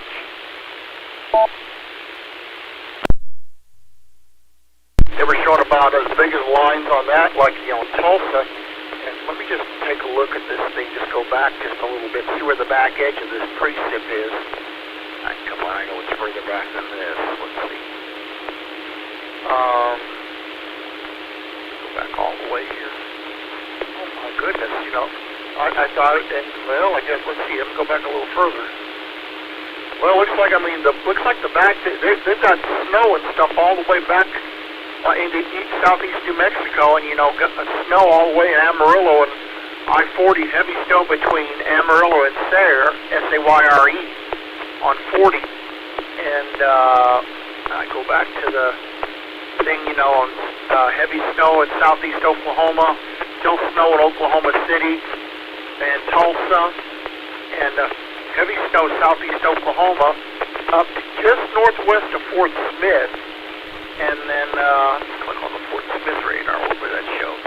Yeah, and there, heavy snow in Mountain Home, and looks like, probably some heavy sleet about coming to Russellville, and just to the west of there, they got heavy snow. So, and then we get back over to Little Rock. Still, the heavy sleet and the snow from northwest, but like you said, it's not going to be. It's going to be doing this for at least another 18 hours. Yeah, Roger. How many folks have you talked to today, or in the last 24 hours, I should say?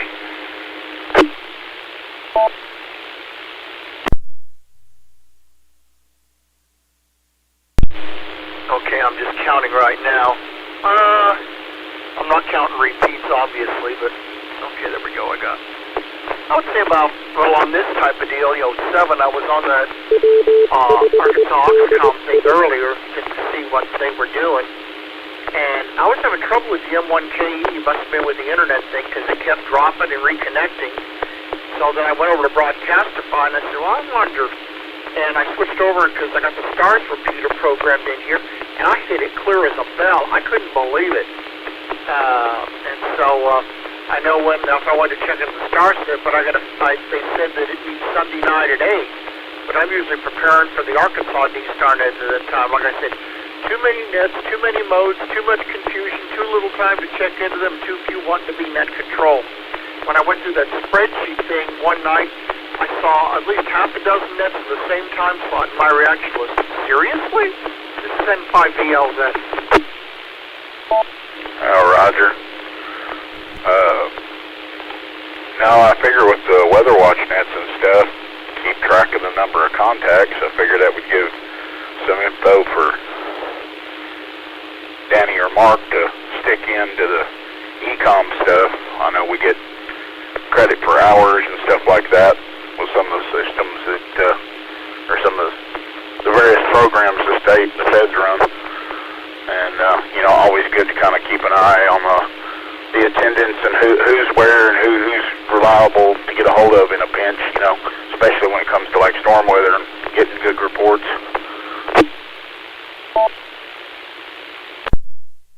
I try to capture a picture off my cameras for you. I'll text it to you real quick. You see something cool in the left side of the picture. There is a light phenomenon going on that's sending a pillar up through the middle of the snow.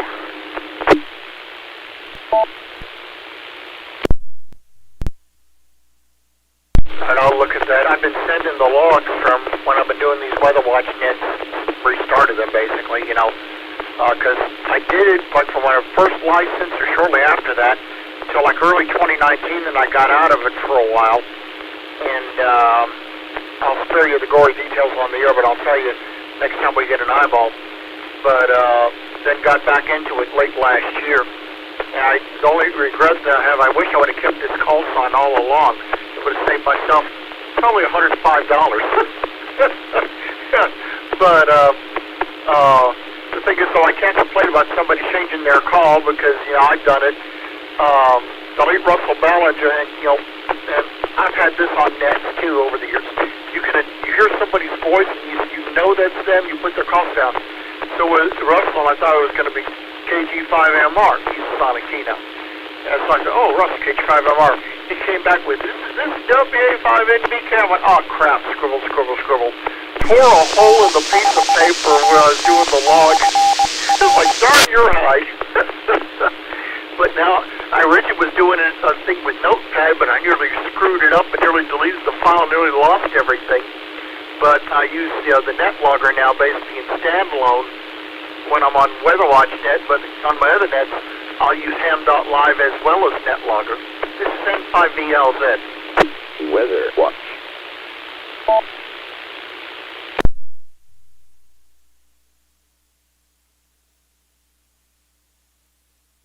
I'll be back with you in just a couple minutes and look at what I just texted you. It looks like another area of heavy sleet about coming into, or freezing rain coming into Little Rock from the southwest. WS1DX from N5VLZ. I'll check the phone and we'll be standing by. We're going to be here a little while yet.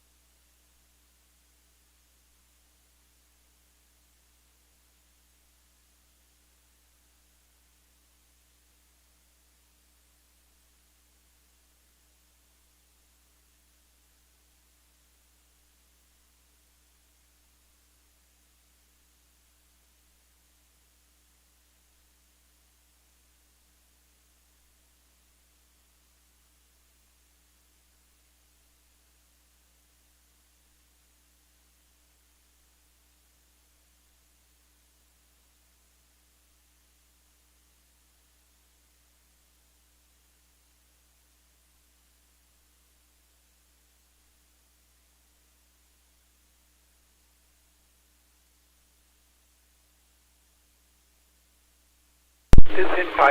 It's excuse me, this is N5VLZ for the Weather Watch Net. Looking at another radar app that I've got. Shows that precipitation is more scattered across the southeast half of the state, mostly sleet and freezing rain. But the northwest half of the state is showing mostly snow, but, you know, there may be some sleet in there as well.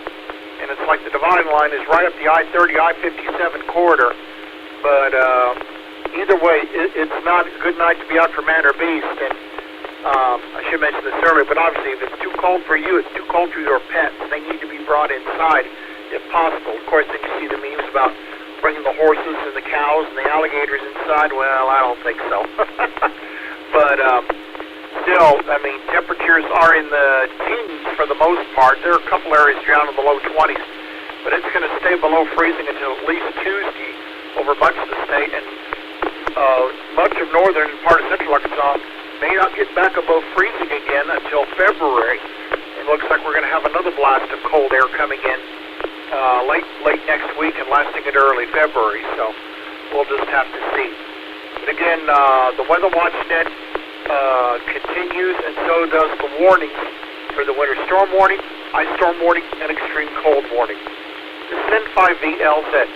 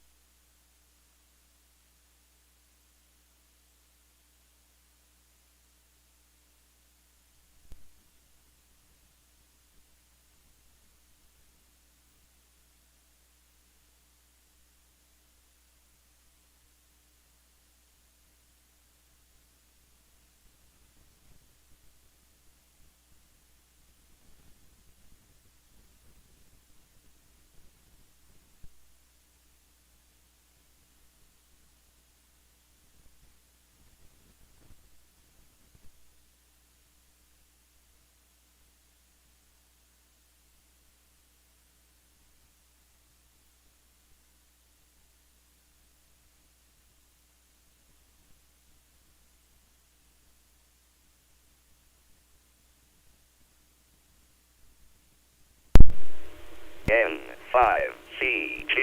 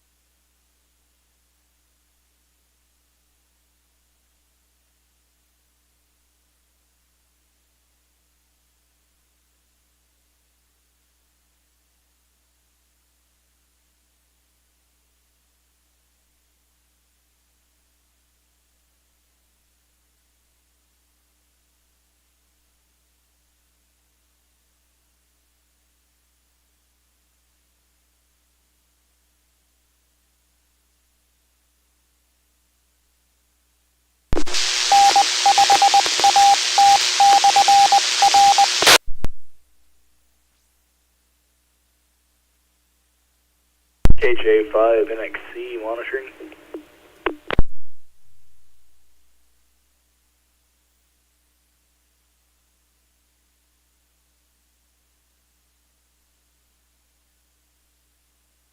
NXE, KC5DJR. Hey, KC5DJR, sorry, that was KJ5NXC, Kilo Juliet 5, November X-Ray Charlie.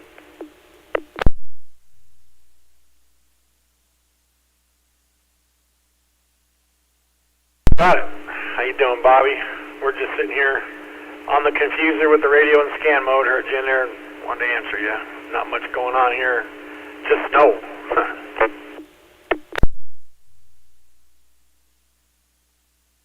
Same here. Just, we got some good snow here recently, a few more inches, and just kind of enjoying looking out the window and drinking some hot cocoa and looking at the pretty view.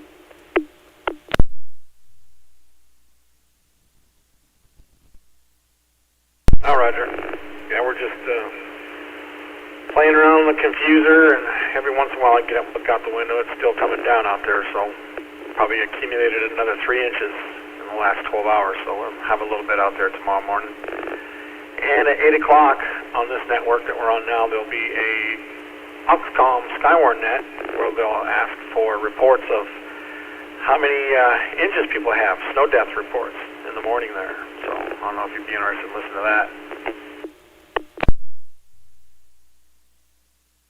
Yeah, nice. Yeah, I actually heard some of their activities today. Unfortunately, I don't really have a ruler here, so I can't really give them an accurate reading, but down here at Little Rock, it's mostly been ice and sleet.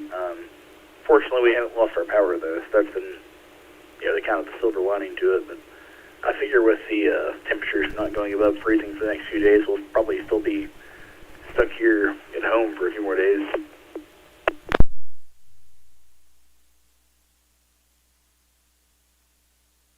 Oh, yeah, for sure. Yeah, we've been in the house all day. We took one little trip to Dollar General, get some snacks, something to drink, and now we're back in the house, door shut, heater running, and yeah, we're all electric here, so if we lose power, we'll be in a little bit of a pickle. But the utility company here is really good about sending out teams to rapidly repair and get us back to normal, so hopefully that's the case, but hopefully don't lose any power.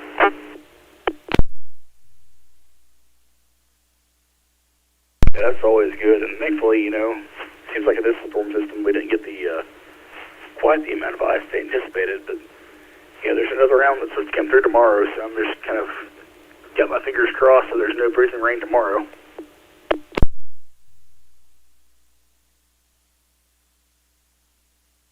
Yeah, I don't have to go anywhere, I don't have to be anywhere. Do it all online. The mail lady's pretty good. I think she's got all-wheel drive, so she's pretty good about coming and delivering packages and mail. But yeah, it's just going to be in the house, on the computer, and watching videos on the big screen, talking on the radio. That's about it. So there's not going to be much going on for sure until this stuff goes away.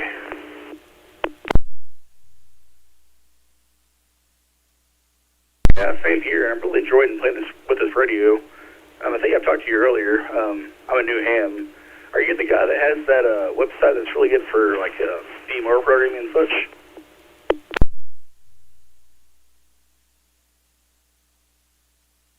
Yes, that would be me, Dave the Soup. Yeah, I got that website up and running, and people really like it. And I cleaned it up. It used to be all fancy and flashy pictures and text. I just kind of narrowed it down to basic meat and potatoes. No fancy, flashy, just HTML text to the point, and people seem to like it. So it's been a work of mine. I've been messing around with Brandmeister since 2015, and messing around with DMR since 2012, and messing around with radio in general since 1984.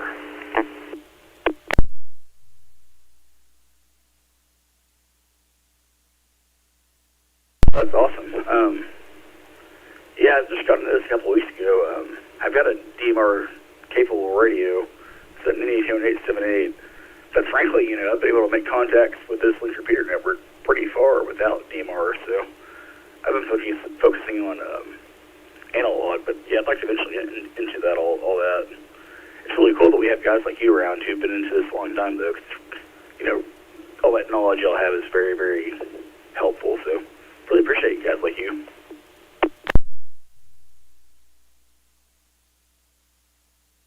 Well, thank you. Put a lot of work and effort, sweat, blood, and tears into that, and I love it, obviously, and I love the hobby. It's done a lot for me, so. But yeah, welcome to the hobby.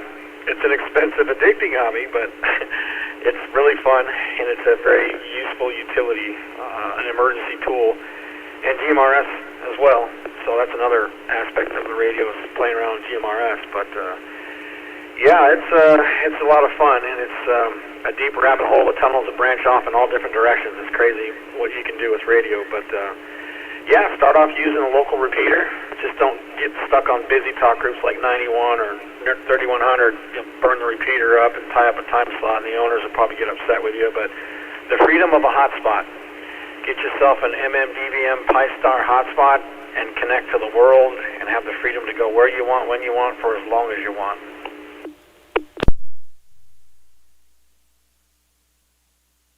For sure, setting up a hotspot is definitely something I'm looking into doing soon. And actually, I think I heard you last night whenever all this started up. I heard a lot of the same trip chunking and radio interference you heard, so I found that irritating as well.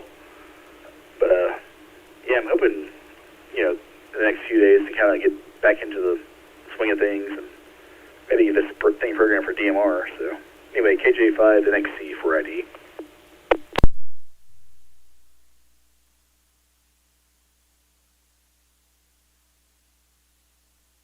Roger. KC5DJR. Yeah, that happens every once in a while. It's not a lot, but occasionally you do run into some knuckleheads out there. So best policy is to just ignore it, keep talking like they're not there, and they'll go away. As soon as you give them the acknowledgement or complain about it or talk about it on the air, they'll stay around and do it all day. So if you don't give them what they want, eventually they go away and find somebody else to pester. But that doesn't happen a lot. Big metro, like in Phoenix, where I was for 8 years, it was horrible there. It was quite a lot. Now they got it on GMRS too, so bad that they're requiring MDC 1200 on your radio to gain access to the repeater. So that keeps the both things out. But yeah, help yourself that radio site there, and learn and ask questions, do a lot of Googling, and a whole heap of YouTube videos out there that help with it as well. And maybe you'll get into DMR and All-Star and some other networks and modes.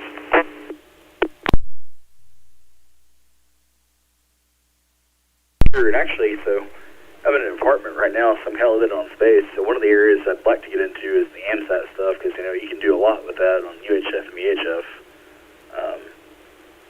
So, yeah, there's a lot of the parts of the hobby that it's such a huge hobby. There's a lot of parts of the hobby you don't have to have a lot of room for, so I think I'm probably going to focus on that for a while, but eventually I'd like to branch out into the HF, DXing type stuff. But, you know, right now I'm frankly having a lot of fun just on this little HT.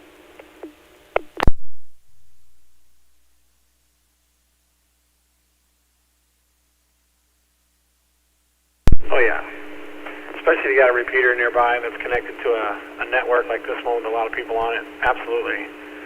And there's some of us out here like myself right now that burn the midnight oil, and sometimes these guys will get in here until 2, 3 o'clock in the morning and chit-chat. It's always fun to listen to.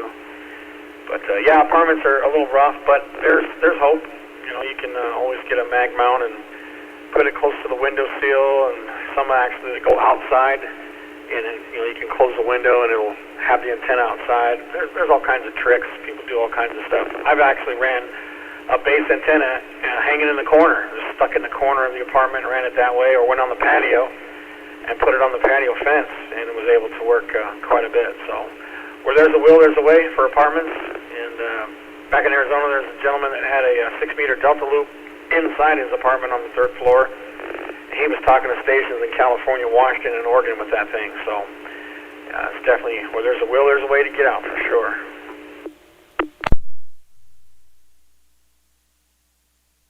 Oh yeah, so actually I bought a book on Amazon called Ham Radio for Indoors, and it talks about things, you know, like these magnetic loop antennas and things like you were talking about. But like also, like you were saying, with these linked repeaters, it's just amazing because, I mean, you can almost talk across the entire country with these repeaters. It's really cool that we have these. It's really good infrastructure.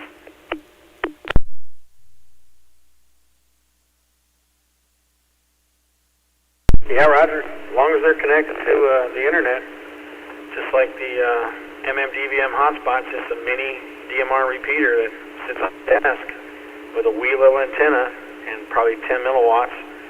And you'd be surprised how far you can get from that thing, roaming around your neighborhood to the mailbox and back or whatever. It really does amazing as far as coverage goes, you know, through the whole house. And you can connect to people all over the world with that thing, just like you can here on All-Star. Of course, these repeaters here are, you know, connected permanently to certain networks, but if you have a node at home, you can talk to people, you know, anywhere in the world. So, yeah, it's a lot of fun working with these link systems. I enjoy it.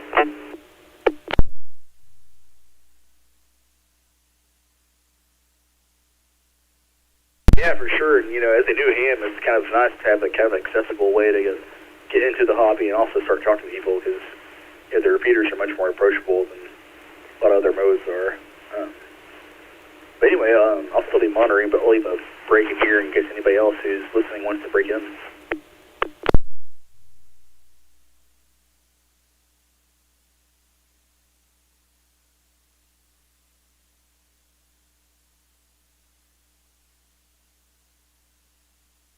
Good habit. And if you keep that, and you get into a conversation where everybody's quick in, as soon as they hear you doing that, they'll do it too. And then pause and say, would anybody else like to use a repeater, call a friend, or anybody want to join in and add their 2 cents to the QSO? And here's your time, and then unkey and wait and see if anybody takes the bait. But yeah, you're doing good. Got over the mic fright, and that's what you do. You get out there and get on the radio and learn. You know, the first couple of years I learned a whole lot about amateur radio that I did not know, even tinkering around with radio, you know, since the 80s. So a lot of listening and a lot of question asking on here, and man, I tell you what, you get a pretty darn good education for amateur radio on amateur radio.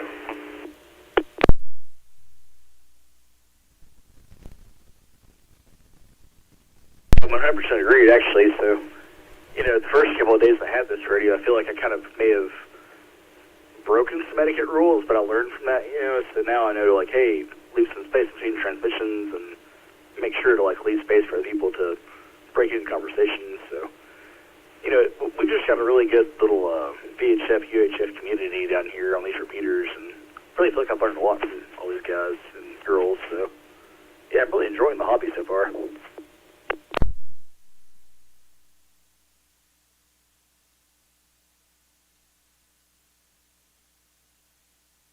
Well, that's good. And, yeah, occasionally they get excited and walk on top of each other. But that's the thing about All-Stars. You can hear them. If you're on a node, you can actually hear. Like when I'm listening to it on the repeater here in northwest Arkansas, I can hear 3 of them talking at the same time. Here, I'll key up on top of Dave. You can hear someone, what sounds like somebody doubling on top of each other at All-Star. And it doesn't have the headline. Good evening, fellas. You hear that? This is K5DPK. Listen to that 5DVT. He's talking while I'm transmitting. That's exactly what I mean. Did you hear everything he said? Hey, other station. Yeah, sounds like there was some doubling there, but this is KJ5, NXC. Could hear y'all both.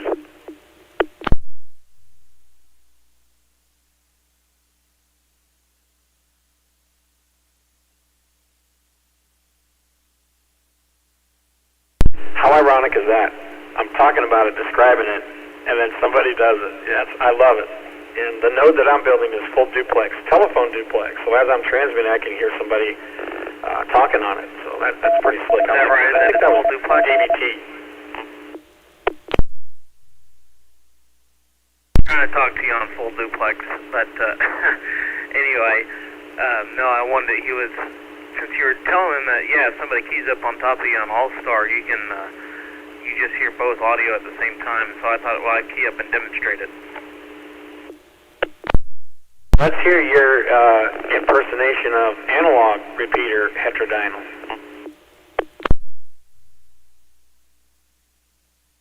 Oh, I don't know how I can emulate that. Let me demonstrate.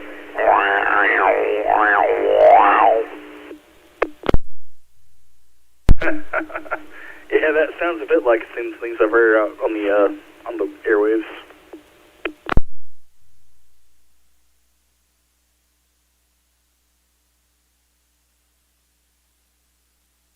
Well, I just want to jump in and say good evening or good morning now, and hello to that other station there. It sounds like you're doing a fine job, and congratulations on not letting Mike Fright keep you from being on the air. But I'm going to jump off of here. I just came upstairs to do a little bit of PCB editing, and I'm going to probably hit the bed here in about 30 minutes or so. I just want to jump in there and say hello. K5DVT. The name here is John up here in Springdale.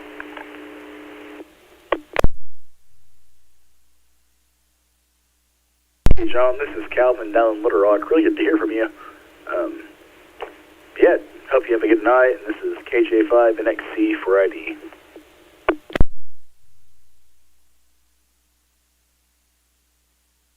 7-3, John. Stay warm, keep the heater on, and stay on the warm side of the door. KC5DJR.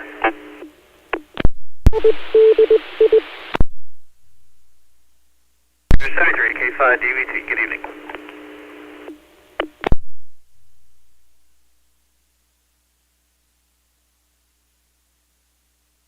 Yep, Calvin, you never know who's out there listening.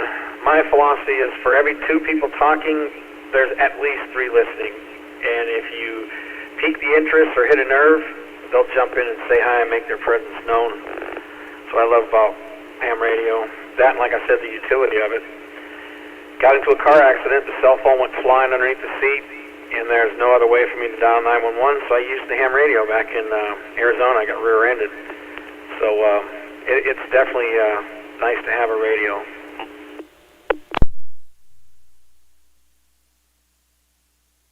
Yeah, for sure. I've actually kind of noticed that because there have been a few times lately where, I wasn't I didn't really participate, but I listened into some conversations where they didn't necessarily know I was listening because, I didn't announce my presence, but I had some thoughts, but, I try not to get too controversial on my airways. I try to just keep it casual, but, yeah, it definitely seems like it could be very useful in an emergency situation because, if the cell phones are out and you call for help, like, there's a way. So, anyway, back to you.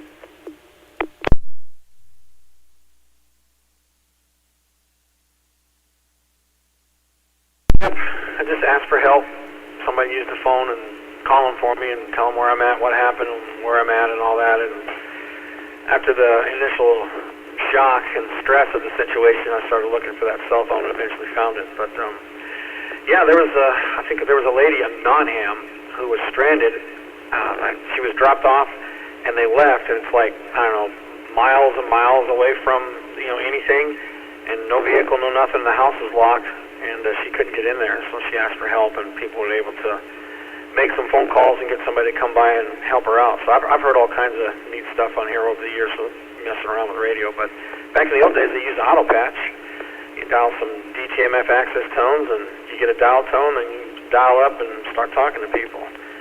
But I think that's kind of gone now. Most people just have a cell phone. But yeah, there's a lot of neat stuff to listen to. Space, listening to satellites coming overhead and broadcasting stuff, and downloading slow scan TV pictures from the International Space Station. There's a crossband repeater on there. You transmit on 144.99 and receive on 437.800. So if you ever put that in your radio and listen, and if there's a good pass over the top of you, you'll hear people from all over the place calling in trying to make contact on that. So there's a lot of neat stuff about the hobby that I really enjoy.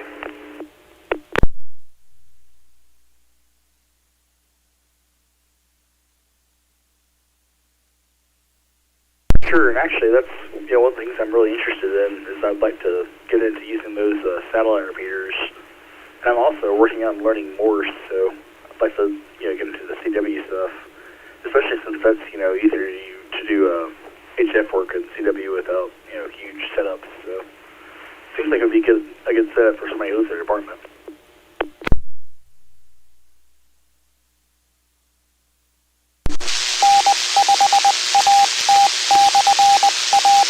Yeah, I cheat. Use an app, decodes it for me. But that's fun. And I mean, there's so much others. I mean, even outside the hobby, there's the NOAA weather satellites, and they transmit APT data. And I used a Kenwood THF6 and the 2-meter portion of a satellite antenna by Arrow Antennas, hooked up to a old piece of junk ThinkPad laptop, running the software. And my brother was operating a laptop, and I was holding the Yagi, and as it passed over, I just kind of followed it to keep the signal strength as good as I can, and adjust for the Doppler shift with the 5 kilohertz up and down. And we were able to download a picture of the south half of the southwest United States. You can see Baja California, all of California, and parts of Nevada and Arizona. That was fun. We did that a few times from those NOAA weather satellites on 137 megahertz.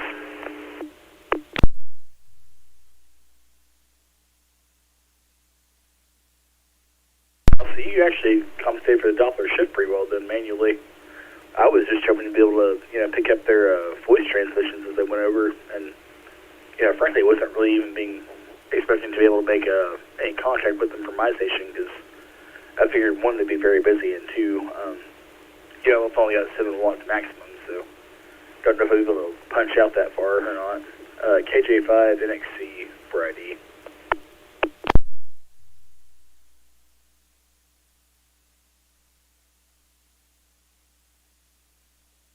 KC5DJR. There's actually a website by a gentleman AH6RH in Hawaii. He has this page that shows you how to program your radio, your HT, if you're doing the satellite work, or the ISS in this particular case. And he's got it where you save it as memory channels and have the Doppler shift already there waiting. So you have a +10, +5, 0, -5, -10, and it works. It's pretty neat. You just use his little method there and change memory channels from 1 through 5 and compensate for the shift. I was just doing that by ear and watching the signal and making sure that the signal received was good, and then look at the picture we're downloading to make sure it was good, and that's how we did it. And it was, we're out in the desert. I was doing this in Gilbert, Arizona, so there's pretty good clear line of sight to the sky there to do that. But yeah, we did that a few times out in the desert and places, and download all kinds of stuff. It's pretty fun.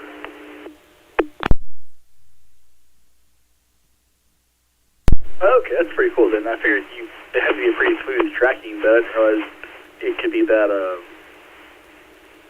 I don't know, I don't want to say easy, but accessible. I thought it was kind of specialized, but it's really cool to hear that you can do by hand. That's the kind of thing I want to do. I find the satellite stuff very fascinating. Also, can I get a signal check? So I'm on this new antenna with the C7A, but is it coming through really well, or is it, it's like, how would you rate it?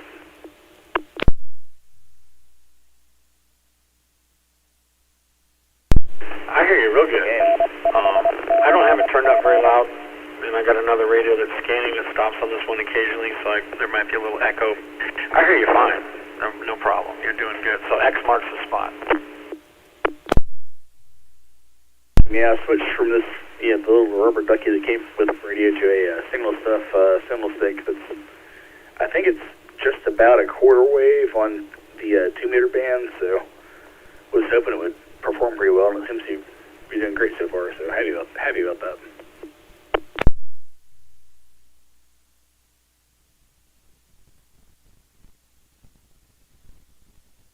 Yeah, sounds good on my end. No complaints here. So, anyways, I'm going to get back to this and finish this up and continue monitoring here. So, it's good to catch up with you, Calvin. Good to meet you, and welcome to the hobby. Have fun with it. Continue to learn, ask questions, study on some stuff you're not fully, have the grasp of, like I do, and eventually you'll get it. But anyways, welcome, and good talking to you. Have a great night. This is KC5DJR bidding you a 7-3.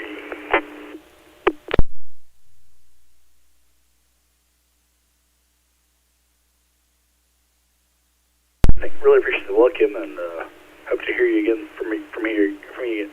God, I hate stuttering. Hope to hear from you again here soon. Sorry, I have a stuttering problem. But anyway, KJ5 NXC clear.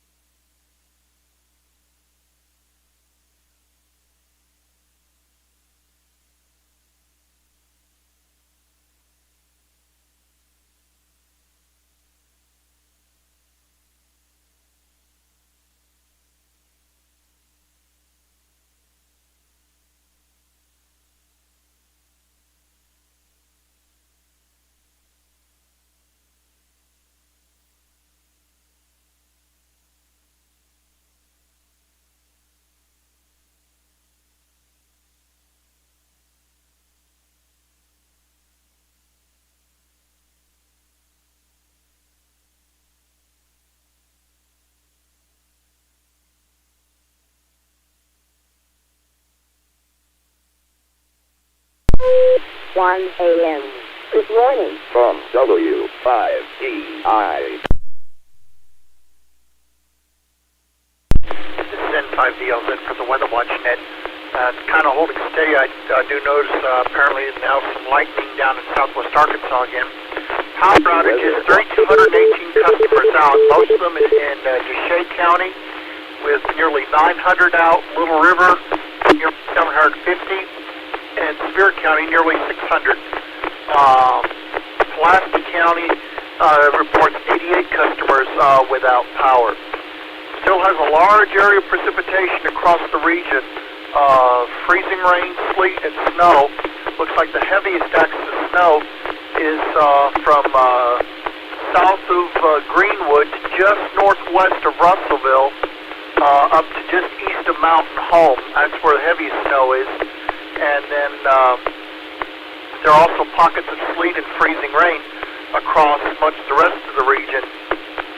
Part of South Arkansas's got some dry areas. Doesn't look like much of anything around El Dorado at this time, but there's more stuff coming up from Louisiana and Texas. Again, there's also some lightning noted around the Shreveport area, so convection is still possible overnight. As for the road conditions, most all roads are still snow and ice covered. Travel is not recommended. If you are out, it should be only for an emergency. You should have a winter weather survival kit in your vehicle in case you become stranded. We'll stay on probably for about another half an hour, and then I'm probably going to secure the net for the overnight hours so I can get a little bit of sleep, but I will bring it back up in the morning as the precipitation switches over to snow during the day, and we'll be getting reports that way. But reports have been slow. Still some wrecks out there every so often on iDrive Arkansas. Now you can download the iDrive Arkansas app as well as the MPING, M-P-I-N-G app from the Apple Store or from Google Play. Both are excellent tools to have on your smartphone. Z5VLZ for the Weather Watch Net.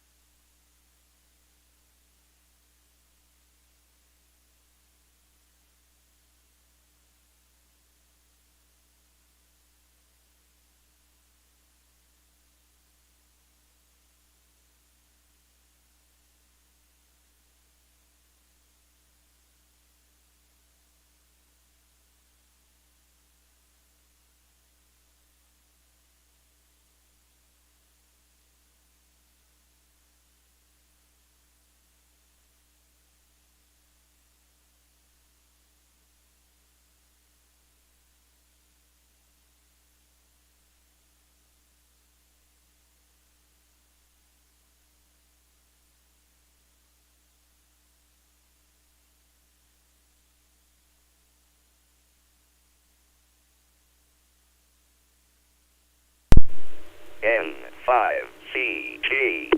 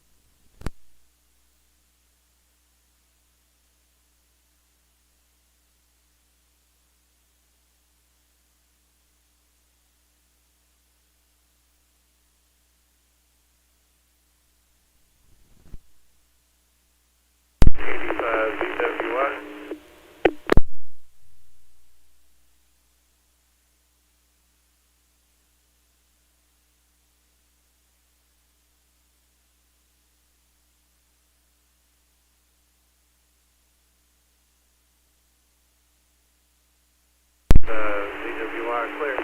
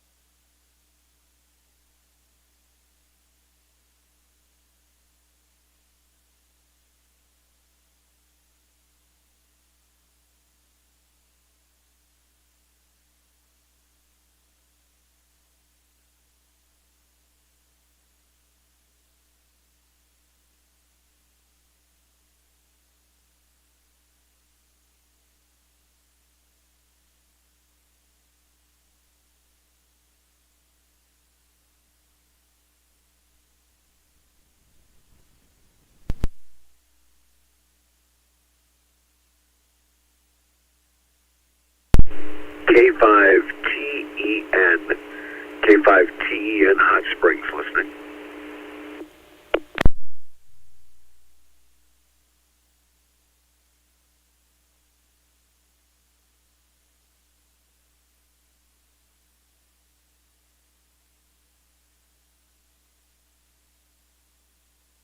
Bruce, sounds like you're on All-Star instead of the HT there. You're not all scratchy. I can hear you real good.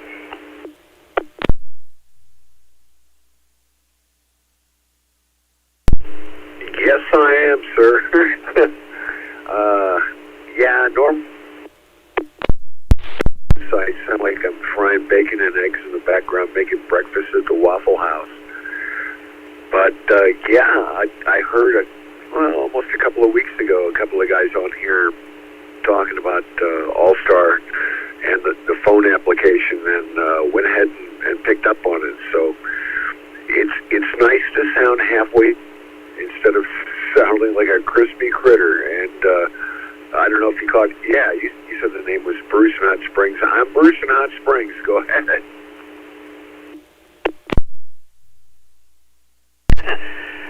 Dave in Lincoln, way up north here in the corner.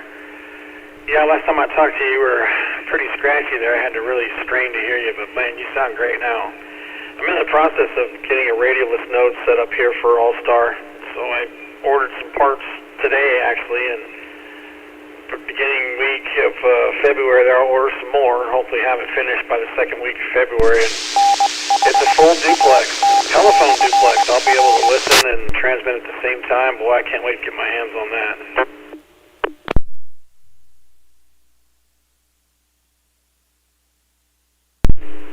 Full duplex. That sounds too cool. I remember one of the first police departments in the nation back in Chicago. I used to be a police dispatcher in the Chicago suburbs. And when I went to the police academy, they had recordings of the guys. It was a elevated train that had fallen off the tracks and crashed onto the road below. And there were multiple injuries, and they were demonstrating how awesome the duplex was at the time. And it's a shame that hams hadn't made more good use of that. That's good technology.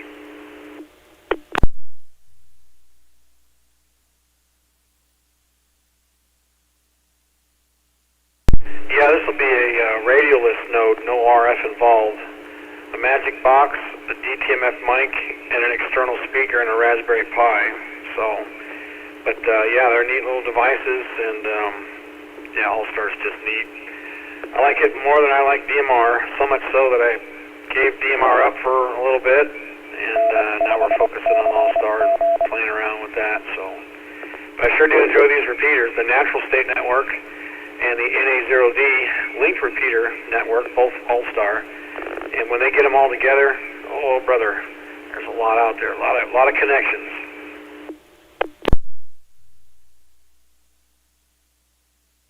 Yeah, I'm glad to see that. You hear so many repeaters now that are just silent. There's just no activity. Some of the solid repeaters here in town, there's two of them that just rarely have any activity on them at all, and that's a shame. It would be nice to make use of them with All-Star or something to keep the activity going. That would be awesome. And Dave, you said you're in Lincoln. How far is that from, say, Fayetteville?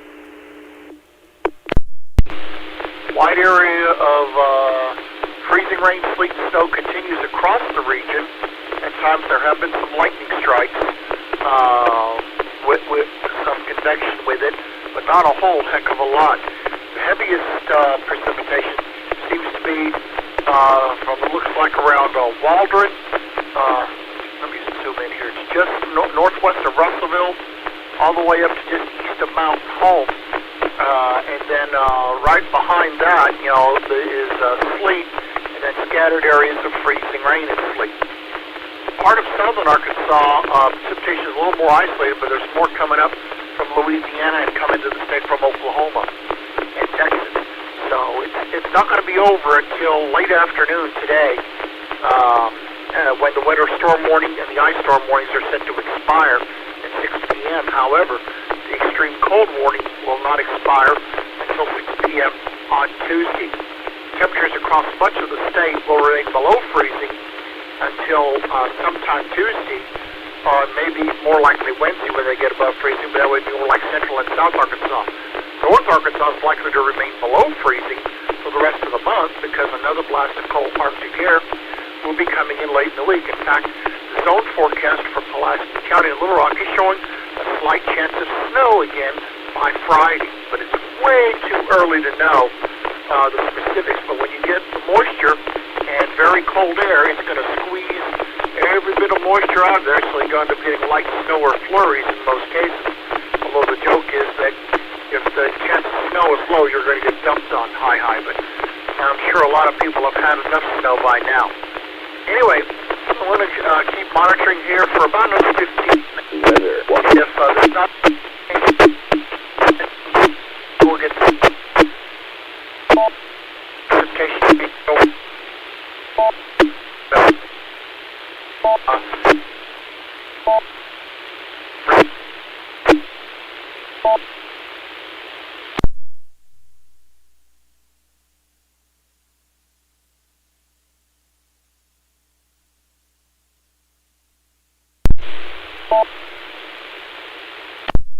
Sorry about that. It disconnected me. I don't know if I didn't transmit that on the last one or not, because I unkeyed and there was nothing, so maybe I didn't hold the button down long enough. This is N5VL, this is the Weather Watch Net. Still areas of freezing rain, sleet, snow across the state. Maybe some convection in Texas, but should continue till late afternoon today. Morning still. Out, drive, stay. A lot of areas are going to be closed early next week because the roads are just going to be so icy. I'm going to monitor for about another 15 minutes or so, and I may shut the net down for the night so I can get some sleep, and we'll bring it back up after sunrise. N5VLZ. And the reason why I ask is there's a really cool club up there in the northwest corner called the 4 States QRP Club. And they make kits for people who like to operate QRP on, say, 20 meters, 40 meters, and stuff like that on Morse code. And you can buy their kits, and it's a pretty cool club. But I don't know if you're far enough north for that.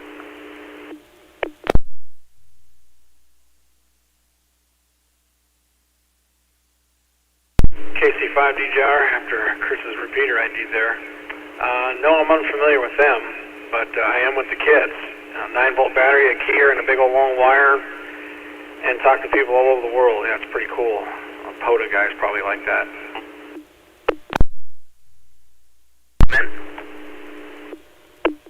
Go right ahead.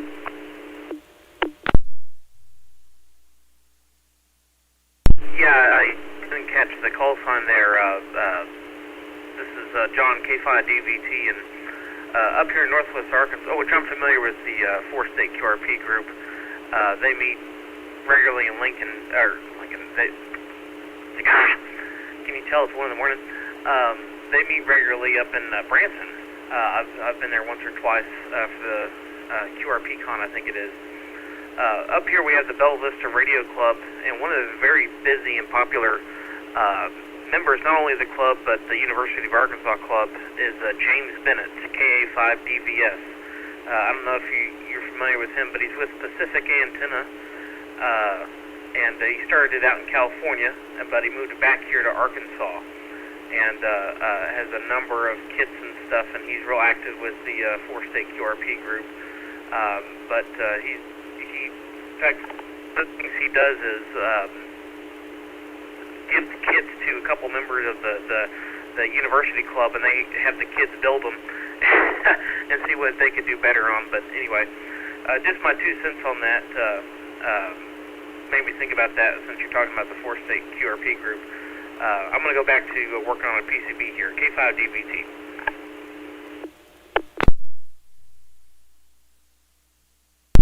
K5DBT and the folks on frequency, K5TEN, Bruce and Hot Springs. And thank you for that info. That's really cool. They've done a really good job over the years. I first read about them in CQ magazine, I don't know, 15, 20 years ago, and saved the issue because I thought that was a great idea. I'm also a CW guy. I like getting on and making some contacts, but I'm more of a higher power kind of guy. But it's a totally different language, and it's cool that people all over the planet know it. And that's great. Whereabout did you say you were again?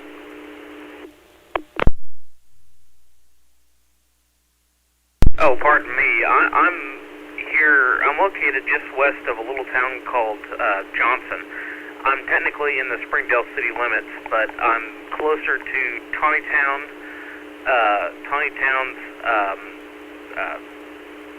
post office / city hall, and I'm closer to the city of Johnson city hall than I am Springdale, so I kind of consider myself Johnson.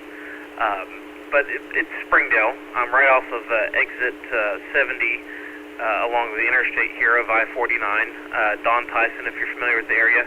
I'm about a mile south of the Naturals ballpark up here.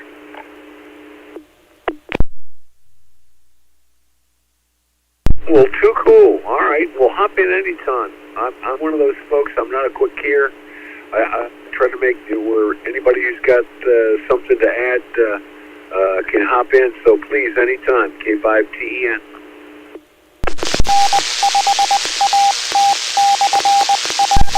Oh, not a problem, and thanks for the hospitality. Yeah, as Dave will tell you, I'm a little bit more of a lurker.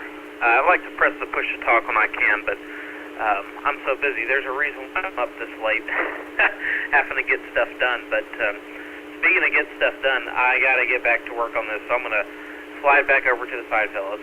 It's great chat with you, Dave, and K5TEN, I think it was. I had it written down here somewhere on the piece of paper on my desk. But good evening, gentlemen, and or good morning, I should say, and we'll be listening here for the next little bit. K5DVT.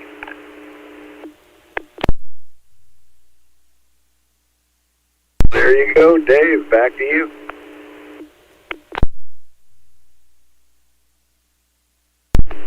John. Good luck with the project. And yeah, John likes to do the same thing I do. I like to listen and lurk in the background and monitor it big time. That's always fun. And that's how you catch the guys on these repeaters, is a lot of them are scanning. So if you give a long call and then announce your repeater that you're on, that gives them a chance to stop the scan mode and jump in there. But interesting story, there was a dead as doornails repeater that was part of the VA administration in Ohio there on the other side of the river when I lived in West Virginia. And it was dead as doornails. There was just a husband and wife team talking on it. I started talking to him, then I started regularly, making contacts with him, and then people that were scanning and listening, they jumped in. Then we had roundtables, people getting in there almost every night, burning the midnight oil till 2, 3 o'clock in the morning, chatting it up, and there's probably about 15 people that were regulars on that. So all it takes is a little bit of activity on a regular basis, a little bit of predictability, and you'll see people come out of the woodwork. And like I always say, for every 2 people talking, there's at least 3 people listening. And if you pique their interest or hit a nerve, they'll definitely chime in and say something, just like we did just now with John. So, but yeah, you're right about it being a little quiet, and these networks here definitely help with that.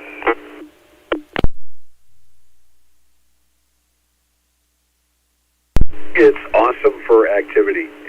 It really is. It's awesome for activity. It really helps out machines that have not had a lot of activity in a number of years.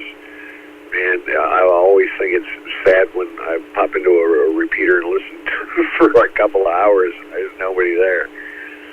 Here in Hot Springs, we have the 146-88 machine. It's a great machine. It's on West Mountain. It's up about 1,500 feet and has great range. But after about 7, 8 o'clock, it's very, very, very quiet. Unless you make a sked with somebody to get on there, I don't hear anybody except the automated ID happen. And I'm a night owl.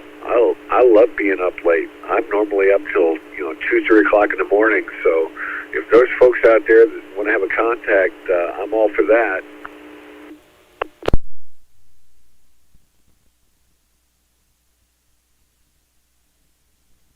KC5DGR. Yep.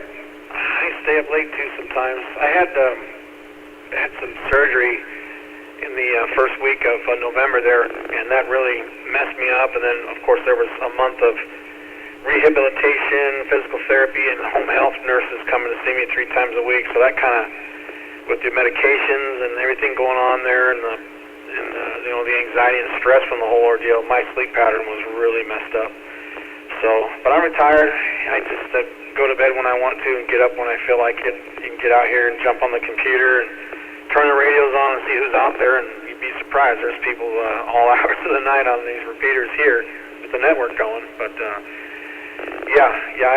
I definitely like to chit-chat and find contacts. And when I'm mobile, especially on a road trip, on 5.2 simplex, you know, from here to Galveston, Texas or whatever, I'll talk to a bunch of people, because what I'll do is I'll key up, recite the Gettysburg Address, give people that are scanning in these neighborhoods and metros that I drive through a chance to stop the scan and talk to me, and I'll carry on about the vehicle I'm driving, the road conditions, weather, how fast I'm driving, what highway I'm on, you know, what kind of radio I got, and just go on and on about it, and then I catch people. So that's why I have really good luck on scan mode there on 5.2 simplex. I made quite a few contacts. Even caught a guy going the opposite direction, and we talked until we broke the screen on the tin cans. That was pretty fun.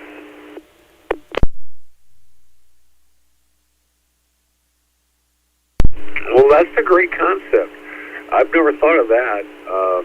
I get on 14652 quite often here, but it's only with the, well, not only. I have a ICOM V8000 that does 75 watts on 2 meters. Then I've got a high gain antenna vertical, and then it really seems to help. I can get out from, say, Broken Bow, Oklahoma, all the way to Pine Bluff and Little Rock, and up to, what mountain is that? Mount Magazine, stuff like that. But sometimes I don't hear folks on there. I think that the All-Star thing really helps for activity. And I do get on DMR. I've got DMR myself. Haven't given up on it. It's one of those things. It's a like a tool in a toolbox. Everything is a tool. Is a tool in its place. And I get on the international worldwide frequency pretty often on DMR, and it's really nice to have a nice contact with somebody in a foreign country where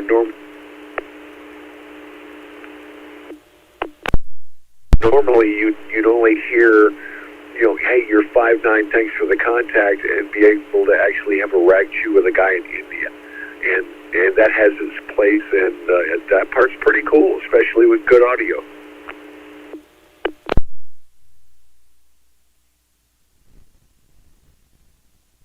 Absolutely.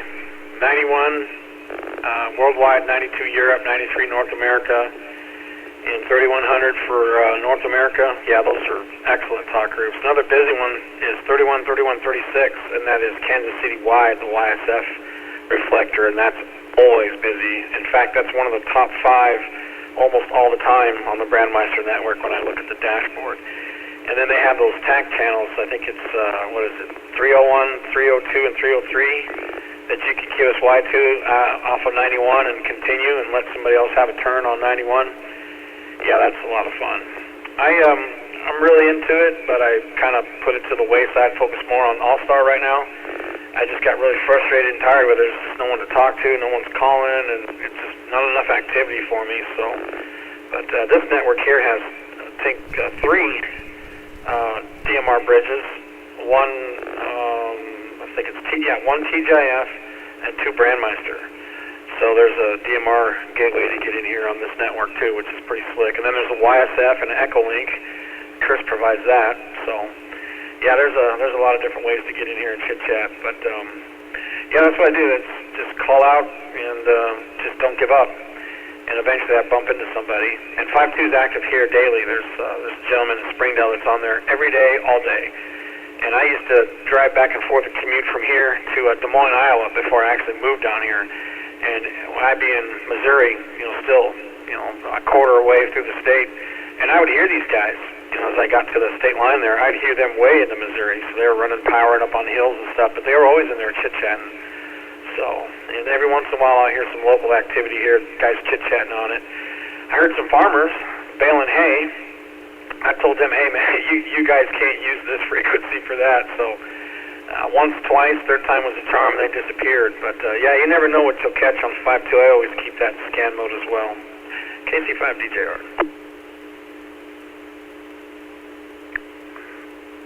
K5TEN, Hot Springs, Arkansas. It keeps dropping me. I don't know why. That's about the third time it's dropped me, but that's weird.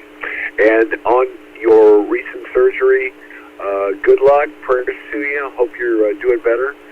I am a recent below-the-knee amputee as of December 11th, and I'm stuck in a wheelchair right now until they can fit me with an artificial leg next month.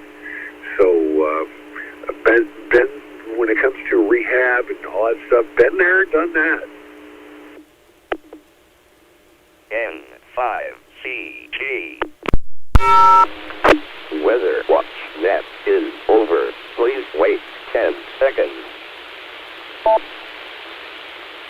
Process of healing, but man, that was a nightmare to carry that thing around, and you know, everywhere I went, and the battery charge, the nurse had to come 3 times a week to change it out and build a new bridge and put all that tape down there that was tearing up my skin. It was horrible. But I almost lost my leg, so I almost lost my life too. I had a really serious infection, flesh-eating disease, real bad one, and yeah, they did 2 surgeries, emergency back-to-backs. One let me rest for a couple of days and did it again, so it was a nightmare. But that's all behind me now. I'm feeling real good, and things are working, and I didn't lose any body parts, but they did cut me like a fillet of fish down there. They took out a lot of leg, but yeah, I know the feeling of hospitalization stuff, and yeah, it's probably just your internet connection there that's doing that.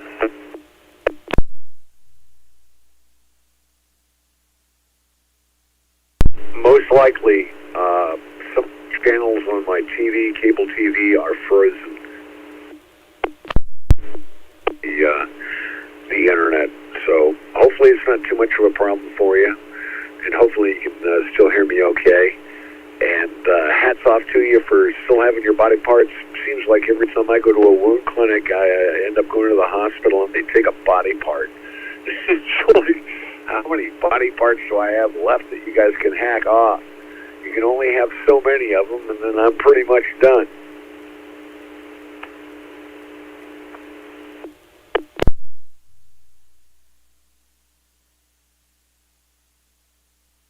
Yeah, we've spent more time in the hospital than we want to. Had a splenectomy. They took the spleen, gallbladder. I had E. coli, the bad one, that was antibiotic resistant, and COVID in 2020.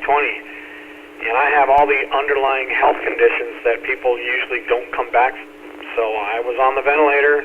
It was really, really bad. My family was planning my funeral, and my brother was filling out papers to adopt my son. It was that serious. And then the doctors called him and said, hey, we got this therapy we want to try. I want your permission, where we're going to take some plasma antibodies that were donated by a donor who had it and got over it, and we're going to transfusion that into your brother and see if that works. And they did it, and I snapped out of it, and here I am. So yeah, I've spent a lot of time in these hospitals. I'm kind of tired of it.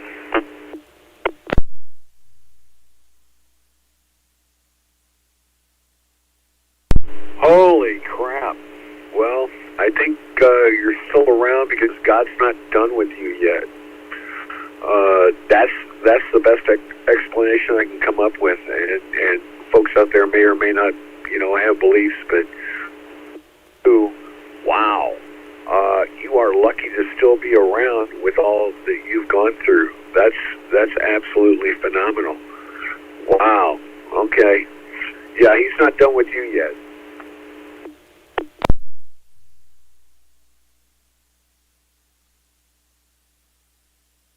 My brother made the comment, I need to stop slapping the Grim Reaper, laughing and running away. He said one of these days he's going to catch me. But, yeah, unfortunately I have a tolerance to anesthetic, local anesthetic, at the dentist, being put under, and pain meds. It takes twice as much for me to get any type of relief. So they were pumping me with hardcore stuff, fentanyl, high doses. It took the edge off. It didn't... I wasn't exactly 100% comfortable, so that's another thing I don't like about going to hospitals. If there's any kind of pain management, it's usually wacky. But, yeah, I've been through the ringer a couple times, and I agree with you. I believe that there is something left for me to do. Every once in a while I'm in the right place at the right time.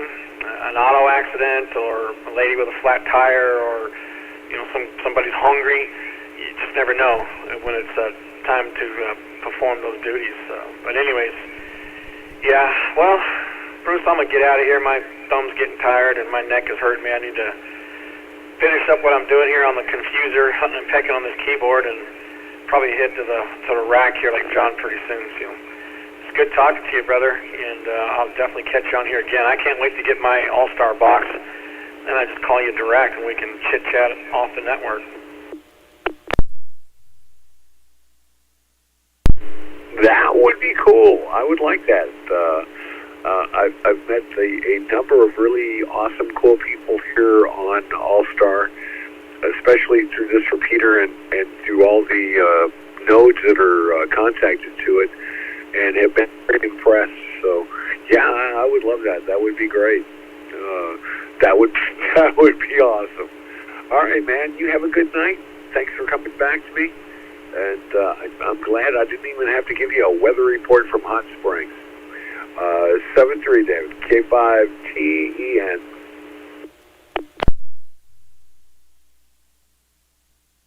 Alrighty, Bruce. Keeping you right here. There's others lurking out there. They're probably going to want to chit-chat with you, so stay connected as much as possible.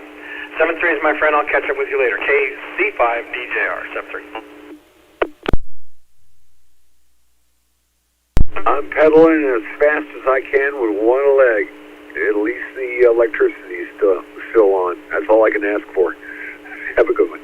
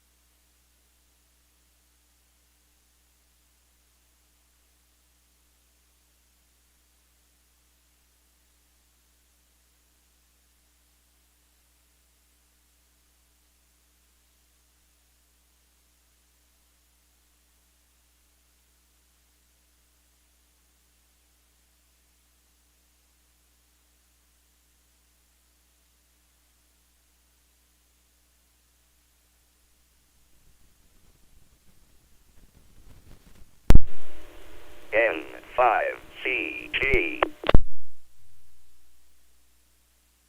This is the W5DI Little Rock repeater. Good morning.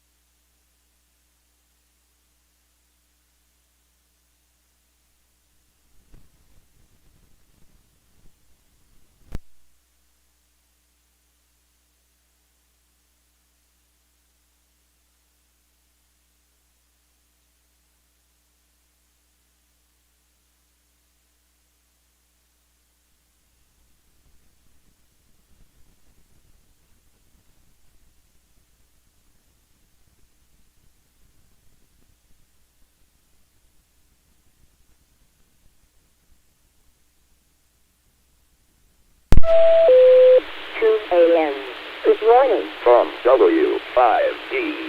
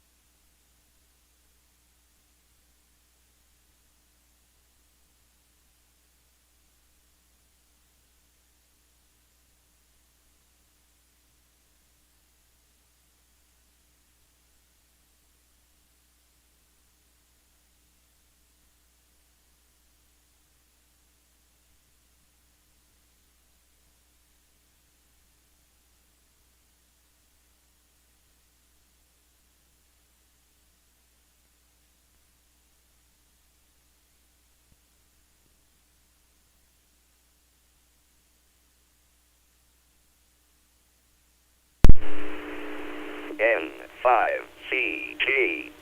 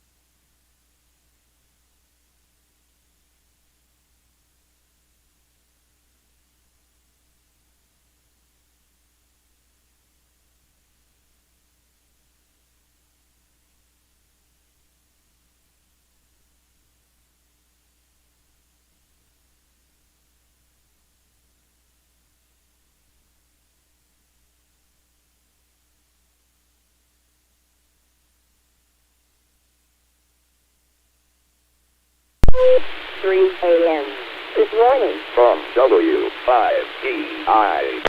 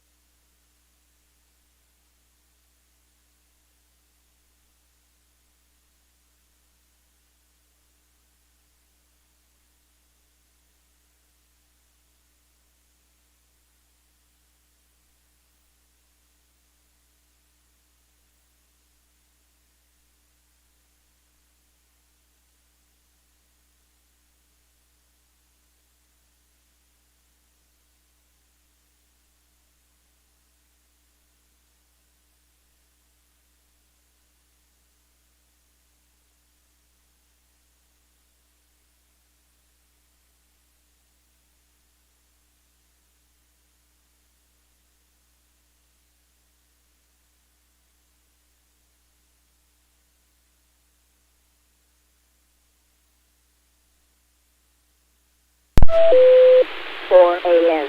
Good morning. From W5DI.